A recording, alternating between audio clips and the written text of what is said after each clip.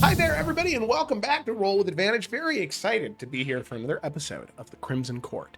As is tradition around these parts, it is not I that does the summary, but it is Ryan. Ryan, whenever you're ready to summarize the previous session of the Crimson Court, session 16, Act 1, Chapter 16.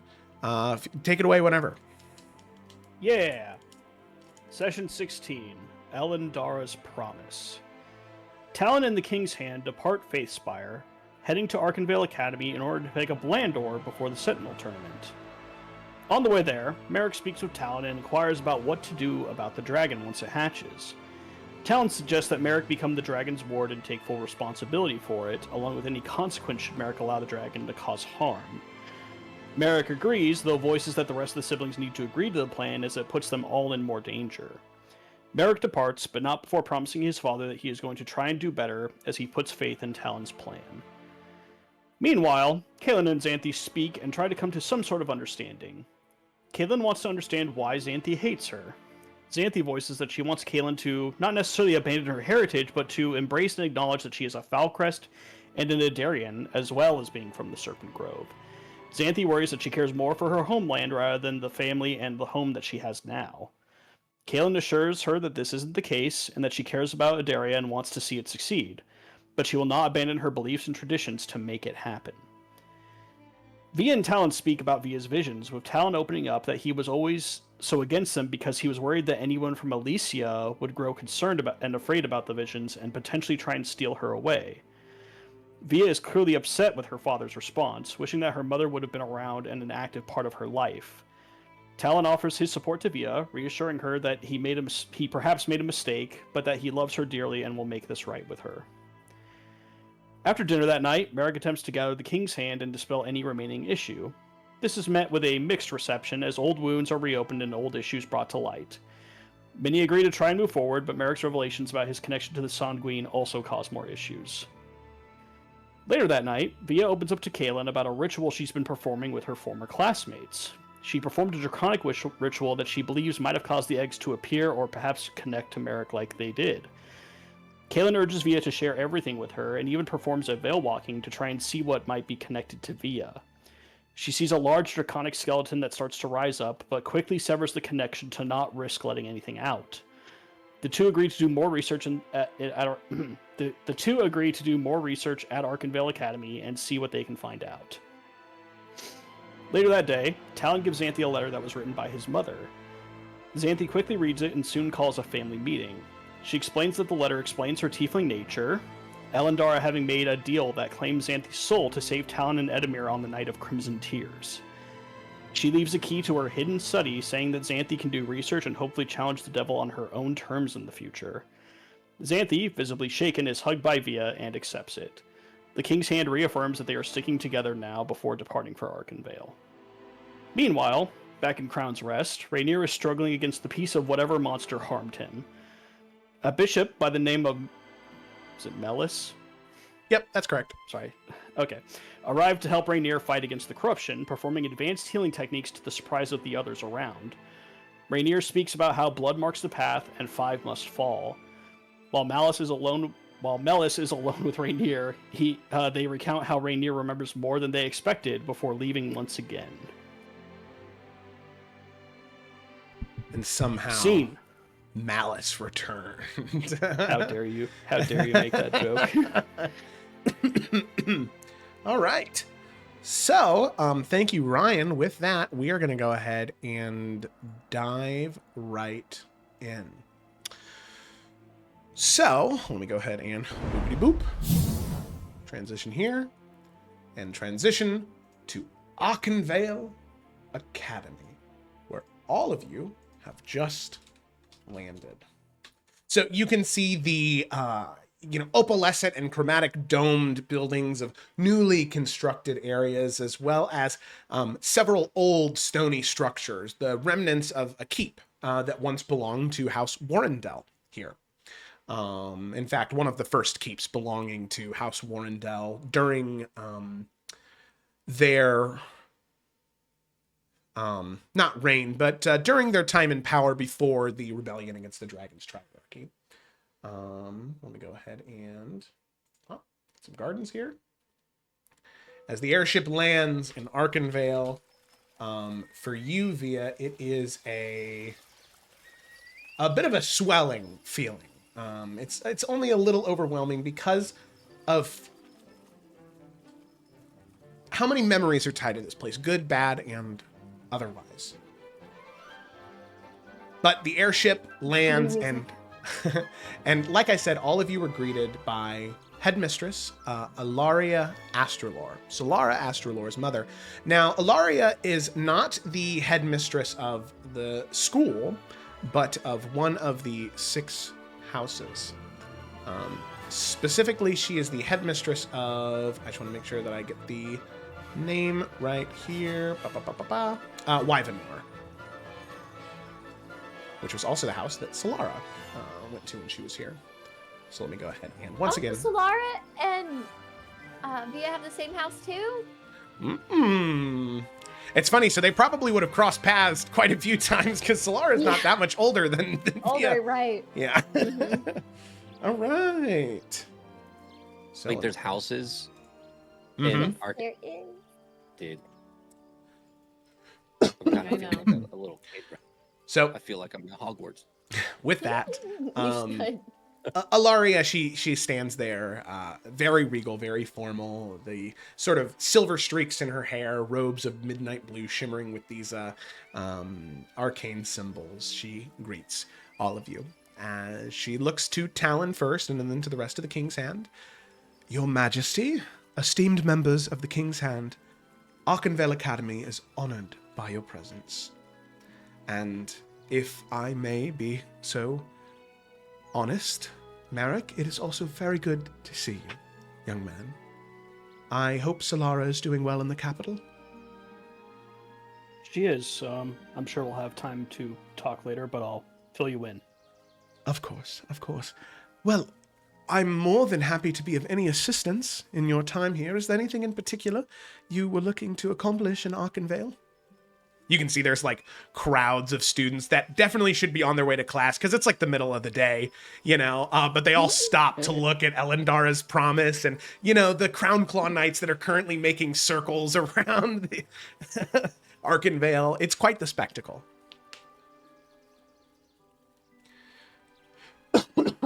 And We actually have a yeah, he few coughs things and up he here. gestures for you guys to take the lead. We have a few things that we're here to pick up Landor. He's coming back with us. Oh, of course. For the Sentinel Festival, would it be for? That is correct. And then I need to just stop by the library to see a few things. Kaylin's gonna come with me. But do you know if Isadora or Poppy, also House Wyvenor, if you remember them, are they possibly stopping by here? By the school, no, they haven't been here since graduation. Okay. That's all right. Not a big deal. I was just hoping to see my friends. Of course. Well, Princess Octavia, Princess Kaylin, I'd be more than happy to escort you to the library. In fact, Octavia, I've been wanting to catch up with you since your graduation. Oh, okay. Yeah, that'd be excellent. And I would say, if all of you are not in a hurry, and of course I understand the King's time is very valuable, so if you need young Landor removed from his classes now, I will have that happen. But if you're not in a rush, perhaps letting the young boy finish out his classes for the day, I think that his teachers would most appreciate that. But, as I said, whatever the King's will, it will be done. And Talon, he'll just sort of wave his hand and say, no, I'll wait aboard Elendara's promise, and if they have anything they wish to accomplish, they can, and we can wait for Landor to finish his classes. I think it's important that the students of Arcanveil, when they're here, that they get the most out of it. As fun as this little trip will be for him, it's important he still does the work. Wise as always, my king. Well, please help yourself to any of the amenities Arcanveil has to offer. I believe young Landor should be done just within a couple of hours. And if there's anything else I can do Do not hesitate to ask. I did have one question. Is Professor Runetusk still teaching?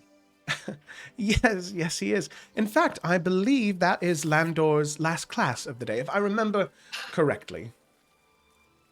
Perfect. Thank you. Oh, wonderful. Well, if there is nothing else, Princess Kaylin, Princess Octavia? I think we're good to go then. Very good. Well, follow me. And she will bow to the rest of you, and she will start to walk off, leading you two to the library. Not that you need the direction, Octavia, but walking with you.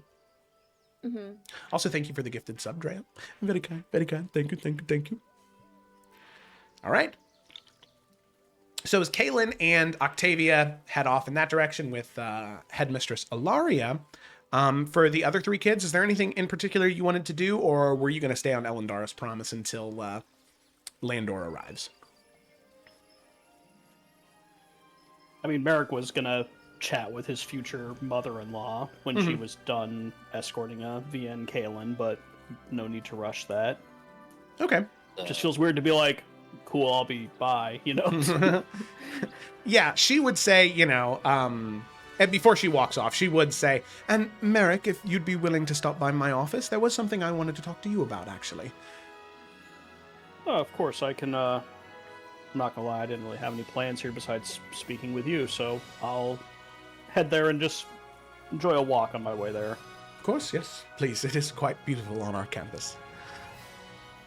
And she'll head off with Kaylin and Octavia. And Merrick, we'll say one of her assistants will lead you to her office, because it is a very complex layout in order to get there. What do you mean? The moving staircases throws everything off a bit. Fair. Edwin doesn't have anything really he wants to do, and he's also not going to like hover over Via and what she's doing and Merrick and stuff, but he is going to ask Kaylin and Xanthi, since we're not doing anything really. Well, Kaylin's going with Octavia. Kaylin's going with Vio. Never mind. Okay, Just so saying. Edwin is going to ask Xanthi, which this is honestly perfect. Edwin is just going to say, Xanthi, while they're doing what they're doing, do you want to go for a walk? It's beautiful around here. Monastery was already my plan, so I'll gladly join you. Oh, good. Lead the way. And I like to imagine there is these like pretty gardens things as in the art. Nice little strolling area. Yeah, we can do some circles. Oh, yeah. Yeah. It's like little roundabouts, you know? Yeah. Just So- keep going around, everyone's gonna look at you like, what the fuck? So there's multiple gardens, multiple like mazes, like hedge mazes as well that you guys could spend some time walking through. I will say, is there anything in particular the two of you wanted to talk about as you were walking? I mean, Edwin does want to. I mean, I did kind of want to have a one-on-one with Xanthi, so there is just a small chit chat and maybe some stuff. But I don't know if it needs to happen now. It could wait till later, unless we want to do that now. So. No, that's fine. We'll follow you guys first. So as the two of you are walking throughout the gardens, throughout the mazes, all of the fountains, and even some of these like controlled magical anomalies, one of the things that you see that's really interesting is that a lot of the fountains are, and they're not dormant, like they are churning water as you walk by, but there are professors and instructors around with small groupings of students that are practicing very, rudimentary illusion magic in the fountains. So sometimes the fountains have, like waterworks that are happening during them, or they have like sprays of light and color that a lot of the younger students are doing. That's a bit more of a fun activity. But every once in a while you pass a group of kids that are like playing and kind of just splashing in the water, and the professor's trying to wrangle them to actually get them to practice the skills they're trying to learn. But as the two of you are walking along, taking in the sights, the moment's yours. What do you want to do? Edwin just looking over, just going, why can't my magic be that fun? I mean, your magic is useful. It's more important at the end of the day. being fun is pretty useful, Xanthi. In combat, not so much, but outside of I it, think if someone was in front of you bleeding out, they'd much prefer you to have the skill set you did, rather than being able to splash water around. right, forgot. Logic. Meaning, everything that can be useful when it can be useful. No fun. No fun allowed. We're taking a walk now, is that not fun? It's relaxing. There's a difference. There's fun that can be relaxing, which this is, or fun that's just fun. And so what I'm hearing is that spending time with your ever-loving little sister is not fun for you? Sometimes it is. Sometimes it isn't. Right now, we're in the fun zone. He nudges you. Do you remember growing up, and I forgot his name. It was some young playing in the courtyard, one of the noble-born sons, Therin or something. Do you remember him talking about and kind of making fun? And the time you went over there and broke his toe by stepping on it?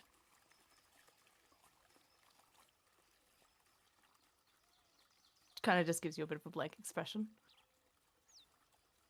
Is that a no? Did you suppress that memory, or it was pretty funny? I do not remember, no. Well, you were young.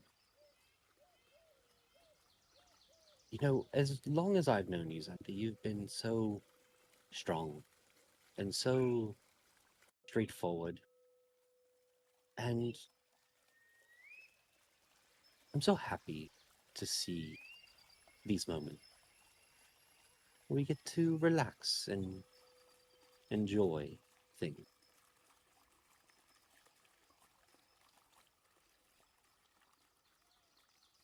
All right. You're acting as though I'm leading to somewhere. We're just having a conversation. You know that, right, Xanthi? You don't have I to. never know if you are leading to somewhere or not. You always talk in little circles, and I just... Well, Xanthi, most of the time talking in circles is what is called small talk. And you would know that I am not a fan of small talk. I'm trying to get you to be at least an acceptance of one.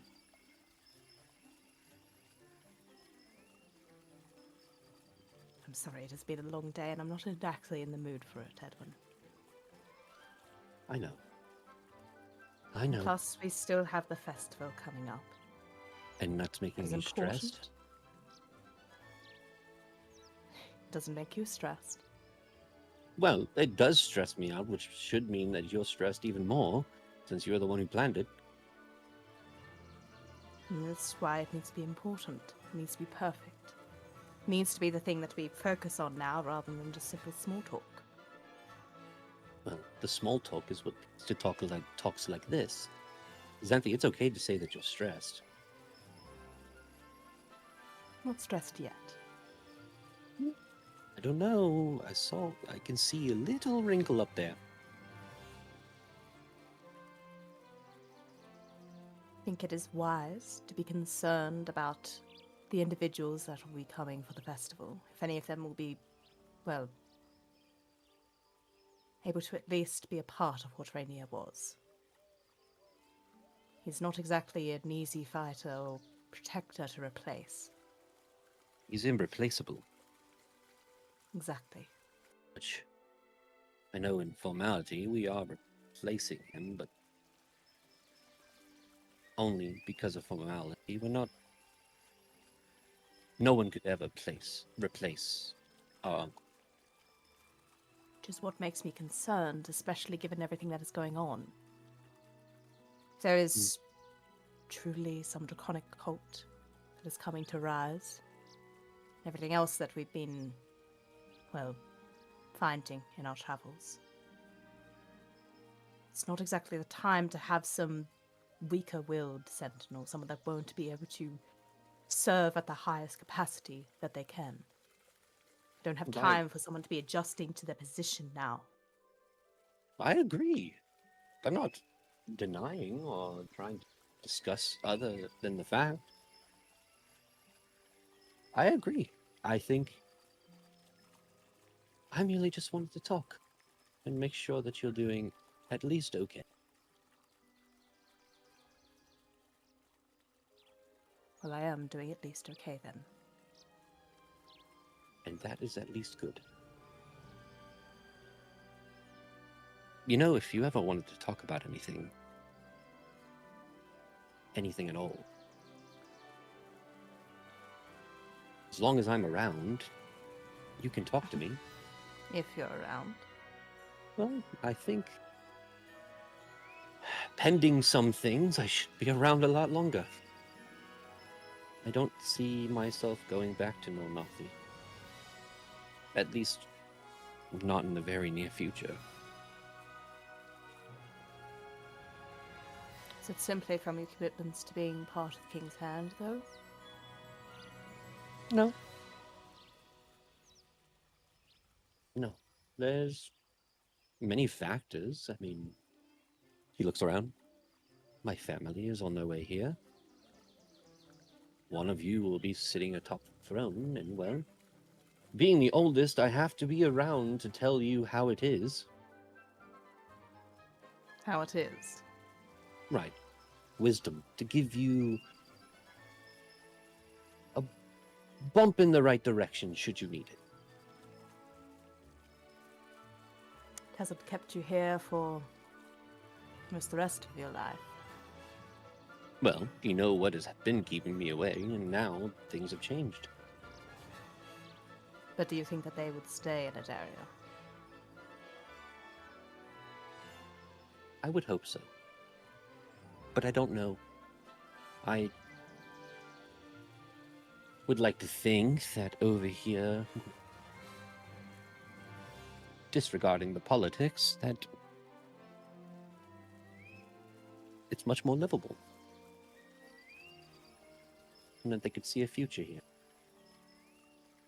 Is that something you've talked about? Many times.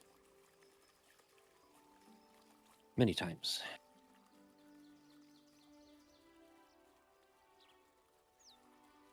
And the general consensus was yes then? The general consensus is that she would go wherever I go. But where I go needs to be 100% certain that it's the best place for my family.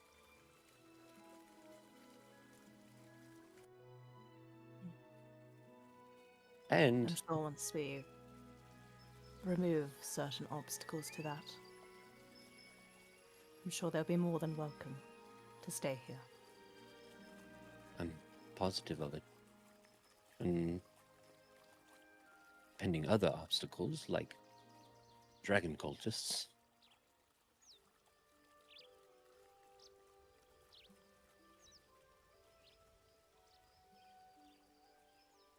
I just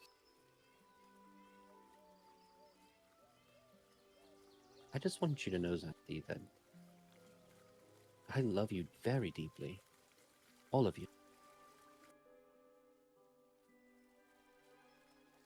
And I have missed all of this. Truly.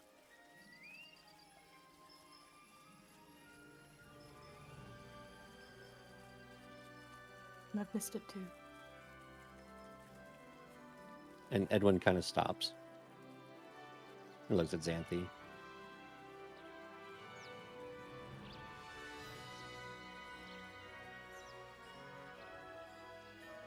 We'll do this together. All of it.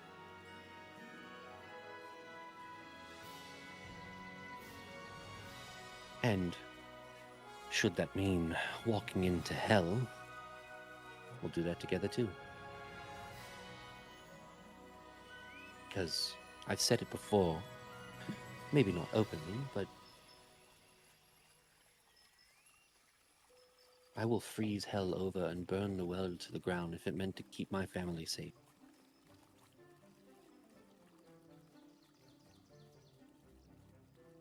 Then You are my family.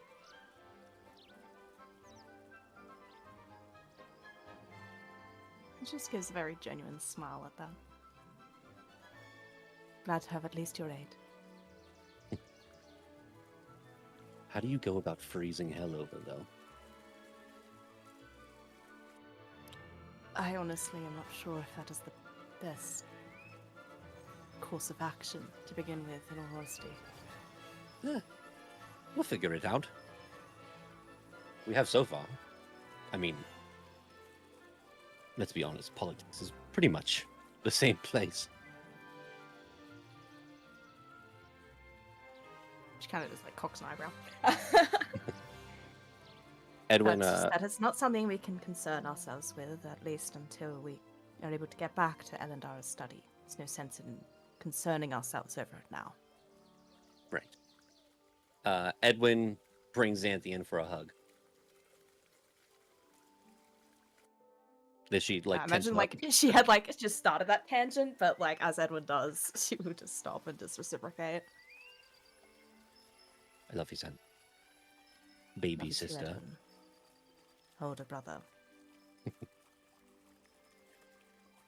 All right. Well, we've walked the garden about 7 times. Let's go this way. Your lead. All right. Well, let's go see what spells those kids are casting. So maybe I can learn one. All right. And the two of you walk off and watch from a reasonable distance at some of the kids just having fun, but still learning something during the process. That will cut back to Kaylin, Octavia, and the headmistress. So as the three of you are walking along, heading across several different connected bridges and pathways that lead inside the central keep where the library is located over the course of that walk, which only takes about 15 minutes, she'll walk between the two of you, and to no disrespect to you, Kaylin, she's not trying to hide anything or have a covert conversation with Octavia. She's just talking to Octavia, but you're more than welcome, just by the vibe of the conversation, to jump in at any time you'd like.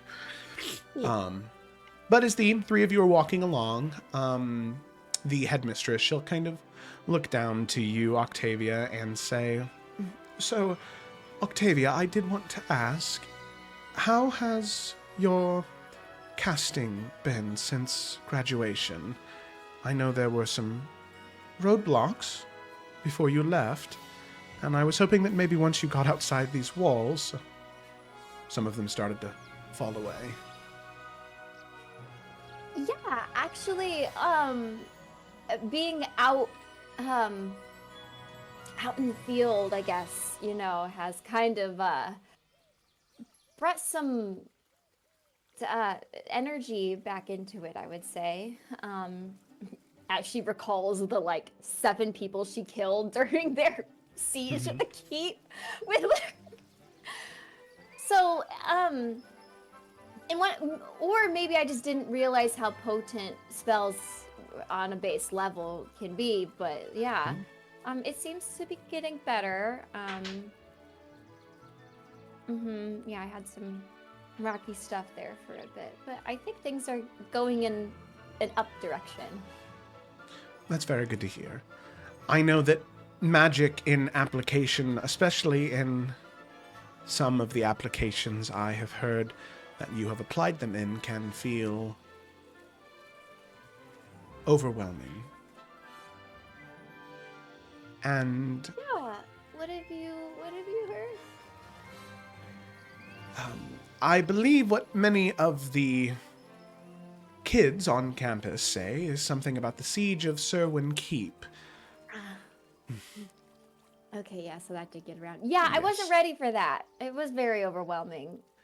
Well, and children tend to embellish the stories they hear. From the reports that I had about what transpired, it was maybe 10, 20 bandits holed up in Serwyn Keep, right outside of Rosemont. And I don't need you to divulge anything that happened there. I'm not looking for information. I want you to know, Octavia, I have been in a situation before where I've had to use magic to defend myself.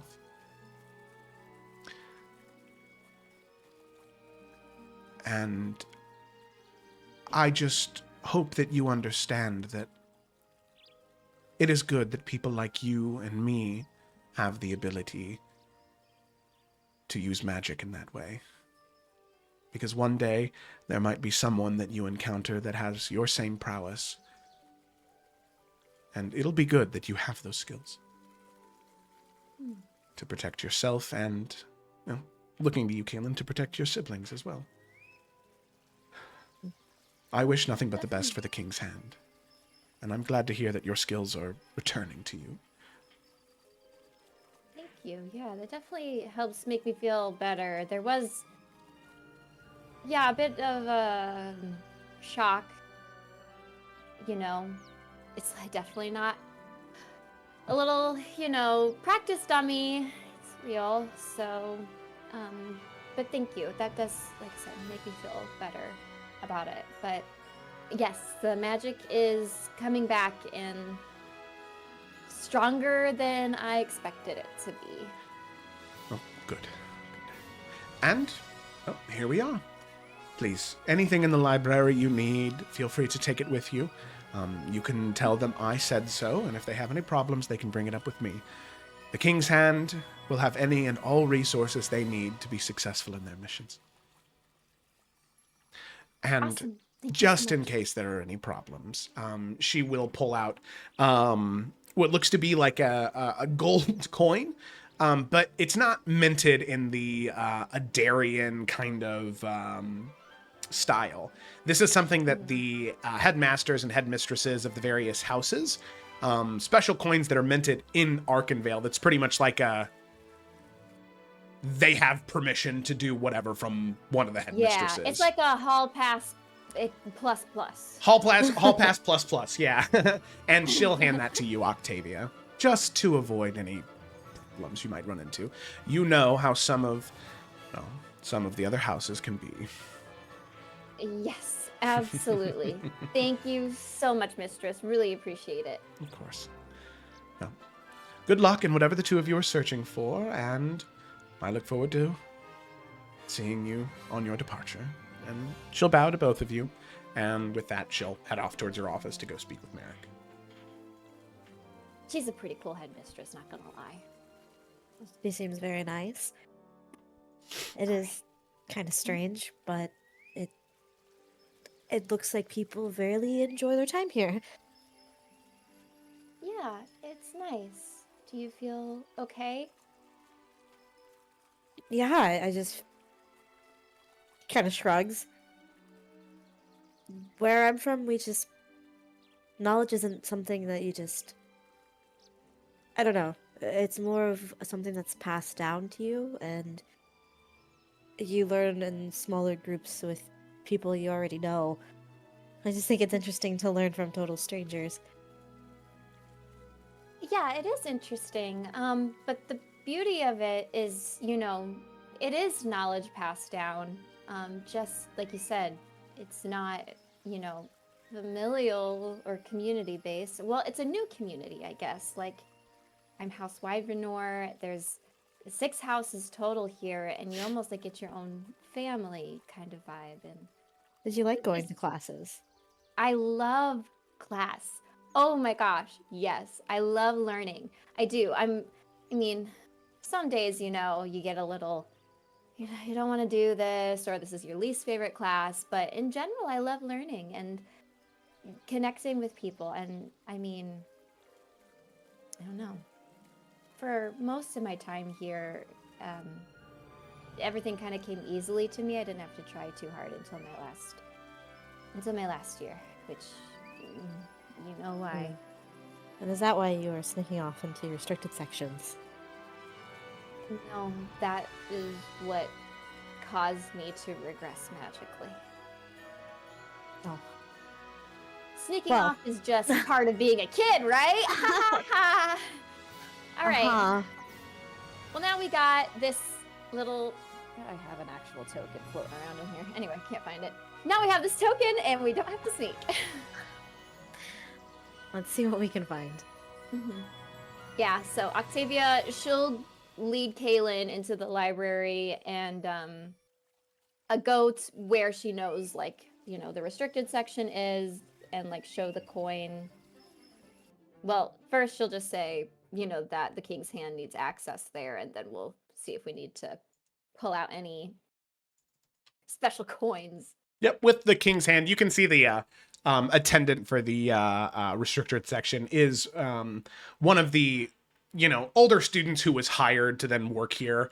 And you can see there are several of them, probably students that are in their 30s, or not students in their 30s, but people who attended Arcanveil now in their 30s. Not professors, but just working in the Alumni. library. Yeah, exactly. And you can see with a couple of nods, they allow you access into the restricted section of the library. Perfect. And she's going to recall to the best of her ability what the book that they had looked like. If she knew the title, she would say it. I don't think I have that information in my Legend Keeper. No, yeah, there was no title on the book. The book was very, very, very old, leather cover. It wasn't even like a bound book. It like had the leather sort of strings going through it that kind of tied it together, as opposed to a regular book binding. Okay. Yeah, so she'll just, to the best of her ability, explain that to Kaylin, and then start looking. Okay, sounds good. So, Via, as you begin to look through the restricted section, the area where the three of you had found it initially, it is no longer there. Obviously, you can continue to search, and it'll just kind of determine how long it takes you to potentially find it. I'd like you to go ahead and make an investigation check, and since Kaylin's there helping you, make it with advantage. Or Kaylin can make it if she has the higher modifier. Mine's a +5. I believe in you. Okay. Okay. 21 and a 7. All right. 21. That ain't bad. So with a 21, it is very interesting as you're kind of looking through it. Seems like the restricted section within the past, 6 months, maybe 5 months that you've been gone, seems as though large parts of the restricted section have been organized or reorganized from where they were. When, the three of you had gone in here to grab the book, it was quite a mess. It seems as though maybe, preparing for a new semester in, December and January, they're trying to reorganize. You're not exactly sure why, but things have shifted and things have changed quite a bit. But with a 21, you are able to find where it was moved to. In fact, thinking back on it, it seemed really strange because you found it pretty quickly when you came in here. It was right near the front. It was on top of a stack of other books. It was really kind of like prime pickings, right where you found it. This time it's tucked away in the back. It's tied with, or not tied, it's grouped together with other older books that are similarly bound. And the book now is even chained to the wall. When you would have gone into the restricted section, they would have given you a key in order to unlock any of those chains. Okay. But they did tell you that any of these books that are chained, the expectation is that you put them back when you're done, and that they're supposed to stay here. Do they have to? Well, Maybe depends. if we use the coin and Kaylin's persuasive words, we could. Yeah, Kaylin looks at Yuvia. So we really can't leave this here. We probably shouldn't. And, well, I was thinking about this. You don't really know Draconic, do you? No, I don't. And the whole thing, Joe, is written in Draconic, right? Correct, yeah. There is only one person in your family that knows Draconic. Yeah. Who's that? It's Xanthi. Dude. Yeah, so Kaylin looks at Via. We are gonna have to tell everyone. You know that, right?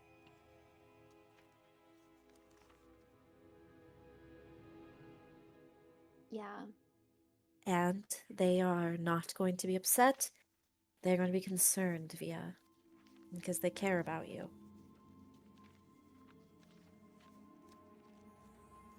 And the sooner we tell everyone, I think the better.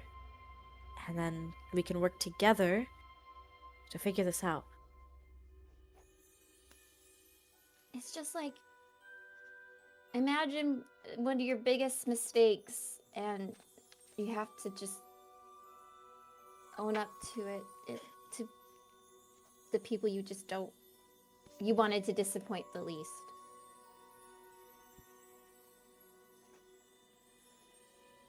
Well, so we can, she'll like she'll like use the key and take it off the wall. Do you think we can convince them to let us take it? Or, pull some king's hand, here's a coin thing? Or do you think we should just, I don't know, put it in my jacket and I just... Let's go about it the right way first. We are the king's hand, after all. We should be able to take things if they are going to help facilitate an investigation that we are doing. Given everything that is going on and what has transpired in Faithspire, once that information reaches here, I think we have the authority to take this. I think. She smiles. I think so too. It's like weird being here because it's like I just was like a student here and this was very forbidden to me, like not even a full year ago. And now here I am. I can just walk in here. They give me the key. I have this coin and we're going to try and convince them to leave. Like, it's weird. It's crazy. Here, I will take the coin and I'll take the Okay. book and I will very kindly and politely tell them that we need to take this book. Okay. Yeah, tell them. We have the authority to do so.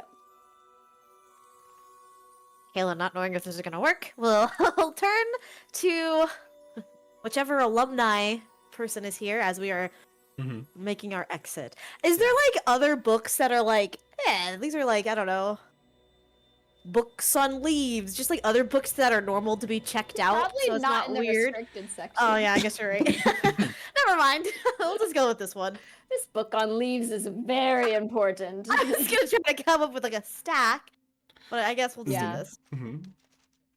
I mean, we could like take our Nah. time to find something. Okay. All right. Is there a person?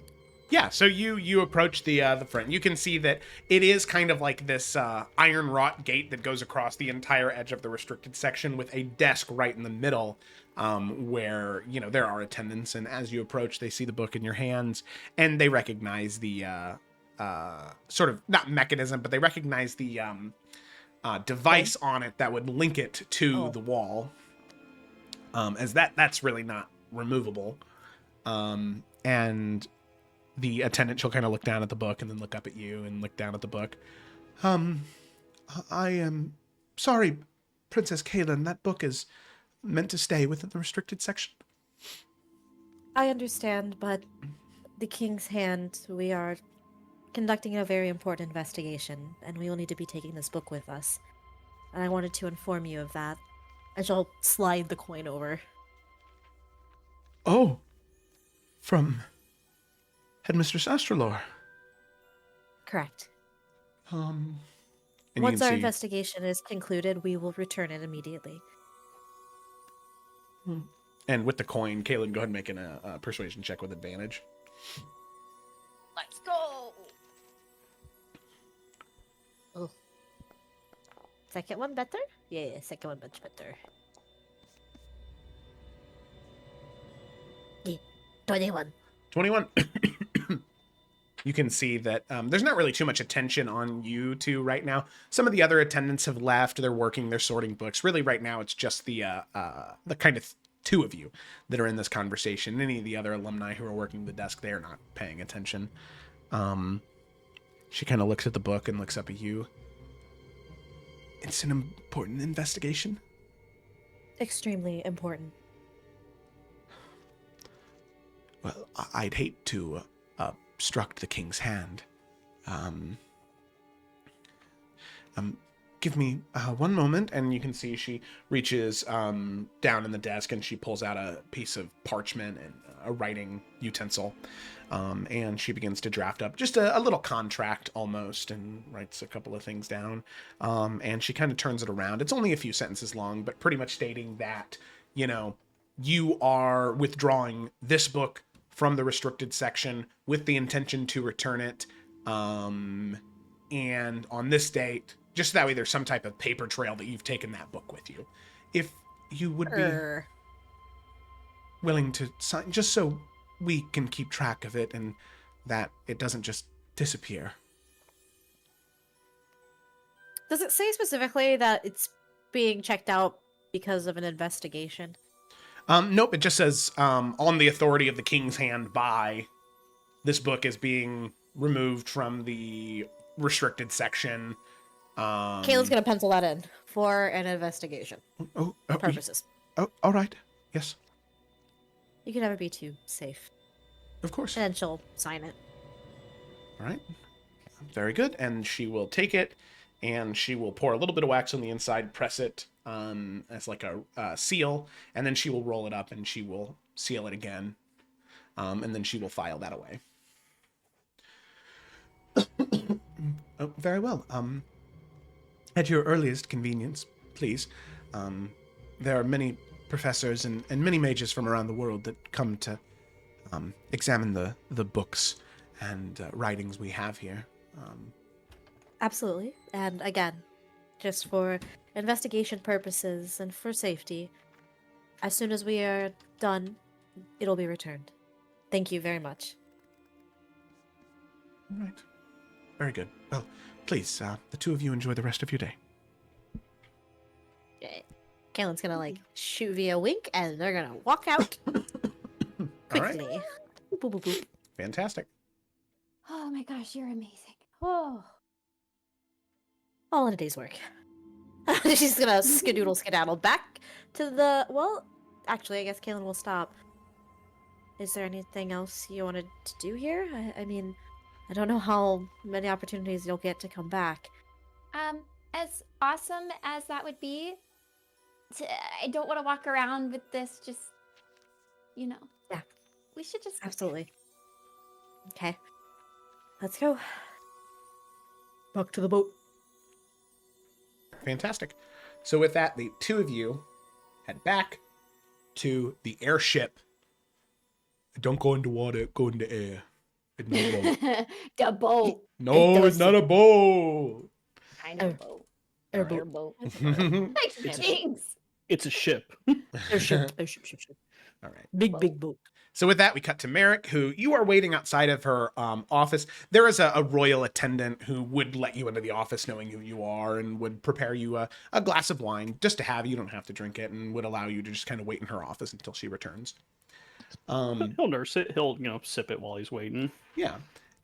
Merrick, as you are, let in, you get the glass of wine, you can see that above the fireplace within the office, I mean, for one, an incredibly nice office for the headmistress of House Wyvanor, you can see a family portrait right above the fireplace that is of her husband, who is the Arcan, and Solara.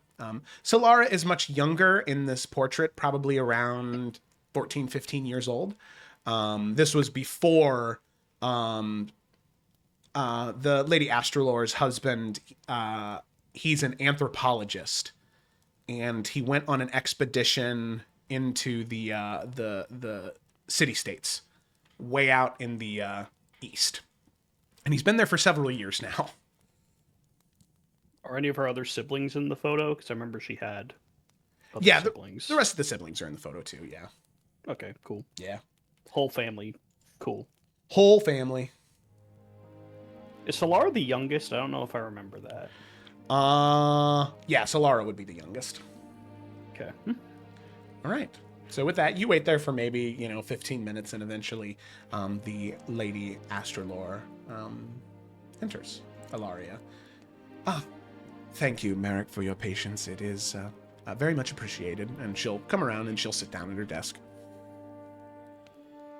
Of course, it's not a problem. I hope Kalen and Via found everything they were looking for. I hope they did. I left them at the library, and hopefully, hopefully they won't run into any issues.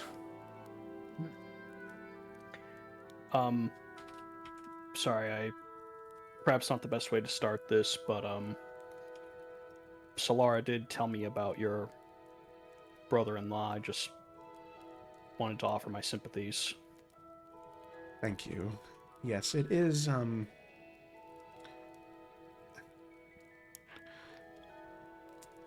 a difficult situation. I very much appreciate the kindness, my prince.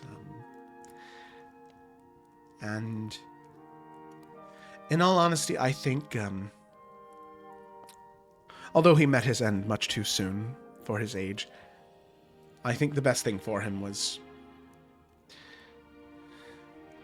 no longer having to bear the burden of the research he did. And that actually segues nicely into what I wished to speak with you about, Merrick. As I'm sure you are aware, that research now falls onto Solara's shoulders.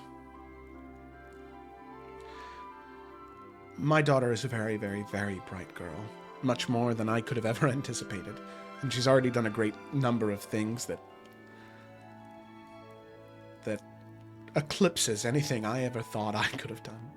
And I say that with pride and admiration for her.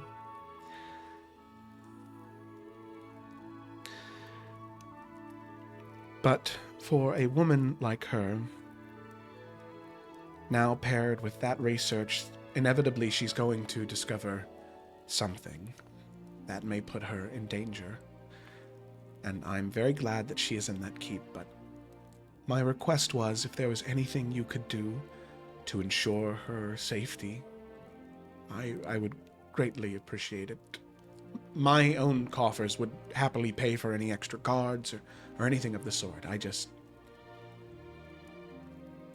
I worried gravely for her safety. When Solara told me what had happened and that the research would befall on her, it was less than an hour later that we had a meeting with the king, my siblings and I. I informed my father of the situation, and we've increased security, along with her having her own guards that are already escorting her wherever she goes. Fantastic. Thank you so much.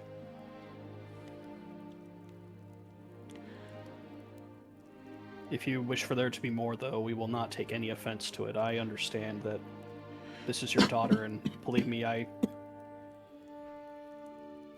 don't want anything to happen to her.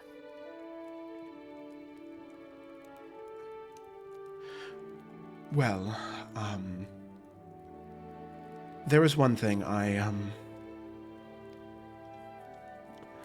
wanted her to have, but it may be of use to the king's hand.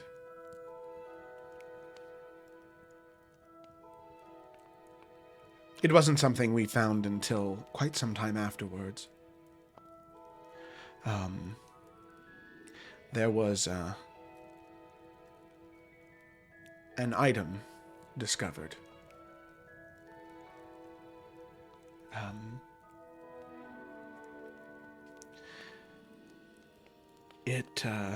And she'll kind of reach towards her, one of the drawers of her desk and pull open and pull out a small chest and pull a key and unlock it.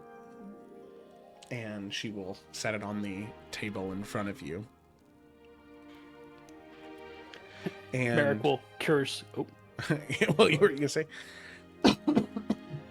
I was just gonna say, if she's like kind of proffering for him to open it up, he'll kind of curiously reach out and slowly open it, unsure if this thing is fragile or not. Yeah.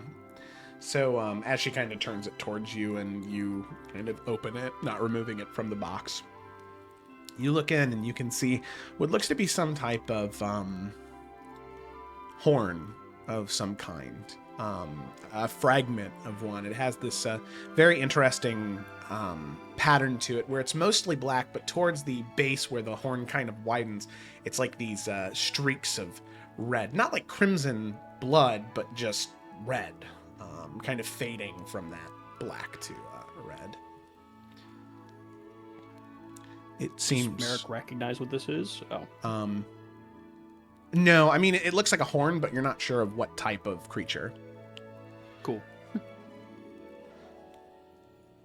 With the research that we have done, it seems as though this horn belonged to some type of draconic creature. We're unsure if it was just some dragonborn or something more. I don't know. But it's something that Solara should have to further her studies. I just think that whatever hunted him, I think there is a chance that it could come after her as well.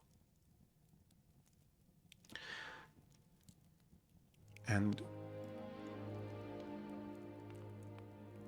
he was a very talented mage, and it seems as though he was able to defend himself at least a bit.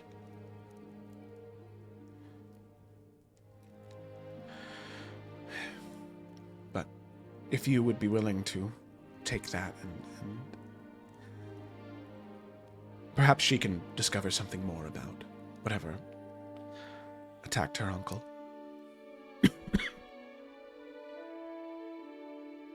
I will make sure it gets to her as soon as I possibly can. Wonderful. Thank you. Thank you very much, Merrick. That was all I had.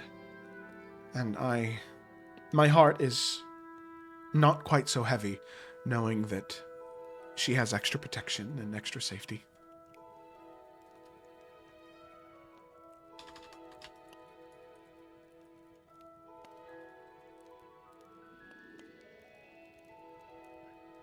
Sorry, I can't even imagine how you're feeling about this whole thing. I feel like I worry about her all the time, but I know a mother's love is a different kind of love.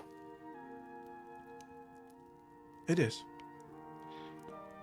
But Solara is strong, she's very smart, and the safest place she could be is in Dragon's End. So it eases my worrying at least a bit.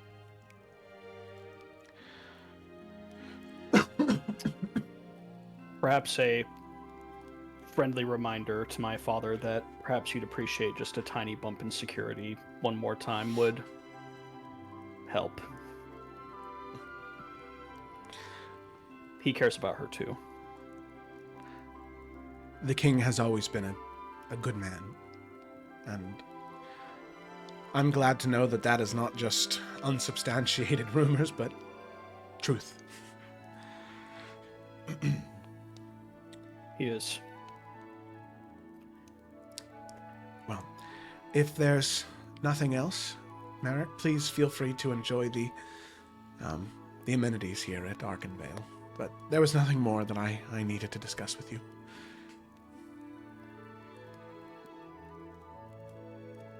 I know I don't need to say it, but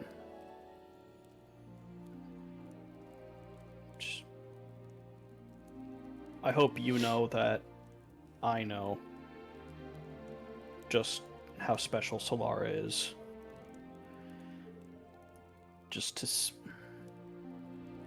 that drive of knowledge that she has, that passion, that kindness, that desire to take whatever she learns and help those around her. I've already seen just the amount of good that it does, the amount that's already done for my family.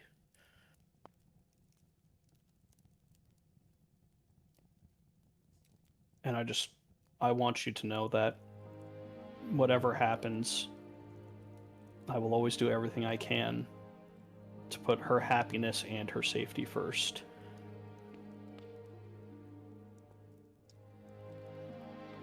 Thank you, Prince Merrick. It warms my heart to hear.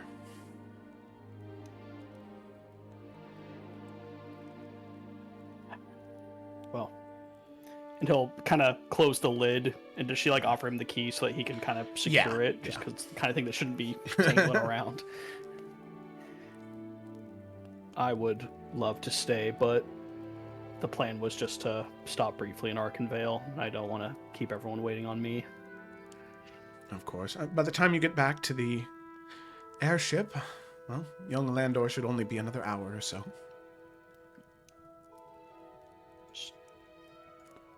It is always nice to see you.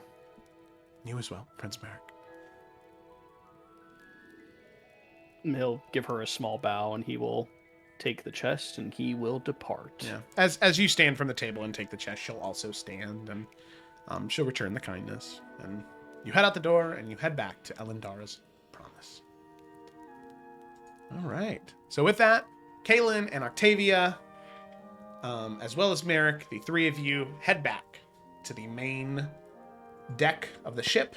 And Xanthi and Edwin, eventually you return there as well. Returning with a book and a chest. Can we all gather in the war room? Yeah, as all of you get back to the ship, you have about an hour before anything, before Landor is finished with his classes and is able to leave. You all wished to discuss your items. Well, at least Kaylin and Octavia, you wanted to get everybody together to talk about the book. Yeah. Okay. Alrighty. So yeah, easy enough. You are able to gather everybody in the dining hall of the airship, the private dining hall. Now, is this just the King's Hand, or did you want your father there as well? No, King's Papa. Hand. No, Papa. No, Papa. No, Papa. That's Okay. me as I well. No, Papa. figured not, considering the thing. But okay. What do you mean? It's a chill thing to tell your father, you know? Hey, so Dad. I've kind of been like doing this blood ritual that involves draconic god shit. It's totally chill though, right? Like, Whatever. school's crazy. Hey, Dad, you know? I just shoot heroin. It's NVD. Jesus Christ. Right. I'm just in my kooky phase right now. Just going through it. Now let me Via, that's a experiment. hard drug. You couldn't have At least do started- cocaine. Do something fun. Heroin? I'm not gonna get addicted to it. Like, I've done it a few times. I can stop whenever I want. All right. So with that, the group of you gather in the dining hall, and well, Kaylin, Octavia, the two of you are gathering everybody. What does it look like? How do you get everybody? Do you conceal the book? What does this look like as all of you, as the two of you gather your siblings? That's a really good question, actually. I think Kaylin would allow Via the time to kind of collect her thoughts while Kaylin goes and gets everybody to go into the room. And I mean, it's up to you, Felicity. I don't know if you want to have the book already on the table or in your bag. Kaylin's gonna let you collect your thoughts, and she's gonna gather the troops. I'm gonna just have the table on the table. I'm gonna leave the book on the table. And like when you guys come in, she's got her like coat so wrapped around herself. I don't think her sleeves are. She doesn't really have anything like long enough to do like the Ariana Grande like hide thing.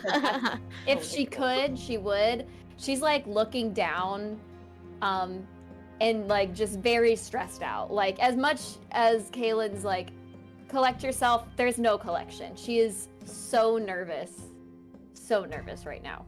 So she's just sitting at the table, staring at the table. Not even the book on the table, just the table. That's what I look like.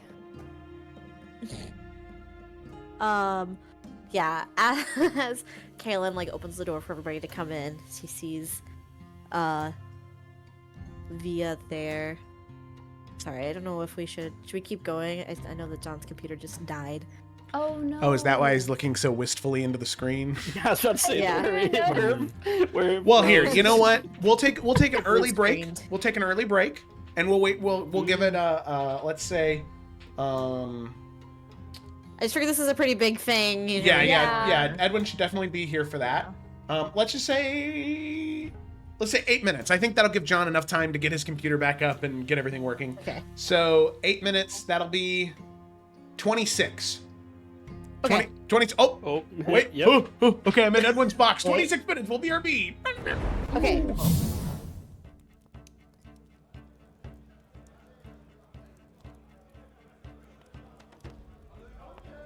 Blocking the road, don't move. You can see, or you can hear Sir Otis say, Sir Landor, if you would, please.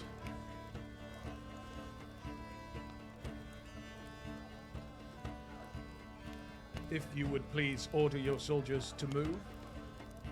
They are no soldiers. Sir Otis. They're clergymen. Come, make way. Allow the Lady Paramount and the princes and princesses travel freely. And with that, the soldiers split. And the caravan moves, creaking forward.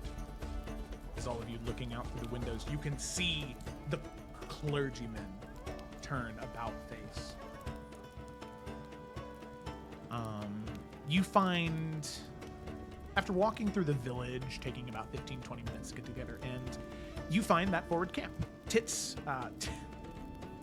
No!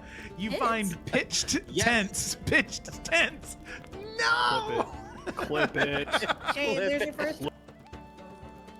Potentially, Princess Octavia, that's something you might be able to assist with.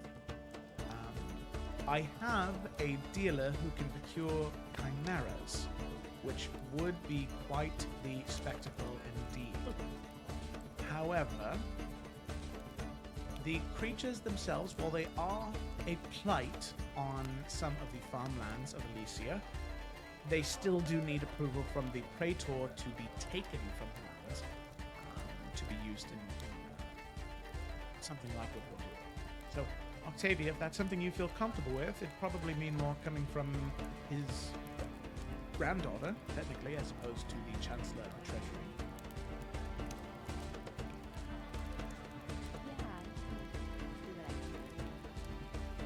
Fantastic. And I know that that is more difficult because you have never had the honor of meeting him, but if there's any a voice that echoes weak people.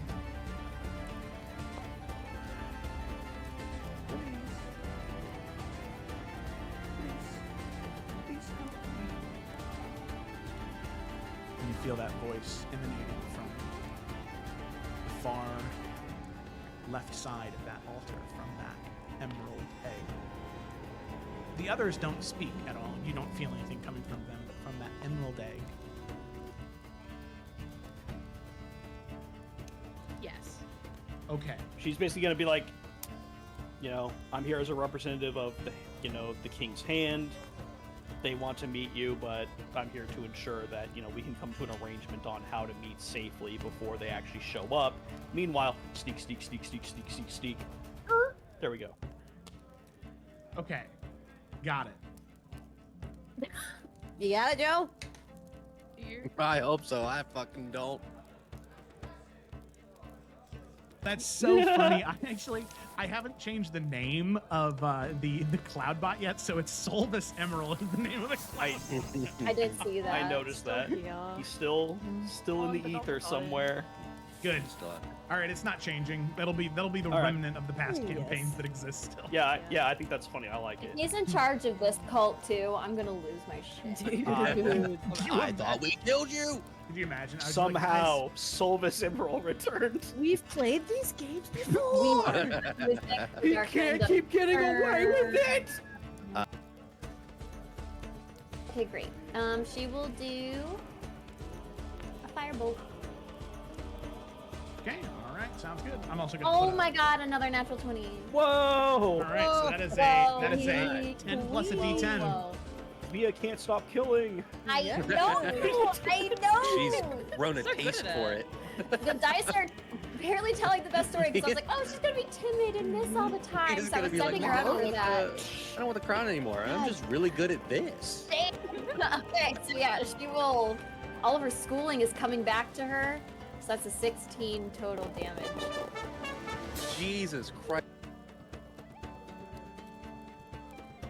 So that way, if there's something in the vault that, you know, you feel like shouldn't be there, or that none of you put in there, you can go to her and you can see who put that item in there. And Could you send us a list of all the names? Yeah, that would Yeah. be Mhm. helpful. yeah, I got you. And then finally, there is Dravana Windmere, who is an elf, who is the steward of guest relations. So anytime guests are staying, she makes sure that the rooms are clean and proper, and that anything they need is taken care of. So if you have a Loxodon guest coming over, she'll make sure that an extra large bed is put in the room to accommodate their stature. How many for run? I know, yeah. Let me You're the only one on camera. I know. The other ones need to use their voice. Let's get back to the horses and kind of see how far we can get from them, and go from there. That's what Caleb. You find, after walking through the village, taking about 15-20 minutes to get together, and you find that forward camp. No! You find pitched tents. Pitched tents. No! Clip it. Okay, there's your first Flip one. it. Look like tits. Clip those tits. God damn it. We're 20 minutes in, dude, and I could. Jarvis, clip. Reiterate plans so we're all on the same page. Merritt, Yep. with 2 other guards, and Fiddle in his pocket, looking around. Via is going to infiltrate into said place and attempt to pull lever to open door. We, the children, and some guards are going to be standing off to the side hiding, while another envoy goes up to the front gate. And no, we're just all hiding. No. There's got to be the envoy of, I think, captain and maybe 3 guards, just so there's more with us. Mhm. They're going to be going to that exposed like wall entrance, and they're going to be posing as an envoy. Because we want where the conversation to take place not be near the gate, because otherwise that Yeah. makes it way harder for me to sneak up to where the lever is if everyone's gathered there. Okay. Yeah. And Kaylin's gonna do some talking. Yeah, we don't have one of those. Okay. Okay. Oh shit, he's back. That was the fastest piss in the West. Because I had to listen. It's across the hall. It's, yes, I did. My hands on are the way there and all the Fastest way piss in the West is the greatest thing you've ever said, Gayla. I adore that. Okay. We're back. We're ready to go. Well, I'm so Merrick's not. Well, yeah, we don't have Ryan now. Ryan, dude. Look, in his defense, I don't think anyone thought you were gonna take a 3-second piss. Thanks for the follow, old chubby. Pissing from rain. Save for the piss. We're back. Oh, went to the wrong screen. Okay. So hi everybody. We're back. Oh my god. I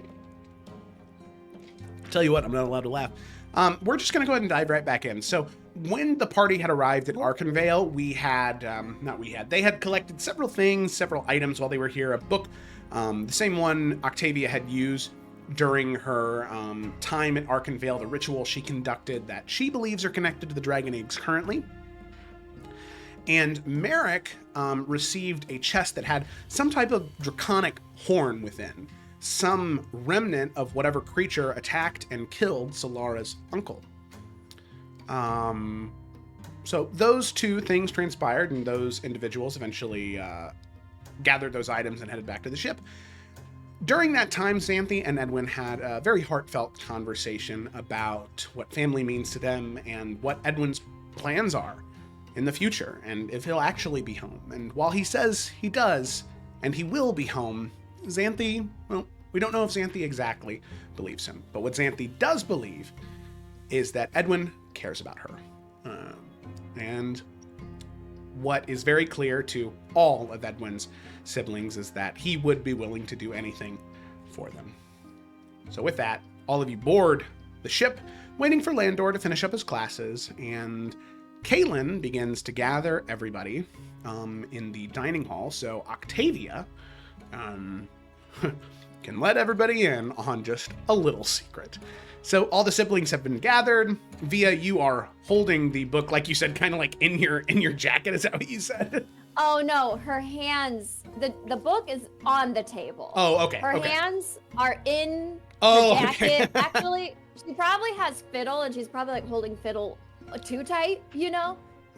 And Fiddle's like, please, chill the fuck out. Not again. Like, you're a therapy familiar. You're gonna do this. You're gonna like it. I am made of Yeah, stardust and everybody- magic. As the door closes and everybody's entered, Kaylin's going to kind of stand next to Via, and she's just going to say, well, in the spirit of being a unified front and not keeping secrets from each other,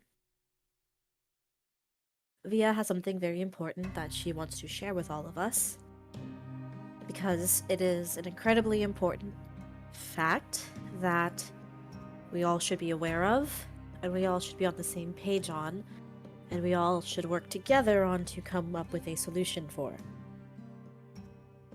Via approached me first with this because she was concerned of everyone's reactions, but I assured her that as siblings who care for her and want nothing but the best for her, it would be best to share this information with everyone. We took it upon ourselves today to collect some more information, and we wanted to look through that information with everyone so we could be on the same page about it. But I'm going to let Via explain.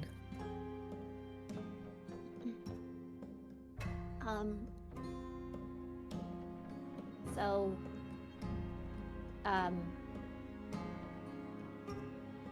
me, Poppy, and Isadora, used this book to start our coven together, and they found this ritual in there, and we don't know Draconic very well, so we don't really know everything that it says, but essentially it was to manifest power is what they said. It seemed like power and success, and they needed 3 people, so we've been doing this ritual every night, and I got afraid once I started learning about the eggs that, you know, it was extra bad or serious bad, not extra bad, just like real bad, like something tangible. And I talked to Morgana about it when we decided to keep the eggs, and she thinks they could be connected, this ritual and the eggs. So I've been really afraid about all of it and feeling really guilty, but Morgana told me I shouldn't tell anybody, and technically I shouldn't have told anybody anyway, because that was part of what we swore to each other, me, Poppy, and Isadora, that it was going to be our secret. And I tried to get them to stop, but Morgana said no, don't do that, so we didn't do that. So we've been doing it every night, but the more things ramp up, the more concerned I keep getting. So when I talked to Kaylin about it, Kaylin decided to look into the shadows or veil whatever she's good at and saw something bad or dangerous. So we went to go get the book, and it's all written in Draconic, so that's what happened. Can I get some elaboration on the saw something dangerous part? Well, first, thank you for telling us. We appreciate it. Now to Merrick's question, because I am very, very curious as well. When I veil walked, I saw these threads almost that was connecting via to some type of draconic energy, black and red, and it was massive and it was evil. It just wasn't good. And I'm afraid now, if she does stop doing the ritual, it will notice whatever this entity is, and it could be worse if she stops without us doing something about it first. I'm sorry, but if it is a ritual that is tied to power, as you're saying, is not doing it potentially empowering this thing? Not doing it could put Via in danger. We got this book so we can find out exactly what it says.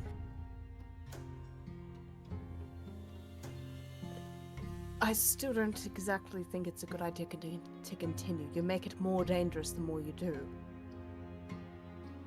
At least that Sure. is what I'm getting from it. Joe, quick question. Do you know if... Sorry. Take a question. Yeah, what's No, up? no, go ahead. Okay, never mind.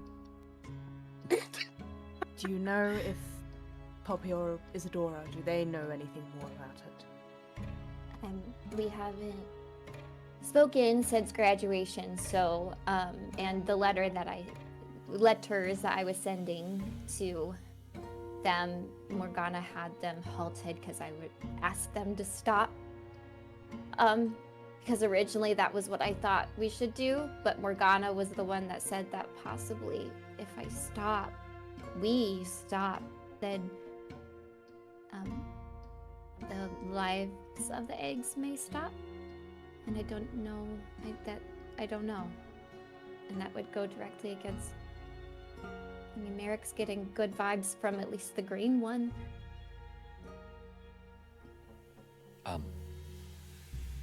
No one has heard from the black or red?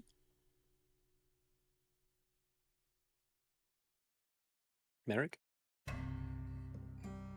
Green can hear them. He knows that they're alive and that they're awake, but hasn't been able to speak with them.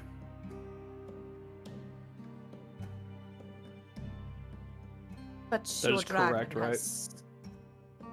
Okay, just double checking. The dragon has only really alluded to a connection to you, yes. If there was some ritual that was empowering them, surely it would feel that presence.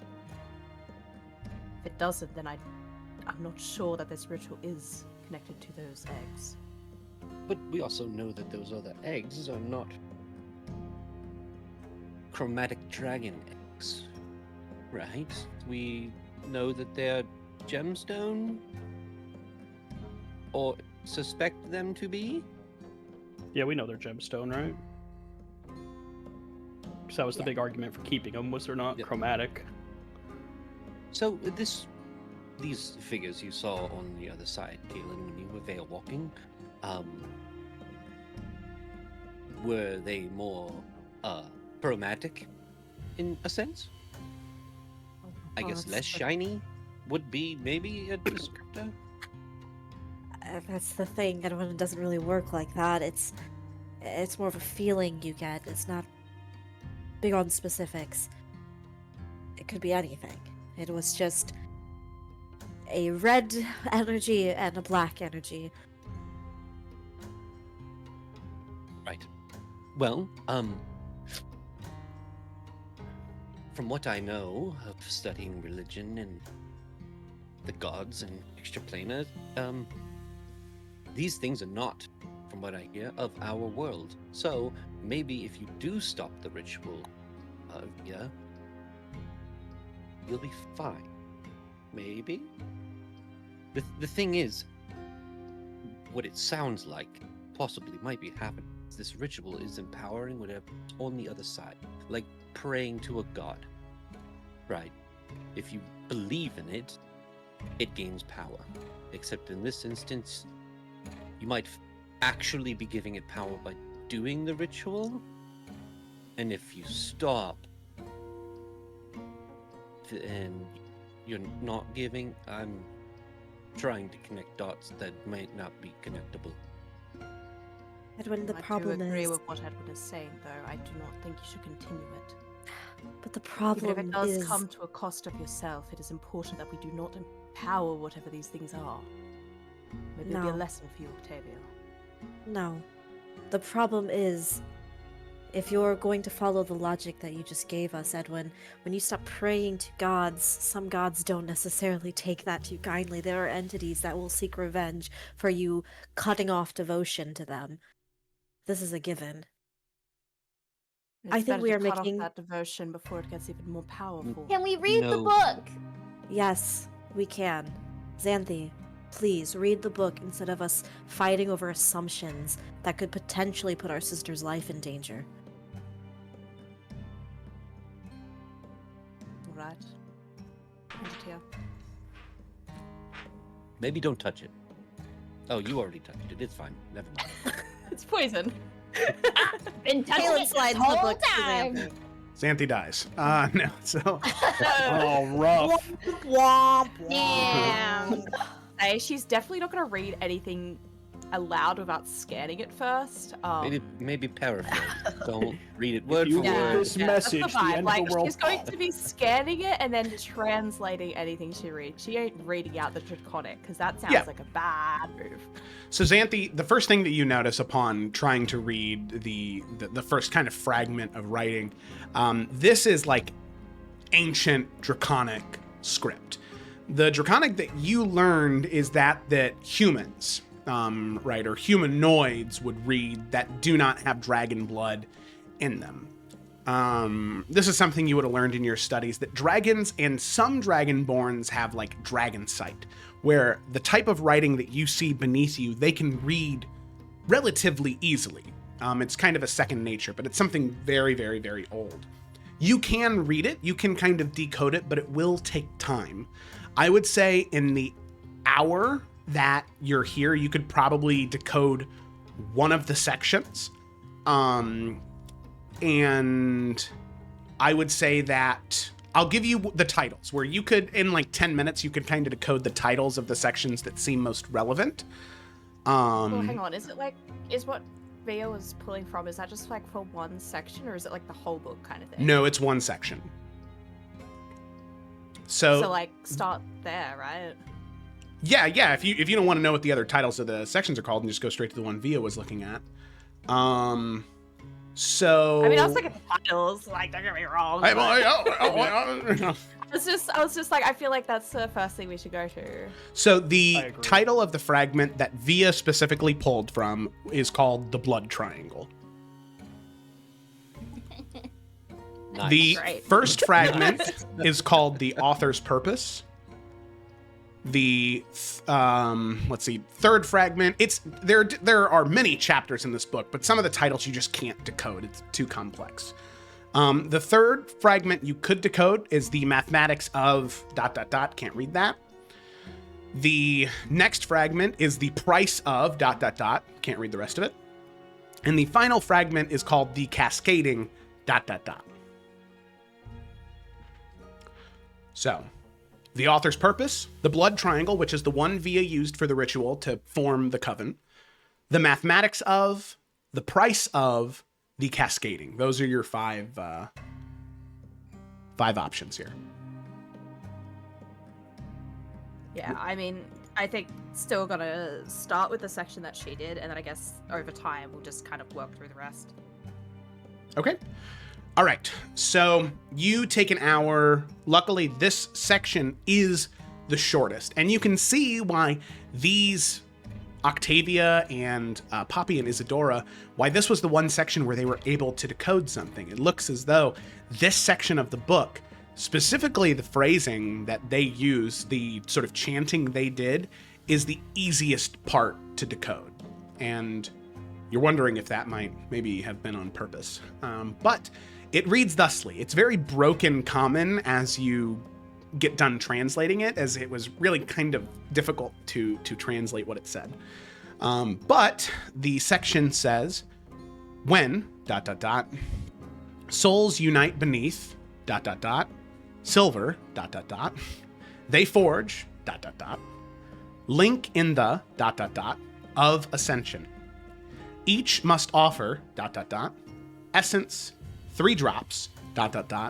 heart's blood upon ... traced in ... earth. Then the incantation that they continue to repeat is power through blood. 3 become the cost. Then finally, ... is but the beginning. The ritual must ... with each ... moon, each iteration ... participants deeper ... web of power ... this path now or accept ... walk toward ... and damnation. And I will go ahead and copy and paste that. Yeah, please. My brain is short-circuiting. Oh. Everything you just read, Jesus. Zia and the other 2 read? No, they only read the incantation. Okay. So okay. I was like, No, Via, my come God, on, no, man. right? Come It on, said man. this is bad. Don't It do had the it. word We did damnation in it. anyway. Why did you do it? Because it was a coven. Oh, It is the best witch. It was like, Coven Bloody Mary, rule, Bloody Mary, man. 3 Fucking times. Gotta do the thing. I'm in a Oh, coven. perfection Let's would come out summon of the mirror. dragons. Bring metal back to Daria.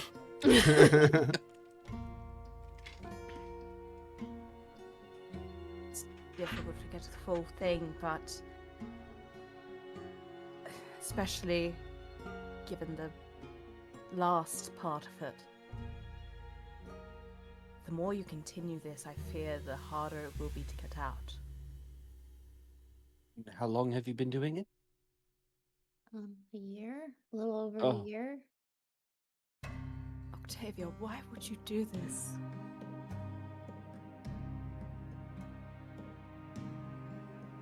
You have good brains in you, and yet you will just...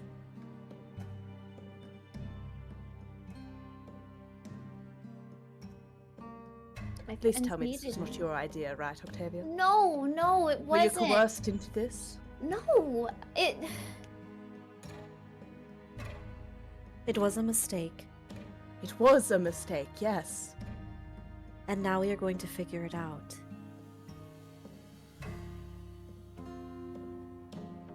Via. We'll figure it out. Everyone, we need to stay calm. Shouting and yelling and going back and forth is not going to help us.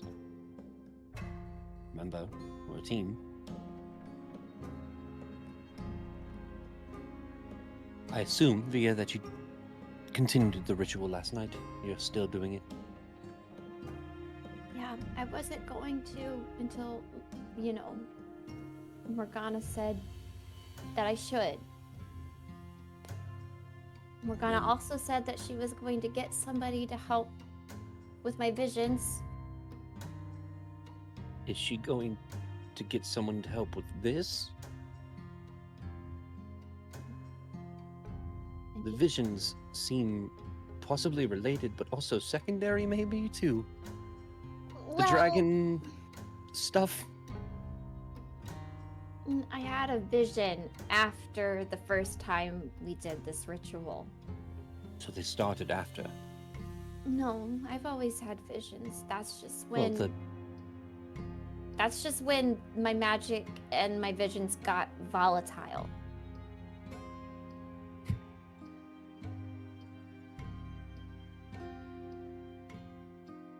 All right.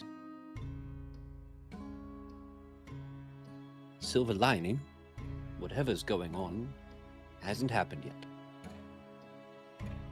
So, the way I see it is we have time to figure this out, because if we look around, the world is still in one piece.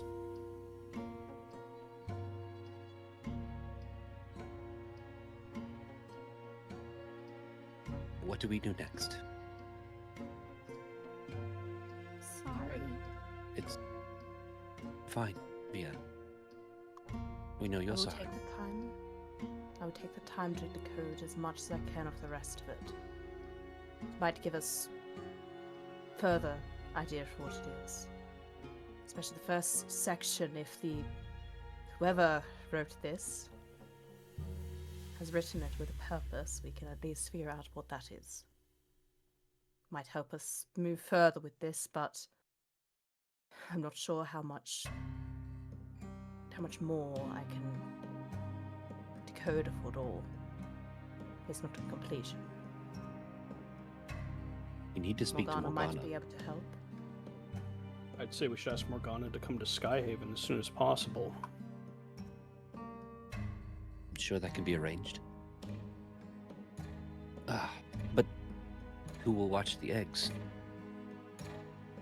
There's guards and Solara's there. The Archmage's not the only line of defense. Right. I think if we can get her there, we should send something now. She can meet us there. I think the moving forward, when you are doing this ritual, Via, one of us, or I don't know, someone should be with you in case something happens.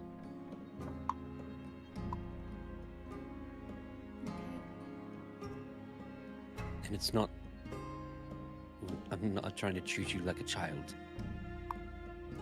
We just need to make sure that if something happens, there's someone there to make sure you're okay. No, I understand.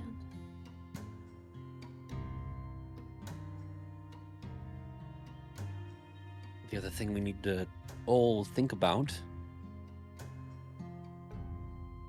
Wait, Joe, Davian, is he traveling with us? Nope. But he's going to Skyhaven? Yeah. He had other business he had to attend to in Faithspire. Okay. But yeah. Well, can we Was do that what kid of his? Emma said? Can we do a little pickup? Can we Yeah. just pick her up on the Yeah, way? get Yeah, it's on only the a way. couple hour detour. Yeah. Yeah, fuck it. Yeah. You're gonna have to explain that to Dad, though. Ooh, yes. Yeah, why, I think is the important thing. He's not just Yeah. gonna be like, yeah, sure, why not?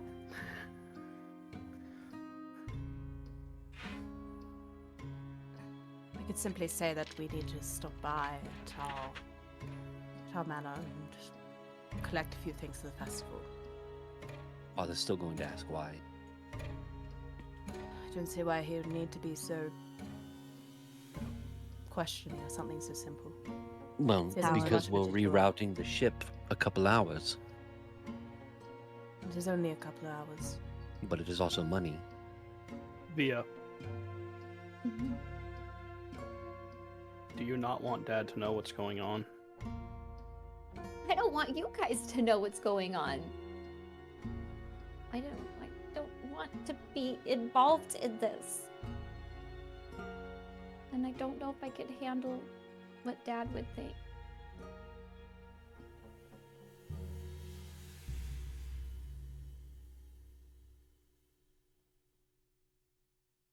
For what it's worth, Via, would Dad be upset? Yes. I will not sugarcoat it, but our father is a very reasonable, loving, and kind man. He was surprisingly okay with when I told him about my family. Granted, this is a different type of thing, So different, Edwin. but Come on. I just said that. I'm just saying that Dad would. I don't want to say understand, but he would help. I know that. We also don't know the exact gravity of the situation yet. We are making a lot of assumptions. There are strange things in this world. I don't have to tell you all that for the millionth time to know that there are things lurking around every corner. We don't know what I saw is connected directly to these eggs. We don't know what draconic forces are out there right now. So much is stirring. I agree, but assumptions do make contingencies.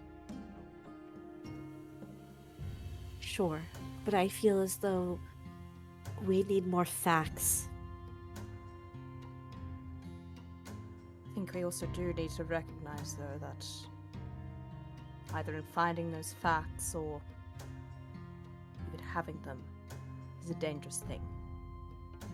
Octavia, what you have done, I mean, we all know it from what we've just been through with Faith Spire. It is enough to have you executed.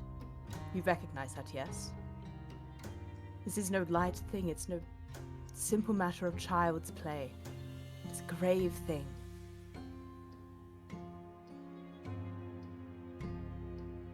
We need to be careful with how we move forward and discuss this. But I don't think it is a bad idea to get Father's input in this, his assistance. Go ahead, Merrick. Maybe I might be able to find a way to get Morgana a message without Father knowing.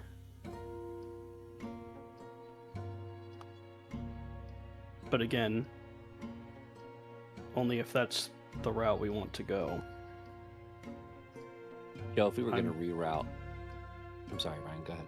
No, you're... I was just going to think out loud. You're fine. Ask your question. If we were going to reroute, would that be... Well, we still have business here, so we have maybe like a day or two? How long do we have until we have to get back? We're back in the air, and then how long... I guess I'm asking, like, what's the time frame and when we need to make a decision on... By this point, Landor will be done with his classes within the next 10-15 minutes. And then, you know, I mean, the thing is both cities are north. It's just Crown's Rest is, let's see, north by northwest, and Skyhaven is north by northeast. So it's just kind of like a bit of a V. So you'd kind of have to go, you know, up and to the left a bit, and then up and to the right. Because my thing is, like, Edwin is going to suggest that we just kind of wait for Xanthi to decode it, so we go to Dad with the facts before we also send a message to Morgana. But is that, like, that sounds like it's a lot longer than what we have, time-wise. I mean, because it's going to take a couple of days for us to get up there. It's still like early afternoon, right? So if Xanthi just powers through, she'd be able to get it done by some point tonight, right? Yeah, everything that Xanthi could decode, she could have decoded. Some of the sections are like a little bit longer, so I'd probably say by like 11 tonight. So it'd be pretty late, which would still be like, if we're heading out, like it's still going to be well before we would be at the point where we need to decide if we're going to Crown's Rest, if we want to do that. Yeah. And it'll also be enough time to be able to get her a message where she'll be able to pop over to Skyhaven and meet us, like, within a couple of days of us getting it there. Mm-hmm. Well, there's no way she can't teleport. I mean, she might also be able to do that. She's the Archmage, right? That's also really fucking true. If we sent her a little message, she could probably just get onto the ship. I mean, if American sent her a message quietly. Right, she's the Archmage, right? She's fucking powerful as shit. Is that? Do we know that? Do we know if she's like?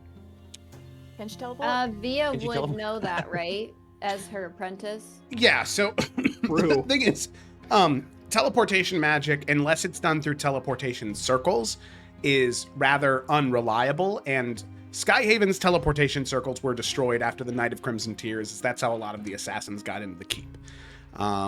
So there's no way to and same with Elidara's Promise. No teleportation circle on the ship. We have a teleportation circle on the ship, perhaps. Well, that's what I just said. There is no teleportation circle on the ship. Oh, shit. My bad. He did just say that. It was I'm so that was insane because it was There's literally air in my one ears, thing after alright? the other. There is no teleportation on the guess ship. my brain just focused in on if there was a teleportation in Skyhaven, and everything else was gone. Faded away. I'm sorry. No, it's okay. Many other major cities have them, especially like Tomehold, Kraken's Reach, Highlands, you know. A lot of the other major cities have them. It's just not Skyhaven. But a ship Okay, only so takes 2 or 3 days. We need to, yeah, swoop her up is what you're saying. Yeah, we're gonna get her. We gotta scoop her up. Okay. No. Well, yeah. So yeah, Edwin will. Since we do have the option, Edwin will say what I just said. I mean, let's let Xanthi decode the thing before we go to Father with all of our facts, and then once we have the facts, we can go to Father, and then we can send a message to. Thoughts? I want to hear what Via Impressed. has to say about that. I don't think I have the right to make a choice if we tell father or not. But if we do, I don't want to be there when you guys tell him. No, I believe you should be the one that tells him. Well, I'm not You're going. the one that knows the most of it, Octavia. We cannot be the ones to speak on it for you. You've done this for a year. You know exactly what you have been doing. You'll have to tell him. Well, I'm not going to.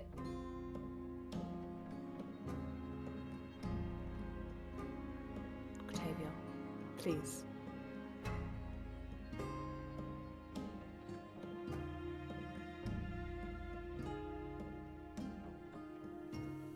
You potentially only make yourself in a worse position if you hold it from him. You recognize that, yes?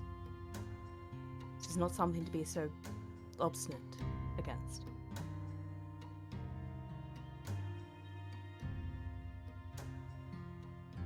No, I'm not. I'm not telling him.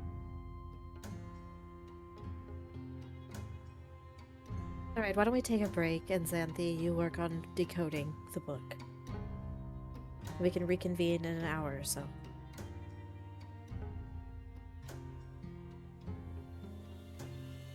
Okay. I suppose I'll get to work then, and you can think about it, Octavia. I got nothing to think about. Hale just like flicks at that, but she's gonna just head out. Taking that book with her. As we're kind of dispersing a little, Edwin does want to catch Kaelin off to the Yeah, side. Kaelin will just squeeze Via's hand a little bit, but then she'll step to the side with Edwin. Well, Edwin's gonna try to make it nonchalant instead of Okay. pulling you away. So like, Yeah. he'll just kind of mosey around, and then once you like are not near Via, yeah, for Make sure. his way Via's over. just rushing out just to get out of that space and going to her room. Kaelin, do you think you can talk to her?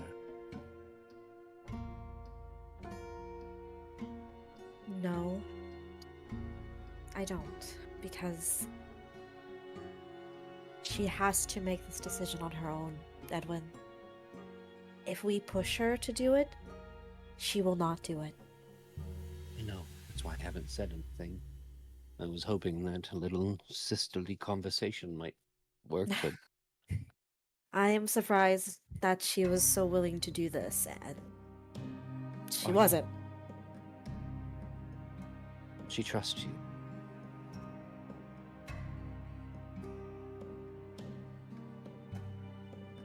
I think you and Merrick are the two that she trusts the most. I just... But Edwin,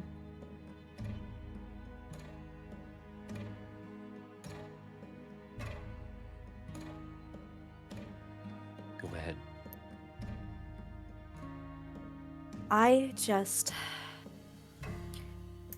one of the things that I believe runs very deeply in all of us is that we're all very stubborn.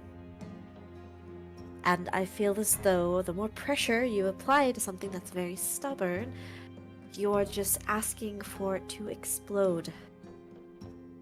We are going to Dying. push her away, Edwin, and I think with some time to reflect and some time to decompress a little bit, I think she will make the right decision. And if she doesn't, then we will tell Talon.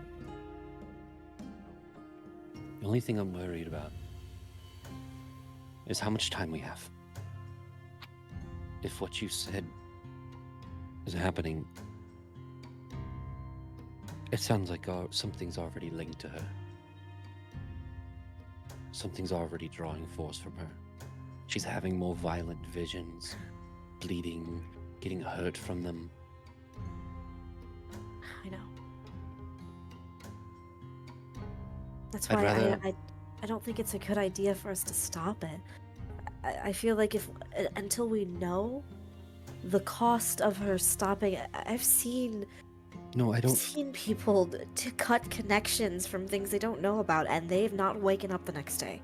She can't stop. I agree totally with you that she cannot stop. But all I'm worried about is that our little sister, we are worried about hurting her feelings. It might cost her life.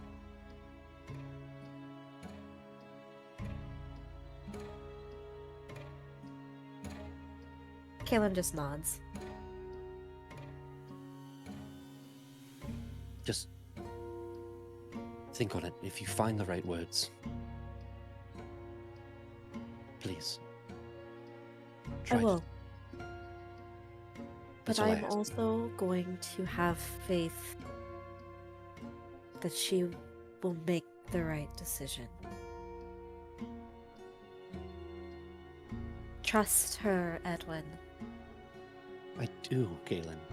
I do trust her.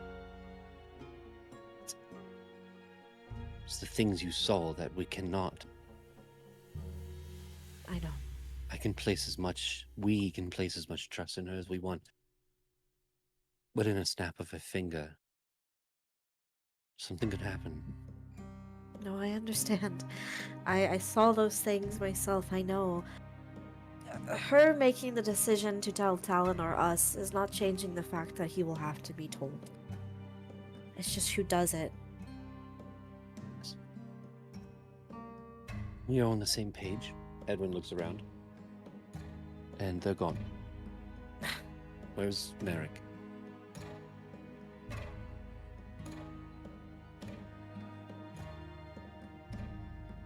Kaylin just kind of looks to see that he went towards Via's room, I assume. Yep. Not even assumed. That's the facts. Edwin looks at Kaylin and goes, by the gods. Okay. And with that, cut. As we cut to the door of Octavia's room. Merrick, what do you do? I stand there for like a minute, 2 minutes, 3 minutes. Yeah, all right. And then he just gives a soft knock. Yeah. Can I come in? Yeah. He'll poke his head in. What's Via doing? No, she's just holding fiddle on her bed, staring at the ceiling. Hmm. He'll go and he'll shut the door, obviously, and take a seat next to her.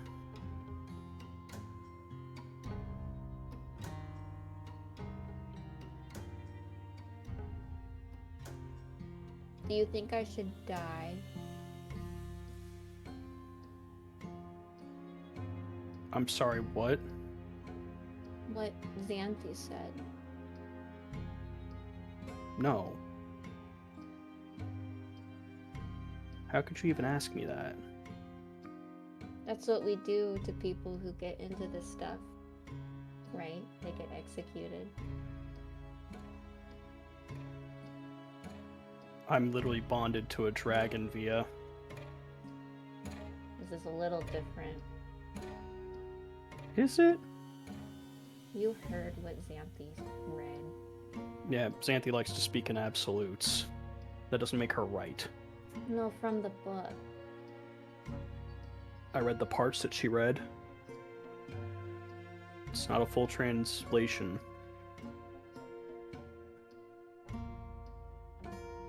Look, we don't know what's going on, but you've been doing it for over a year now, and I mean... You're okay? You said that with so much confidence, it's pitiful. Listen. I'm just saying, like, physically. She sits up. I mean, yeah. Alright, I mean, my magic took a toll. That's embarrassing.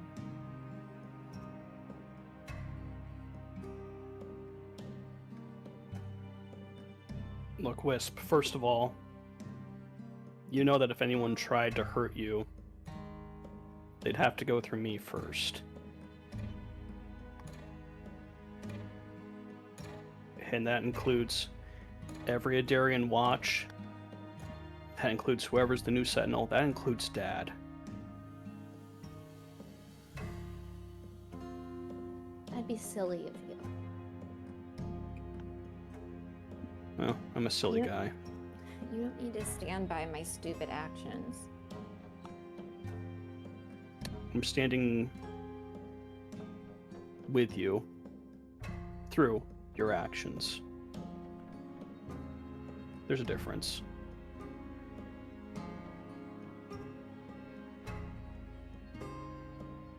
Okay. You don't have to tell Dad if you don't want to.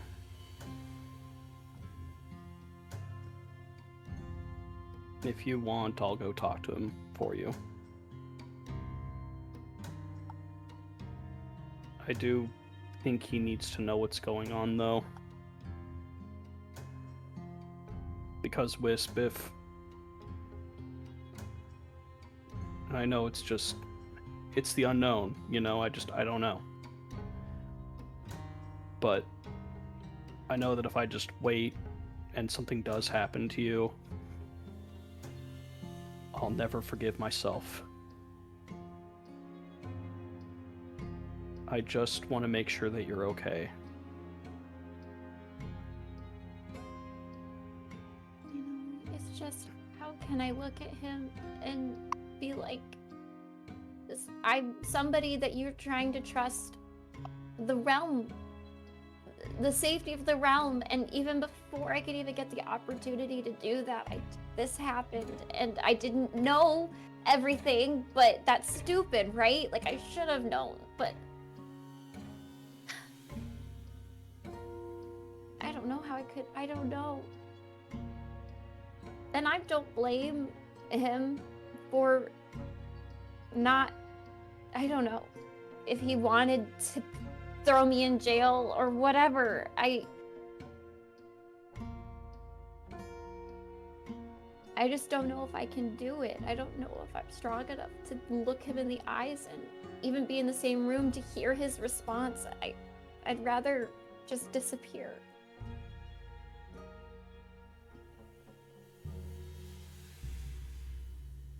Since she's still holding Fiddle, Merrick will kind of put his hand out and just kind of rest it on top of her hand.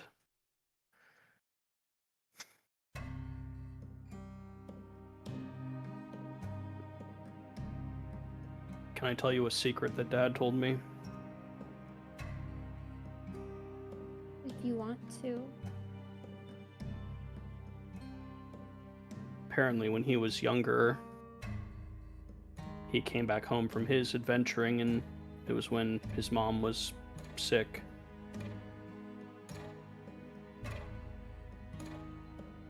Edamir made some comments about Edwin that Dad didn't take too kindly to. He didn't do it, but he said that he was very close to striking out at him.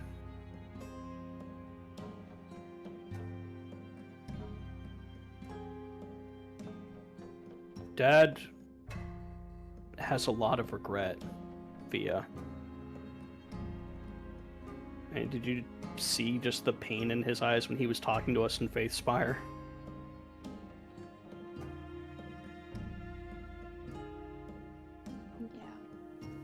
Yeah. I think he feels like he's failing Adaria as its king, and he failed us as our father.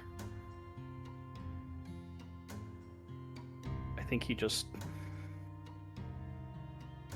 Even Talon the Kind, he doesn't know what to do sometimes.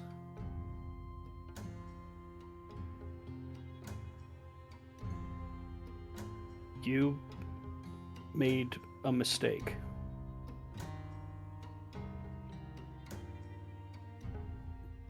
And is he gonna sweep it under the rug like nothing happened? Probably not. But he's not gonna look at you and pretend like he's never made them either.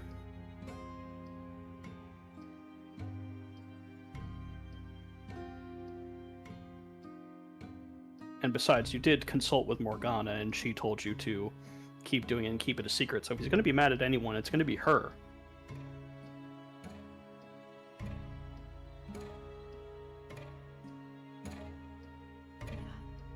It's just, yeah.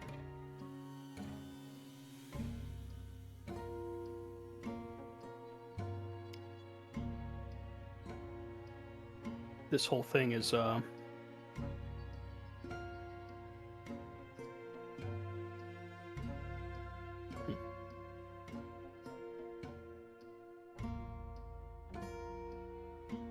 This whole thing's why you voted against the dragons too, wasn't it? Yeah. Wisp, I'm sorry if I did anything that made you feel unsafe coming to talk to me about this. No, you didn't do anything, Merrick. I just...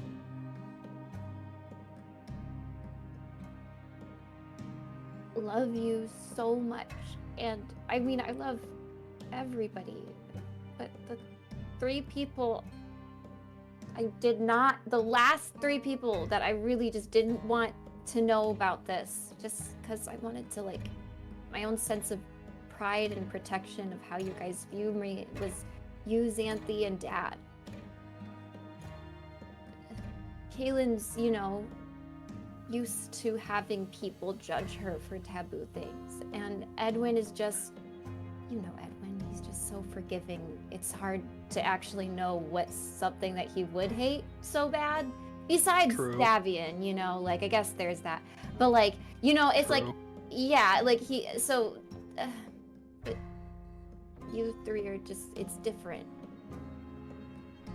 I want you guys to view me a certain way, and it's shattered. I think that's a little Scary. harsh. It's how it feels.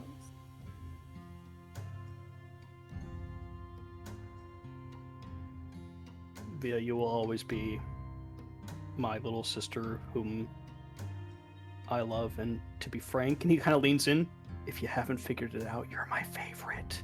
Oh, I figured it out. Okay, good. Wonderful.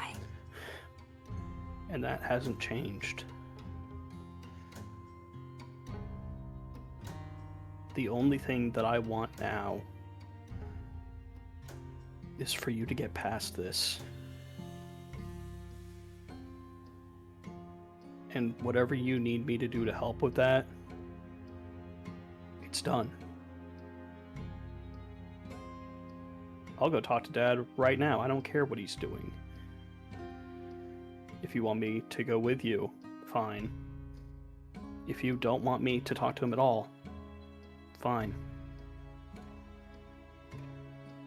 But we do need to figure this out. Because, like I said, I don't want to take the risk that something does happen at this point. And I know that's selfish of me, but that's the truth. All 4 of us are coming out of a place of love and concern, and I'm sorry if it feels more like judgment. We just want you to be okay. You didn't see how we all reacted when you passed out in the harbor outside of Faithspire and what we had to do to get you medical treatment. Everyone here wants you to be okay.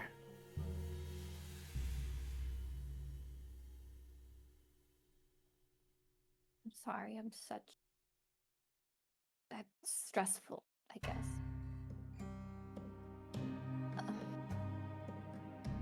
I'll go talk to Dad. Do you want me to come with you? I can be quiet, I can just be in the room if it'll make you feel better. No, because if I get a verbal lashing, I don't want to have an audience. Can I wait outside wherever you two talk? I won't eavesdrop, I promise. Yeah, that's fine. Actually, could you just tell everyone else that I'm talking to Dad so that no one's yelling at me any more than they need to? I'll tell him to give you the rest of the day. Okay. Thank you. Thanks, Barry. Of course, when you're done, if you don't want to be alone, just, you know where my room is. Okay. I appreciate it. And I'll wrap an arm around her and just give her a little squeeze. She'll lean her head in for that. But yeah, whenever she can talk to Dad, she'll try and schedule a meeting. Yeah, you can see that as you and Merrick leave the room, everybody's kind of mobilizing because here in the next, 10 minutes, Landor is supposed to finish up his classes and be here. So you can see that Talon is currently speaking with Gareth in sort of that large grand hall in sort of the center deck. And you find him and Gareth kind of stop talking. He says, "Oh, Octavia, are you almost ready to leave? Were you able to get everything you needed at Arcanveil before we depart?" Yep, I have everything. Fantastic. If we can have a moment to chat, it can be after Landor gets here, because I know we might want to do a little pomp and circumstance. It might be better to chat after. So. If it's not anything pressing, then No, it's not pressing at all. So yeah, we can wait till he's back. is Octavia telling the truth? Yeah, totally not pressing at all. Felicity thinks this isn't pressing like it is, like it needs to happen, but it's not like gotta happen before Landor gets on the ship. That's fair enough. Is that what Octavia believes? Felicity and Octavia Okay. said that with pure, it can wait till after Landor gets on the ship. Okay. Talon's gonna make an insight check. Okay, all right, well. Just dad things, right? Rolling low on insight when your child's upset. Oh.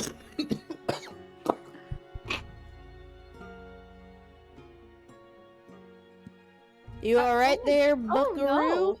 I took too sharp of a breath there. I started dying. That was crazy. I was waving my hand like it was smelly. I don't know why. I just started spasming. I don't know. I thought there was a fly, just like flew right in my mouth. That's okay. Yeah. So Well, you all think I should just tell him now. I don't need to be silly. I just feel bad for Landor. He's getting on this ship one way or another. No, you're good. Man, I don't care about Landor. I want Via to be okay. Talon, having rolled a not a high number, he'll go, "All right, well, if you insist. What do you say we meet him at the boarding dock, huh?" Yeah. All right. Let's go then. Are the rest of your siblings heading there as well? I don't know what they're up to, but I'm sure they'll hear word. All right. Very good. Oh, come on, let's go. And two of you head out. Unaware. Such a dad thing. All right. That is very sad. So with Like, that, how was I supposed to know they were sad? She didn't say anything. all right. With that, go move back to Arcanveil. And eventually, as I'm going to advance time just a little bit here, as we get to around 3 o'clock, 3:30, you can see that The headmistress of House Wyvenor is approaching with a small collective of individuals, and standing right next to her, walking in pace, is a very excited, very well-dressed young lad. Landor Blackthorn is around 15 years old. However, he looks younger. Definitely so. He looks almost more like he's 12, but he is 15. You can see the deep blue colors of House Blackthorn. He wears those. He has the House...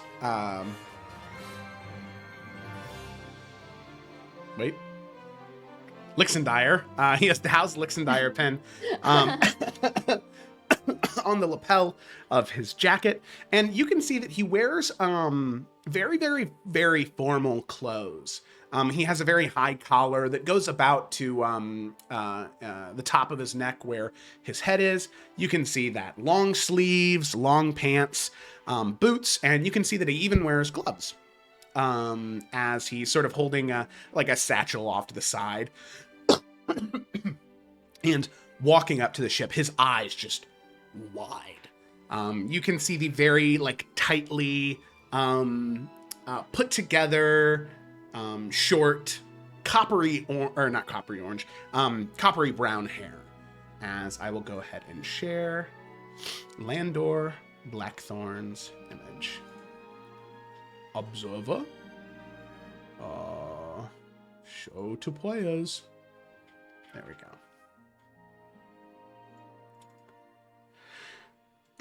Oh, look And- at him. As he approaches, like I said, you can see his eyes just overwhelmed. Wide-eyed, Like a literal child. big smile on his face. And you can see the headmistress, Ilaria, is kind of whispering a couple things to him. And he's nodding, very fervently. And eventually, as he approaches the boarding dock where Talon, Octavia, I'm assuming the rest of the kids showed up also. Yeah. Okay. Is anybody intentionally making a stand against this kid? I don't want to be there. I mean, Xanthi wouldn't, just because she is focusing on that thing, and to her, she's like, we can talk later, that's less important. Sounds good. All right. So with that... Now Merrick's there to greet him. Okay. So Xanthi's got something busy to do. You can see kind of Talon looks around for a moment that Xanthi's not here, but the rest of the kids are. But we'll kind of shake that off. And will smile as young Landor approaches, and Landor says, "My king, the king's hand, it is a very, very, very, very prestigious honor to be in your acquaintance and to board such a marvelous vessel. Elendara's promise." And he will give a very, very, very deep bow. And Via, you knew a little bit about Landor in your time here. He's rather talented as a magician, right? As a mage, he's quite talented. He has a very natural inclination for magic. Sometimes so, it's a little bit unpredictable. His ability to tap into the font is just strange for someone of his age. And he bows, and he will come back up, and he'll say, "My king, it is a great, great, great honor to make your acquaintance, as well as to see the king's hand for the first time. Some of you I have seen before, and it's very good to see you again." Hi, Landor. Hi, Tavia.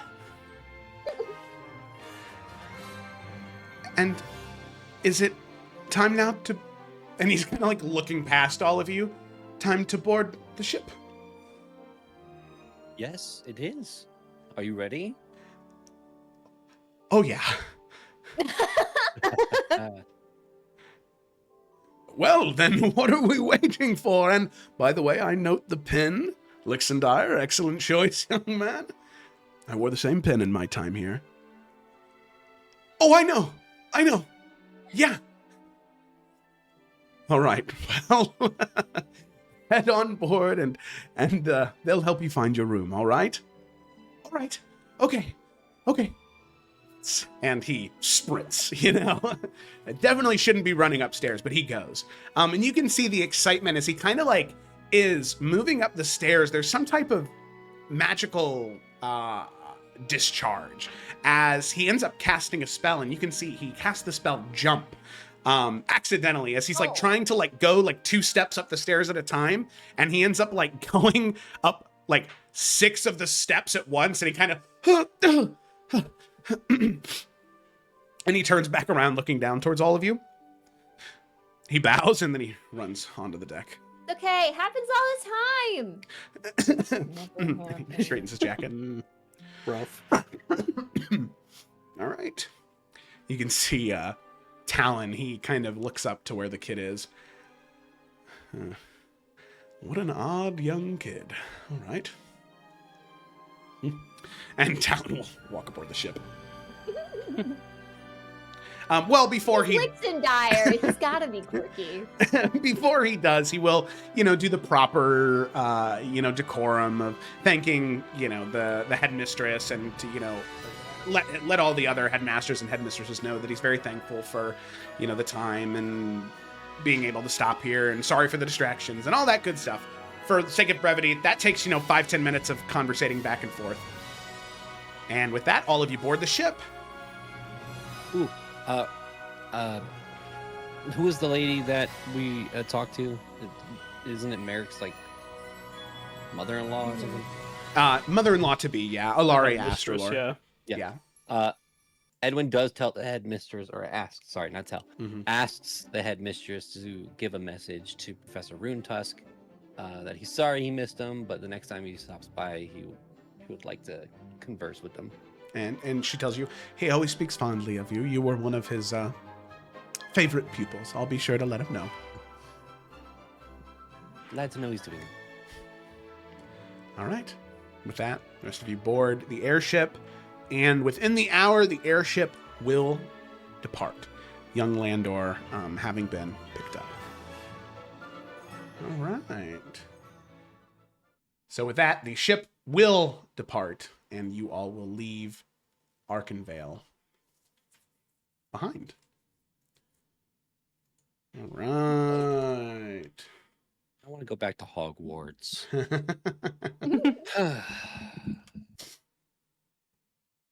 Okay, but then, as you board and the ship finally takes off, all of you head up on deck and go your separate ways. And Talon will go to you, Octavia, and say, all right, so there was something you wanted to talk to me about? Yeah, let's just go somewhere private. Yeah. All right. Yeah. Why don't we can head to my room. Okay. And with that, the two of you head below deck, and you head to Talon's personal chambers on the ship itself. So the wind's howling eventually fades until it's just this kind of like faint murmur of wind within the airship itself. As you've now fully undocked and begun to ascend, the door shuts behind you, and the two of you are alone. He says, well, please, sit.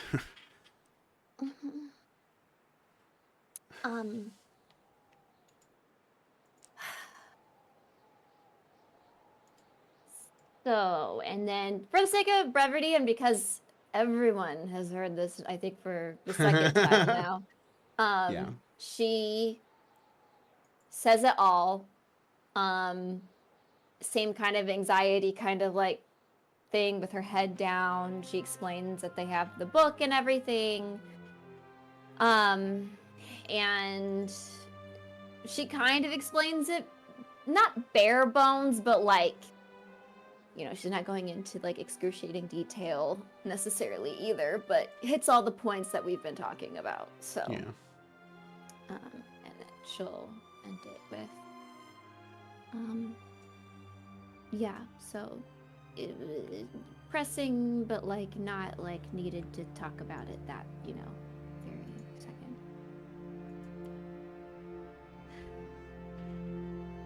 The entire time he hasn't said anything while you were talking. You could see that over the course of the conversation, As always, with your father starting with a big smile on his face, happy to speak with his children. But it slowly fades and fades and fades until it is this face of stoicism in stone that seems so distant from the man you know to be your father. And he's quiet for a long time, thinking.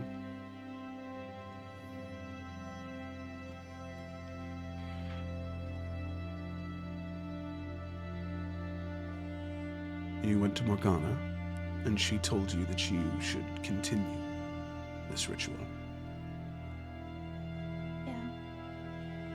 And you went to the restricted section, and you found the same book, and Xanthi is currently translating it.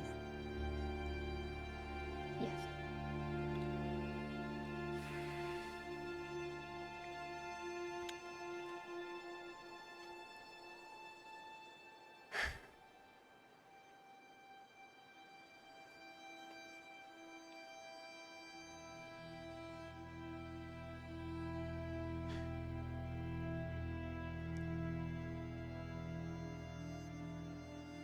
Let me ask you a question, Octavia. What do you think should happen next?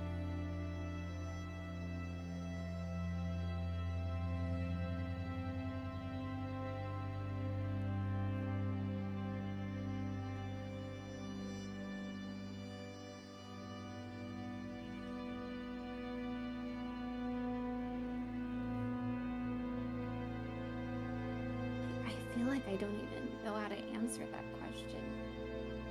Like there's like, you know, the laws. And then there's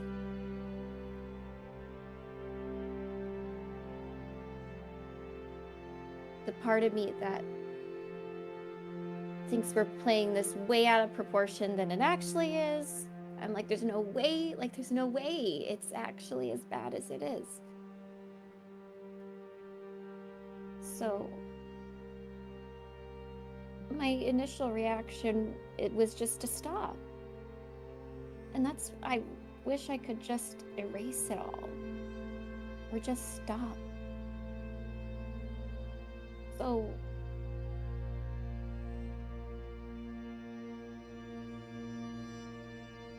that's what I want to do, is stop. What do I think I should do? I don't know. I'm trying to do the right thing now. And if the right thing is to go to trial and like put it all out there, I don't know. But we also have the eggs. But this seems different than just stumbling upon dragon eggs. Like, this feels more illegal.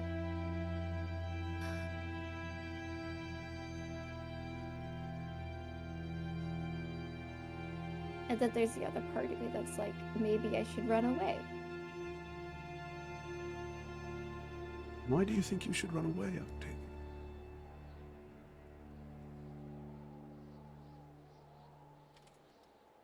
Because I don't know what to do.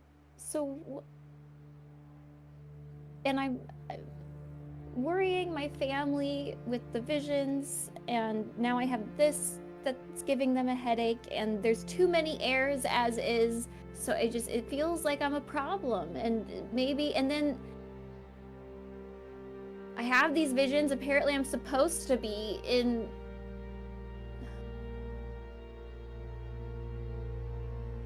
being a diviner with Mom,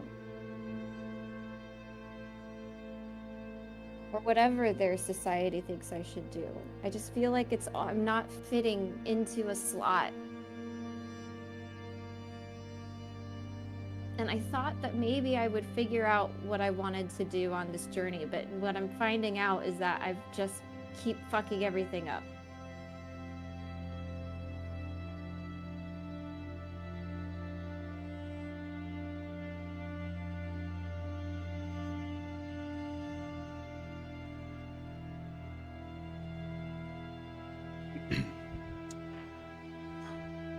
How much do you know about your grandmother?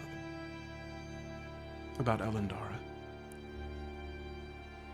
I know everything that the history books say. I know the memories that you bring up. I know what happened with Xanthi's soul now. But I understood. I mean, Xanthi, I'm sure, has a way more complicated feeling towards it, but I understood that when you're trying to protect people you love, you make rash decisions. Or even bad decisions. Maybe.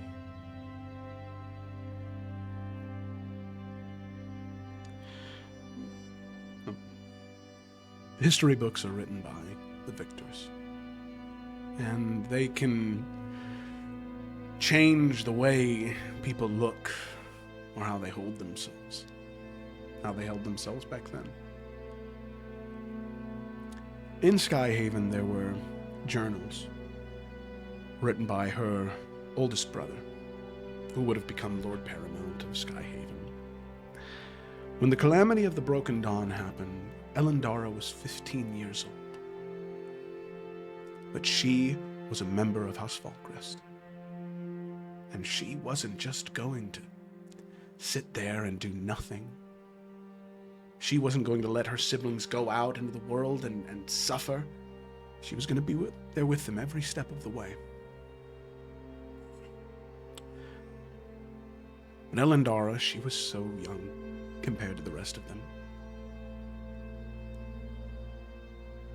And she said that she made so many mistakes. In fact, one time, her own hubris, I think when she was 16, 17 years old, it put everyone's lives in danger, and they almost didn't make it out alive, almost slaughtered by Kythons. But they didn't. They lived.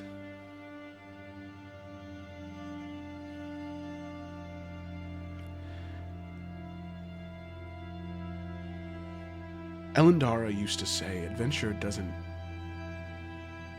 choose the brave. A life of adventure chooses those who understand that sometimes the only way out is through the very thing that terrifies you most.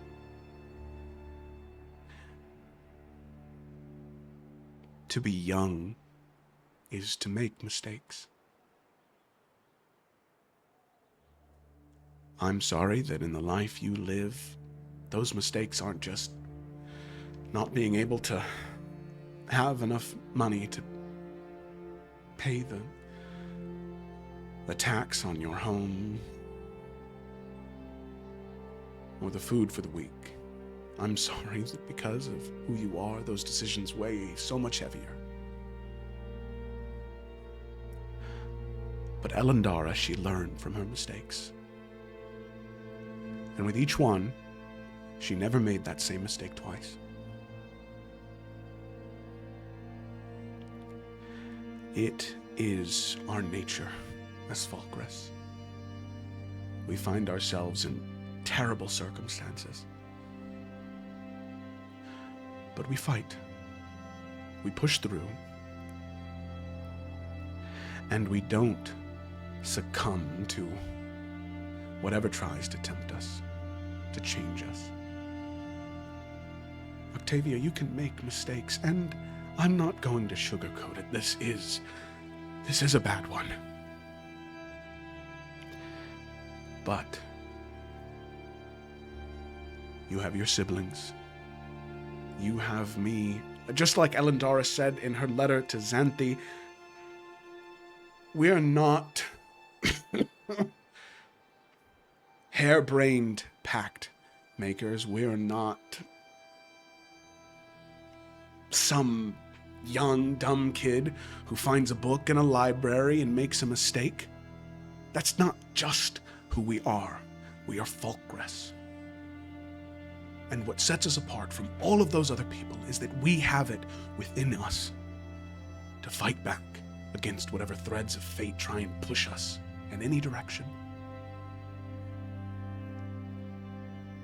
I know part of you wants to give up, to run away, to let it all go and hope that it won't follow you, but it will.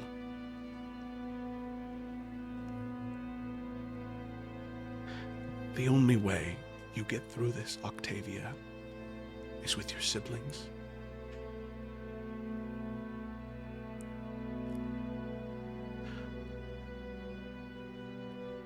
For all the grief Edamir and I gave each other, for all of the negative feelings I had for him after our mother died, I'm glad that I still had him.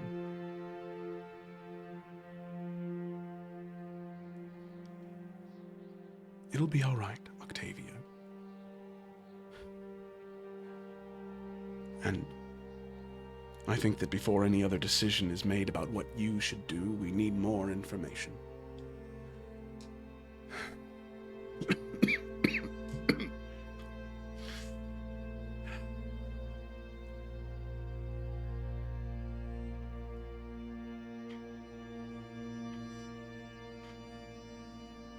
Yeah.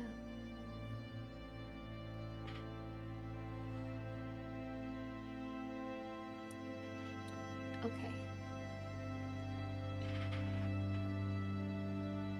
I mean, and we're getting it. We're getting more information, so we thought about going to get Morgana before we head back for the festival. Do you think that is a wise idea? Yeah, see, he does grimace at it a bit. Let me talk to Gareth first. I think that it could be a strong show of force to have all of the council members present at the Sentinel Festival. It gives them much accreditation and helps embolden the King's Hand in their choice, saying that the support of not only the Crown, but the Council is there as well. I think that it's good, but well, it leaves no council members within Dragon's End. I'll speak with Gareth, and if nothing else, we could probably stop by Crown's Rest, and you could speak with her for a time, if that's something you desire to do. I think what I desire to do about the situation no longer matters. I gotta deal with it. But God, I don't want to. I'm concerned about my friends. Because they're just as, involved in this as I am. And like choices I make might hurt them.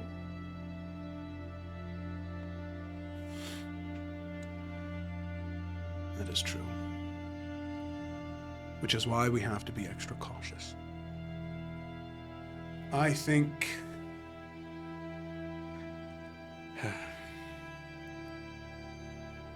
that it's best that for now they're left unaware. For Poppy and Isadora, I fear that if they knew the truth of the situation, they might panic and stop doing the ritual before we know what downsides there could be to that. Yeah. There is one more thing, though, that you brought up in your story that I just need clarification on. Okay.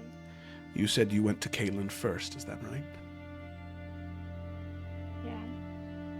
And you said she veil walked, right? Yeah. All right. And you see he kind of has this look on his face, nervousness, and it kind of melts away to be more that stony stoicism, not leaning too much on.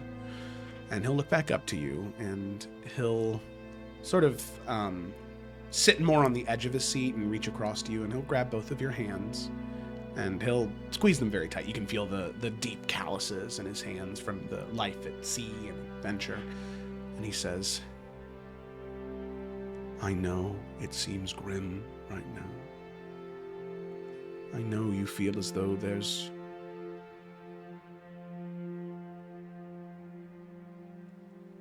that you have no choice or voice in this situation. But at the end of the day, Octavia, you're the one most closely connected to it. And you have one very, very, very special tool that your siblings don't have, and if we're lucky, those forces that bind you don't have either. You can see things. You have powers of foresight.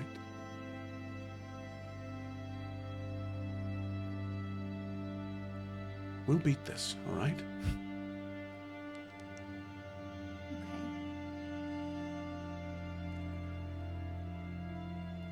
Thank you for being so understanding. Or at least pretending to be. I don't know. Your grandmother taught me a very valuable lesson about parenting.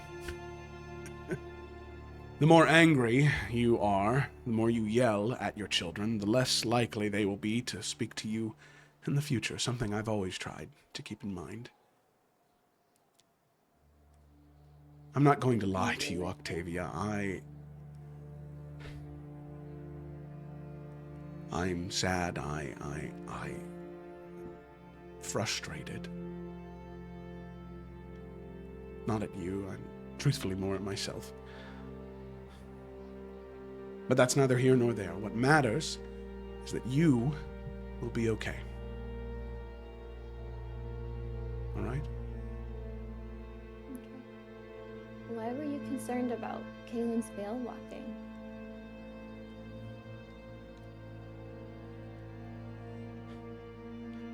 Truthfully, Octavia, that is a conversation that Kaylin and I need to have. It is a gift. You don't have to be afraid of it like you were of my visions. It is not the same thing, Octavia. But Kaylin's strong too. She's a fall press. Kaylin is strong, Octavia, but it is different. It is. And it is dangerous. Much more dangerous than those visions.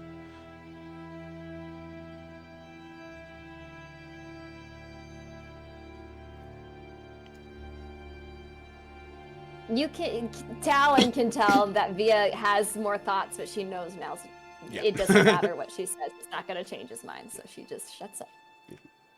And you can tell with his passive insight, he recognizes that as well, and he is happy that Octavia does not press. Yeah. All right. Well, please, Octavia, take tonight. Try and do whatever you can to take your mind off of this. All right? There's nothing more that we can worry about until Xanthi has the rest of that book, as much as she can, decoded. All right? Right. Okay. With that, he'll stand. I And love you. I love you too, Octavia.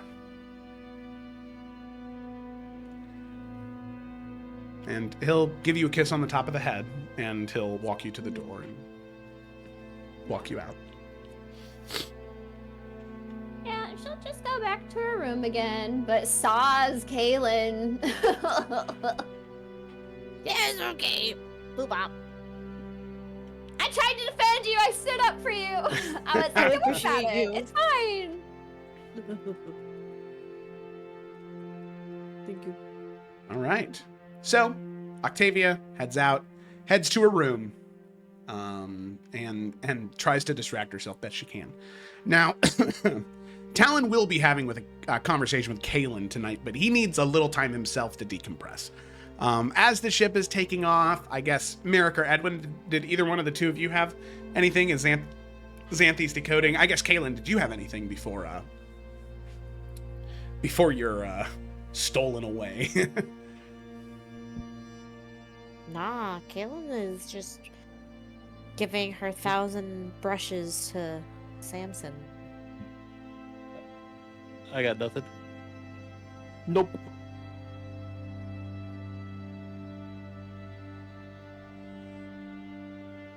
Okay, Merrick.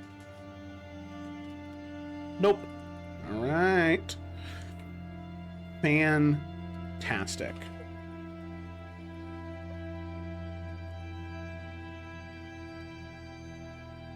Okay. Nice.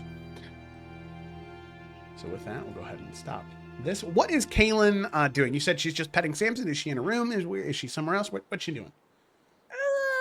I mean, I feel like she would have gone to, like, I don't know, one of the many decks to watch us fly.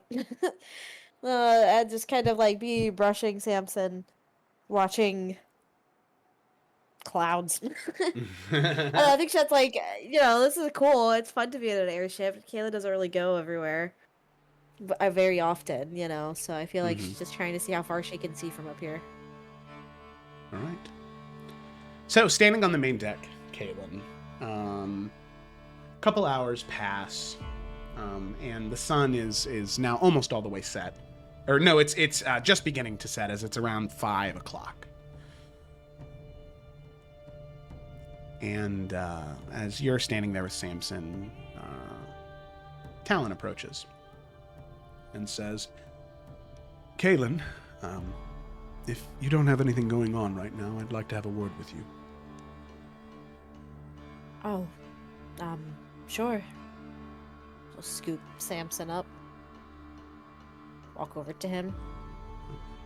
Is this a private conversation? It is, but I think we could have it somewhere. Might be a little more comfortable for both of us. Have you been to the garden yet on the ship? No, I didn't. I guess I learned that there's something new here every day. It was something I had, an addition I had made for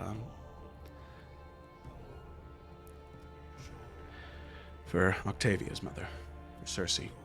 But it is, it's quite beautiful. In fact, there are some plants there from the Serpent's Grove. Oh, really? Mm-hmm. Well, sure. Lead the way. And he'll nod, and he'll walk down below deck. And eventually, the two of you make your way into the botanical garden that is in the ship. Oh, pretty. It is quite the display. And the two of you will just begin to walk throughout the garden. Talon asks that nobody be let in the time that you're in here. As you're walking through, he's quiet for a few moments before eventually saying, I had a conversation with Octavia a few hours ago. Oh, and what did she say?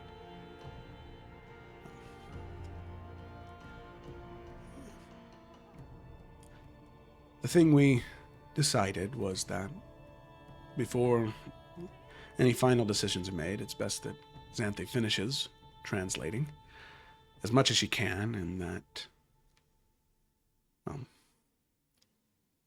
I knew she would speak to you. I'm glad. She feels horrible, and understandably so. I tried to make sure that she knew that it would be okay. However, there was one thing that she told me that I needed to speak with you about. In fact, there was already something I had wished to speak to you about, so I figured why not two birds, one stone. Galen, raises an eyebrow. Okay. She told me that you veil walked when she was conducting the rites, the ceremony, the ritual. Kind of stiffens a little bit. I mean, I had to. I had to figure out what she was connected to. And I did. I don't know if it means anything, but it's a little bit, I guess, another piece to the puzzle. It was important.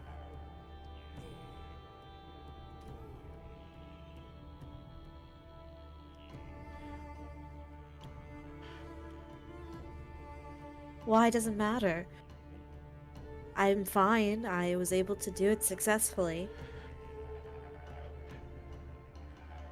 I'm assuming that this is something that Bjorn spoke to you of.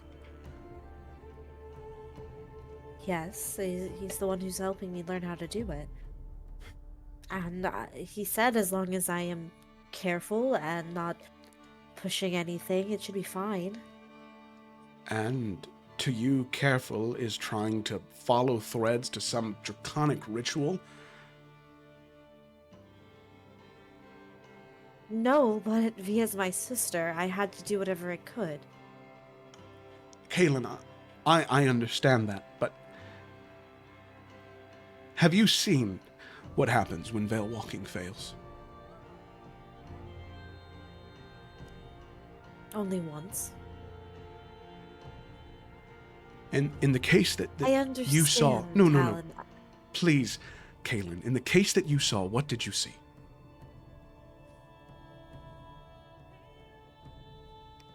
I don't know. I was young. I think that he just... It was like a seizure or something, and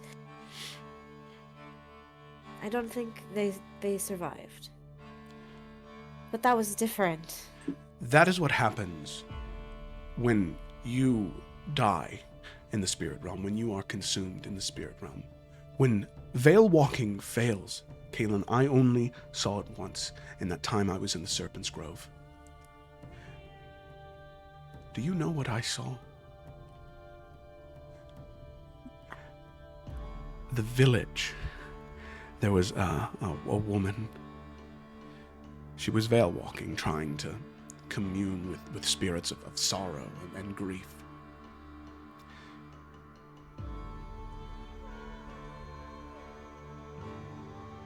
The village turned gray, black and white. The color of the world was sapped from that one spot. Something ate away at her and the realm she existed in. Her body, it split open, like wood and bark breaking, and some creature emerged from it. Something used her as a doorway into our world, You Kaelin. said I had to practice. And that's practicing to you. Going into what could be the most dangerous thing a Veil Walker could. Well, how do you know? Because you've seen it? Yes, because I've Not a seen it, Veil Walker. Kaelin.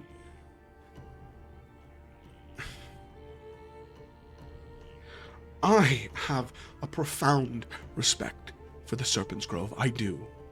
For Bjorn, for the magic your mother was capable of, for what I saw there, for what I learned there. But I also... Am I just supposed to not do it then? No! Am I Kaelin, not it's supposed to? It is I don't understand what of it your is you're heritage. asking of me. Then I am going to continue. All I ask is caution, Kaelin. If you want to learn, have Bjorn teach you. Have him be there, someone who can protect you. In this world, Kaelin, I can protect you. I can keep you safe. In that world, I can't do anything. If something happens to you in that realm, there's nothing I can do. I can't help you. I can't save you.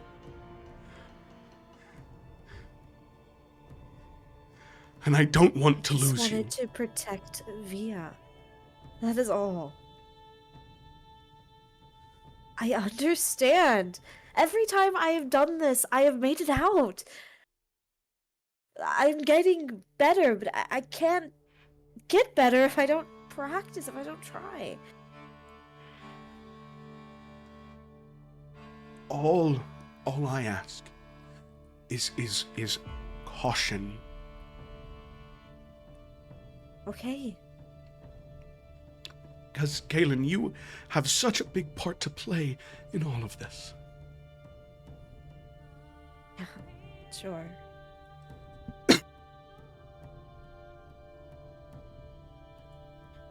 You do.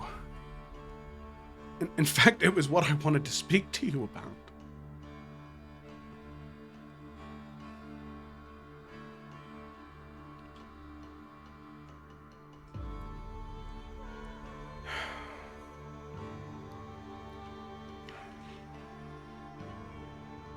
I'm sorry for yelling.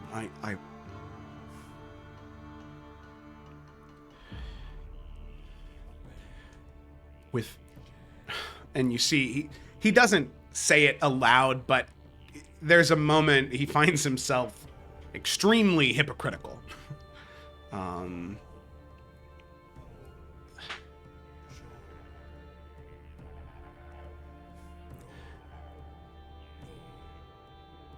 Kaylin, I know I have not been perfect.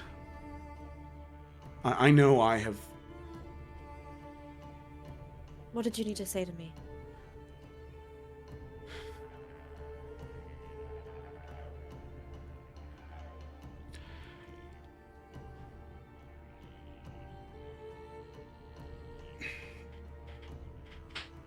There was something that you said the other day in Faithspire. And it reminded me of something your mother said to me when I was in the Serpent's Grove. After my wounds had mostly healed, there was a small sparrow your mother was nursing back to health, right alongside me. But Senua knew something I didn't. Once that wild creature had been handled by people for so long, its own kind would reject it. That nest would no longer be a home for it.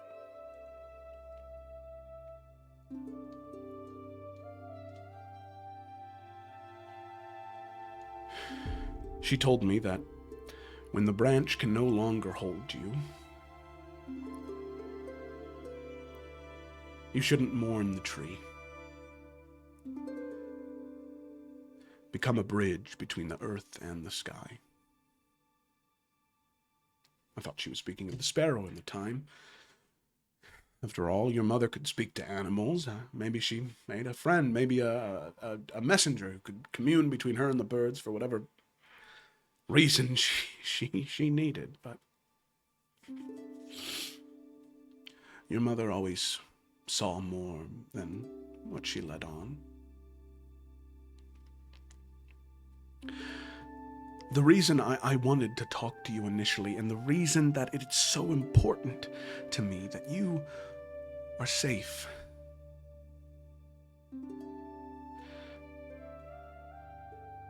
is because I realize that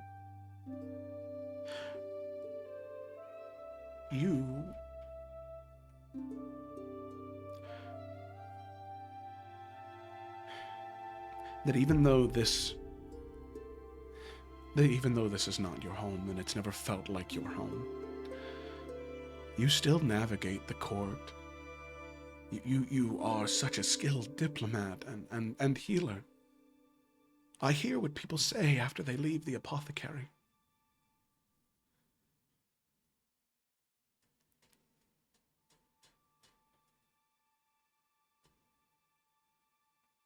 You've never been just a Darien or just one of the Zakari.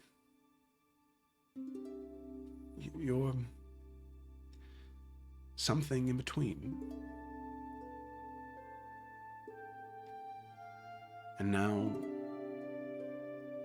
I think perhaps I've been trying to change you, maybe, subconsciously. I never on purpose, but in speaking with Gareth and the rest of the council, I had an idea.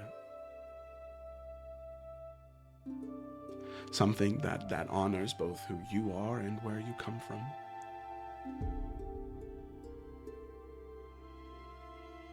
What if, Kaylin, in a perfect world, we could amend the Concord of the Crowns?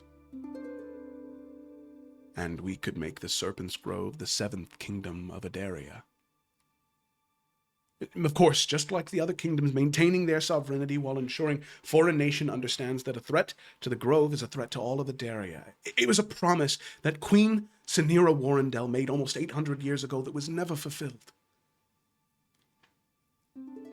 Perhaps it's time to mend those old wounds. And it's something I'd like you to lead.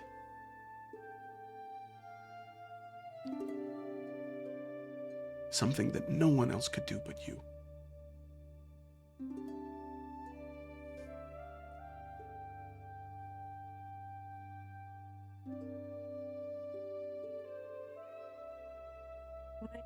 Why now?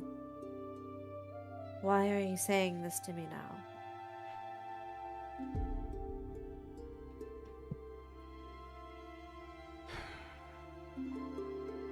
Well, considering all of the recent events,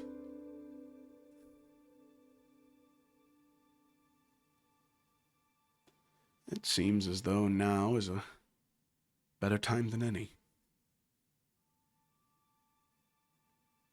I would love more than anything to bring our people back together the way it's supposed to be.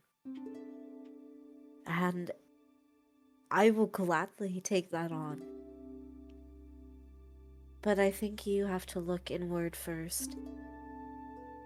There are people in the council who are not going to agree with that. There are people in your kingdom who are not going to agree with that. I think there are some of my own siblings who would not agree with that. But I would want that more than anything. I think we are at a time where the more divided we are, the easier we fall, and it seems as though there are so many who fail to realize that. I will gladly help. I will gladly take charge in this. But just know that you are going to make more enemies along the way. And I am more than aware how hard of a fight it will be. Well, it's a good thing that amendments only require 3/4 of the major houses and 2/3 of the minor houses. We don't need everyone. Kaelin and House Emberlen, they are forever in our debt now. It's 2 houses.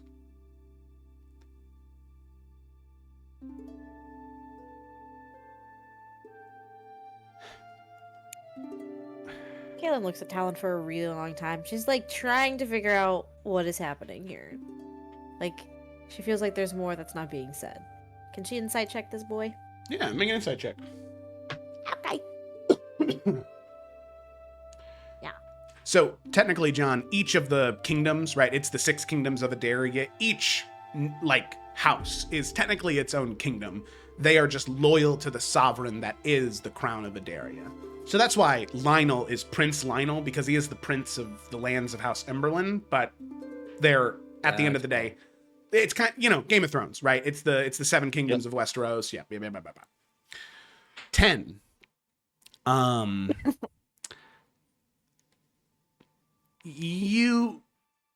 There's no denying, Kaelin's instincts say there's something more, but there's nothing on Talon's face that leads you to believe he's hiding anything. Sure. Yeah. As you do look at him for a long time, he will say,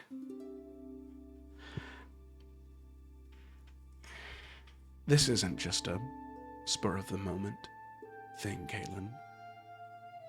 I've been providing assistance to the Serpent's Grove ever since you showed up on our doorstep.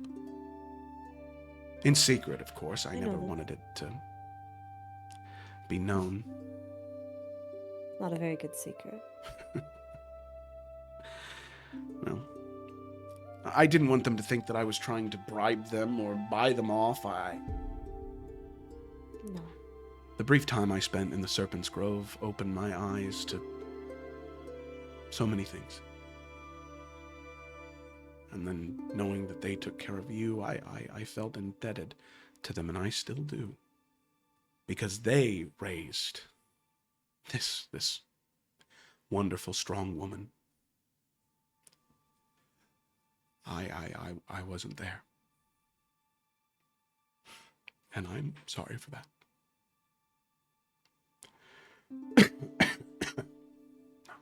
I want you to know that I am. I don't think there's words to how I feel. I think this is a great, amazing thing. And I am genuinely honored to take it on. You just have to excuse my caution. And with everything going on with everyone, it seems as though there's somebody waiting around every corner to take their shot at one of my siblings. It's hard to be excited about anything. I understand. I do.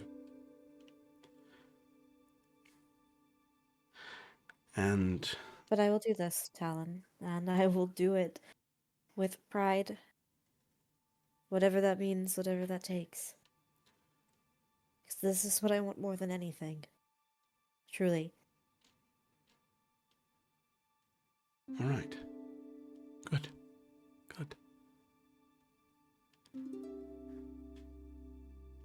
What I want you to do is draft up some type of plan, strategy, how you think would be best to convince the people of the Serpent's Grove. Gareth knows the people of Adaria very, very, very well. He'll work on that. When you have a plan and he has a plan, then we'll let your siblings know. I don't want to tell them as some type of, this is something I'd like to do. It's, well, at the end of the day, it's an act of the king, not an act of the king's hand.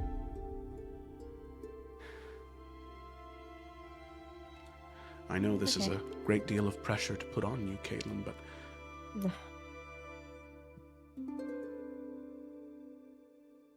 I have faith in you. I am more than happy to do it. Thank you. I know that sometimes I give off a very cold disposition towards you, Talon, and it's only because I have a lot of anger. But it's not just to you. So I hope you understand that. And she kind of smiles, like a genuine smile. This is something that I've truly always wanted. So thank you. And you see, he genuinely smiles at that. And, I think Talon would go to hug Caitlin. Even though she might be stiff-armed down, you know? I'll get back. Okay. And he kind of pats your back and will let go. Not lingering too long. Not there yet, you know? Mm-hmm. And as you pull apart, he will say one more time, I'm happy that this excites you, that this is something you feel as though you're ready to do. But now I hope you really see why it's important that if you veil walk, that you take extreme caution. Yes, I understand. I will. I will. All right. And Kaylin, as you just sort of stand there for a moment, almost rolling your eyes, you know, like, oh, it's almost there. What he said, you can feel this this wind in here. It's so strange. And the rustling of leaves. You can tell that they're leaves of the Serpent's Grove because and it's not just a rustling noise that you hear from normal leaves, but there's almost like this slight clack, you know, very light, as some of the leaves and bark within the Serpent's Grove in certain plants are hardened in a way where they have almost like these shells to them. And you hear that, this wind of the Serpent's Grove. coalescing in the room. But with that, Talon will leave you in the garden by yourself to think. And we will go ahead, unless Kaylin had anything in there after the fact, we'll just go ahead and move forward. Nah, she'll vibe in here. It's pretty. All right. Very pretty indeed.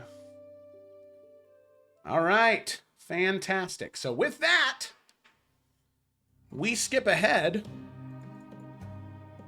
Let's see, what is that? 4. That many more hours. At 10 o'clock at night, Xanthi, you finish transcribing. And what you discover is that this isn't some instructional manual. This is a journal. That's why there's no title. There's no book cover. This is somebody's private journal from almost 800 years ago. Now, the name is obscure. There's not really a good, like, this is the journal of blank blank, as a lot of that text is very difficult to read. However, there are actually 2 things you find. You translate 1, 2, 3, 4, 5 sections partially, and you also, find a letter in here that is written in Draconic, kind of nestled between a couple of pages, really tucked into the binding quite a bit. But the letter itself is much, much, much newer than the book. It's hard to tell. The book is like 800 years old because that's, when it was written, you can tell that from some of the writings right around the fall of the Dragon's Triarchy. The letter itself seems much newer, at least within the past 100 years. The text isn't nearly as faded, and it is written in Common Draconic, the one that you can read easily. So there is one thing in here that you can read fully and understand, and it is a letter from several individuals from the sovereignty of Solele. So, I will go ahead and share both of these. How do I want to do this? So, we'll do the... Oh my god. Stop dying first, Jesus. Fantastic. I'm doing great. All right. We're going to go ahead and start with the letter of from Solele, because that's the one that's the least amount of a headache to to go through. So I'll go ahead and share it so you guys can follow along. So the letter from Solele is written in Common Draconic, and it is from the Solar Court of Solele. Most esteemed colleague. Oh, 2. The recipient's name is obscured by water damage. Oh, whoa! Holy crap! Thank you, Duke, for the 5 gifts. That's very kind of you. Thank you so much. What a guy. Makes you cry. And I figured I'd mix it up from the hydrates every now and again. That's fair. Obviously, I still need them, but I appreciate you mixing it up. All right. I just want to say that one of the people you gifted a sub to was Juggalo Till I Die, so that's pretty cool. Oh my god, okay. That's fantastic. Rock on, dude. All right. So, we have most esteemed colleagues. Well, technically, it should be most esteemed colleagues. The Luminous Court extends, but we're not going to do that. The Luminous Court extends its warmest regards as we approach the Festival du Soleil. Our Highland surveys have yielded promising results. 3 specimens of rarest golden grain have been successfully cultivated with our friends beyond the Astral Sea and will be ready for harvest within the fortnight. Linkmaster Lucien of the Desert Reaches reports that the merchant caravans are prepared for the seasonal trading run through the Starwind Channel. The manifest includes our finest saffron vintages, obsidian crates from the Ember Forges, and the aforementioned agricultural samples from our distant associates. Astronomer Philippe of the Highland Observatory confirms that the celestial alignment favors commerce during this period. the Solar Council has calculated optimal passage windows that should ensure safe transport for our most precious exports. Archivist Alurian of the Marble Archives continues his research into ancient Turkirian trade practices. Recent discoveries regarding classical market customs, particularly those involving scaled currencies, may prove invulnerable for future endeavors with our traditional partners. May our correspondence continue to flourish under the eternal radiance. In solar unity, Lord Etienne de Montclair, keeper of the Golden Scales, first speaker of the Highland Chamber. That is the letter from Solele. Yes, very interesting. Okay, and then the Draconic Book. Can you read that again, but in that accent? The luminous court extends its warmest regards as we approach the Festival du Soleil. I hope you guys are ready to go to Soleil, and everybody's like, oh, hello, it's very good to meet you. France isn't a real place. All right, Draconic Book. What I'm going to do as I read through this one, instead of going ... I'm just going to pause, okay? Because ... was really driving me crazy. Great. Oh, no. And I will have to share go it. first. I will share it so you can read along. Yes. All right, here we go. Jesus Christ. What the Draconic Book, the author's purpose. I am Thornfield, traitors, called the Scale, last faithful of the great ones who ruled these lands. The usurpers believe, ending. They are true power waits. Though flames extinguished, through darkness banished, or though darkness banished, though whispers silenced, their essence, power such as cannot simply to be. The blood triangle, we already did that one. That was Via's ritual. Then we have the next one, mathematics of to restore the least requires immense. There are two paths. The path of a single soul through decades, each moon for no less 30 years. The must offer of their life force memories by the ritual's end. Of the original remains, they become for their lords. The path of when time and urgency demands, souls may share for each participant. The first, the required, decreases. 3 souls required, but years. 7 souls, years. 21 souls may be completed. Single season. Next segment. The price of.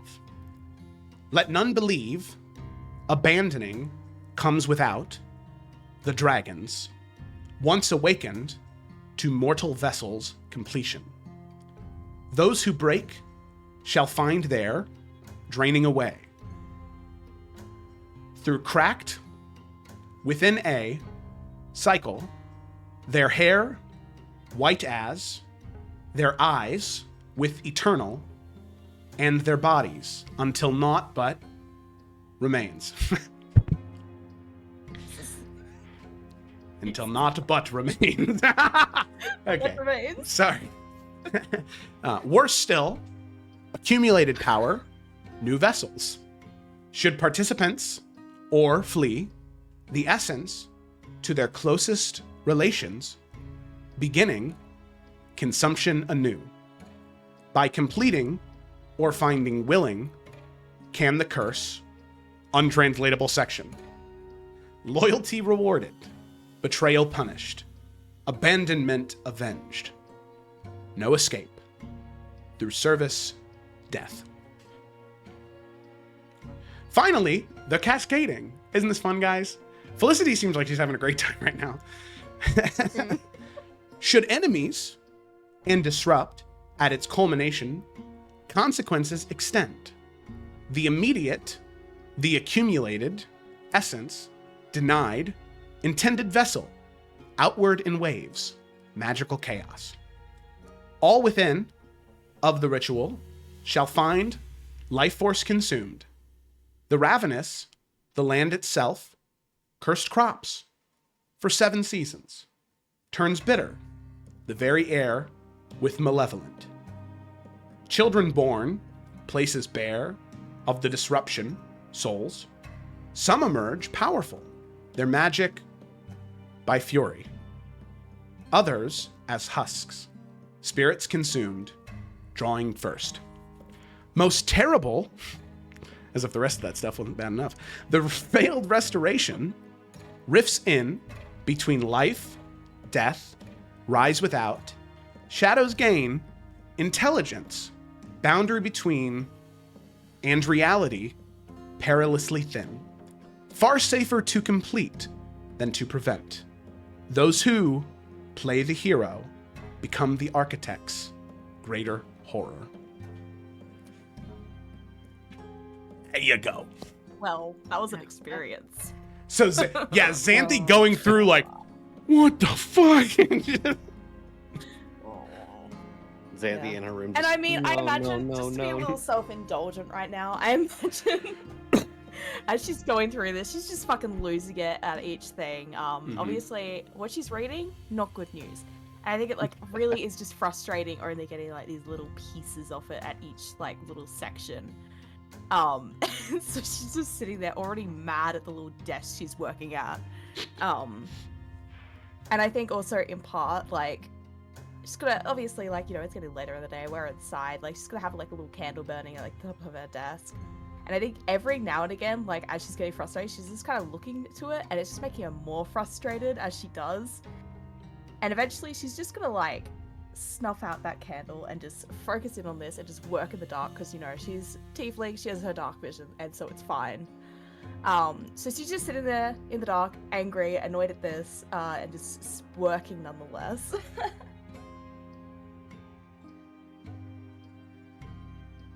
But once she does finish it up, obviously we're gonna have another little late night meeting. Yep. And so I guess at that kind of like 10 o'clock mark, imagine she was not there for dinner. She will gather everyone around.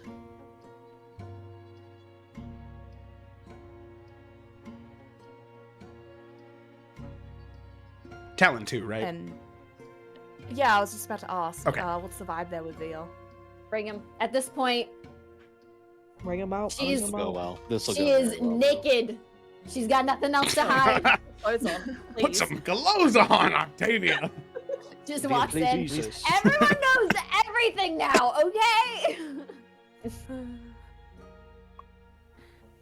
But yeah, Xanthi, I feel like once again, like in the same position she was earlier today when she was like talking about the letter, she is once again standing at the head of the table, like her hands kind of just like rested on it as she's like going through everything, just exhausted at this point. Is she paler than normal? Is her hair super displaced? She's been She- sweating. Can't get paler. She's paper. Which is crazy. It is impossible to be whiter than white. She is the whitest white girl. That's crazy. But I think she'll also, she'll do the letter last, I imagine. And immediately following that, we'll just say, do hope everyone else catches on to the fact that this is not commerce alone. It seems that it is about the dragon eggs that were found. At least similar enough to also have come from the astral sea. But I believe it is more than likely that it is our eggs. Just spoken of with coded language.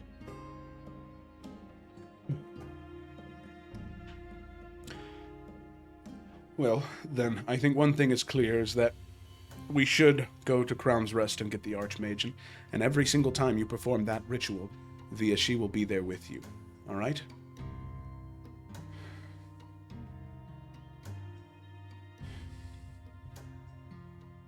And perhaps if find your she friends. studies it enough, she can find a way to break the curse. Yeah, we need to find your friends. We do.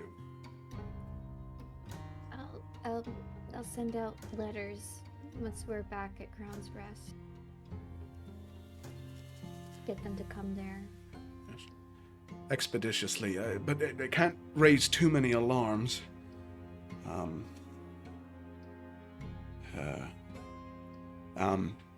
Invite them to Kaelin's birthday.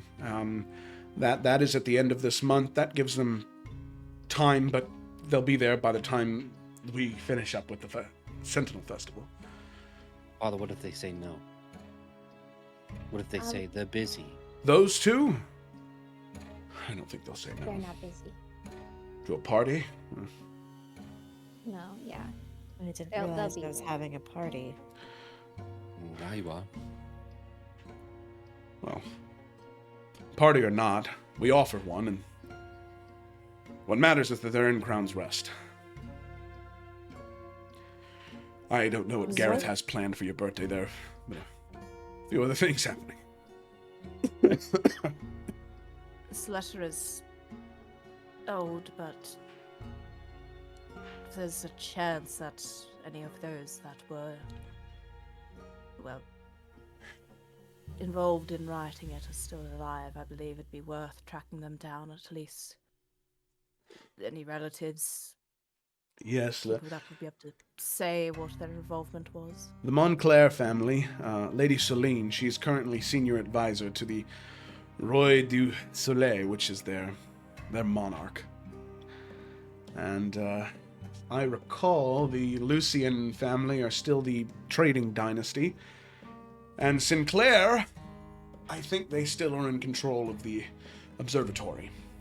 So I think all of the families mentioned in that letter are still in power there. In fact, Montclair has risen quite the ranks since then. What's our relationship with Soleil, Joe? Like, as Yeah, so the relations with Soleil are pretty good between Adaria and Soleil. It's your closest, like, neighbor that you do not share a border with. So the Serpent's Grove and Maldaris you share a land border with. Soleil, all of you use the Dragon Strait, and travelers from Soleil go to Kraken's Reach quite often. That and oh my god, we've never had any Tomehold. beef with them. There have been small, like, spats and disputes, but the last time that happened was before the signing of the Concord. Back when things were a little bit more lawless in Adaria anyway. But since the Concord's been signed, it's been, I don't know if I'd say, like, formal allies, but trade partners through and through. It's a very positive relationship. Cool. Unlike Maldaris.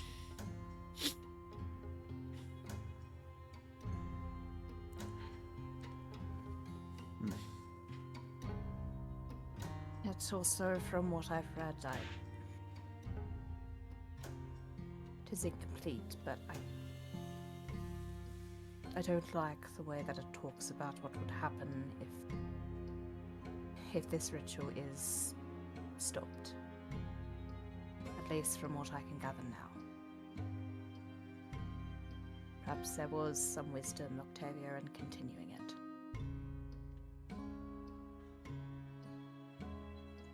Yeah.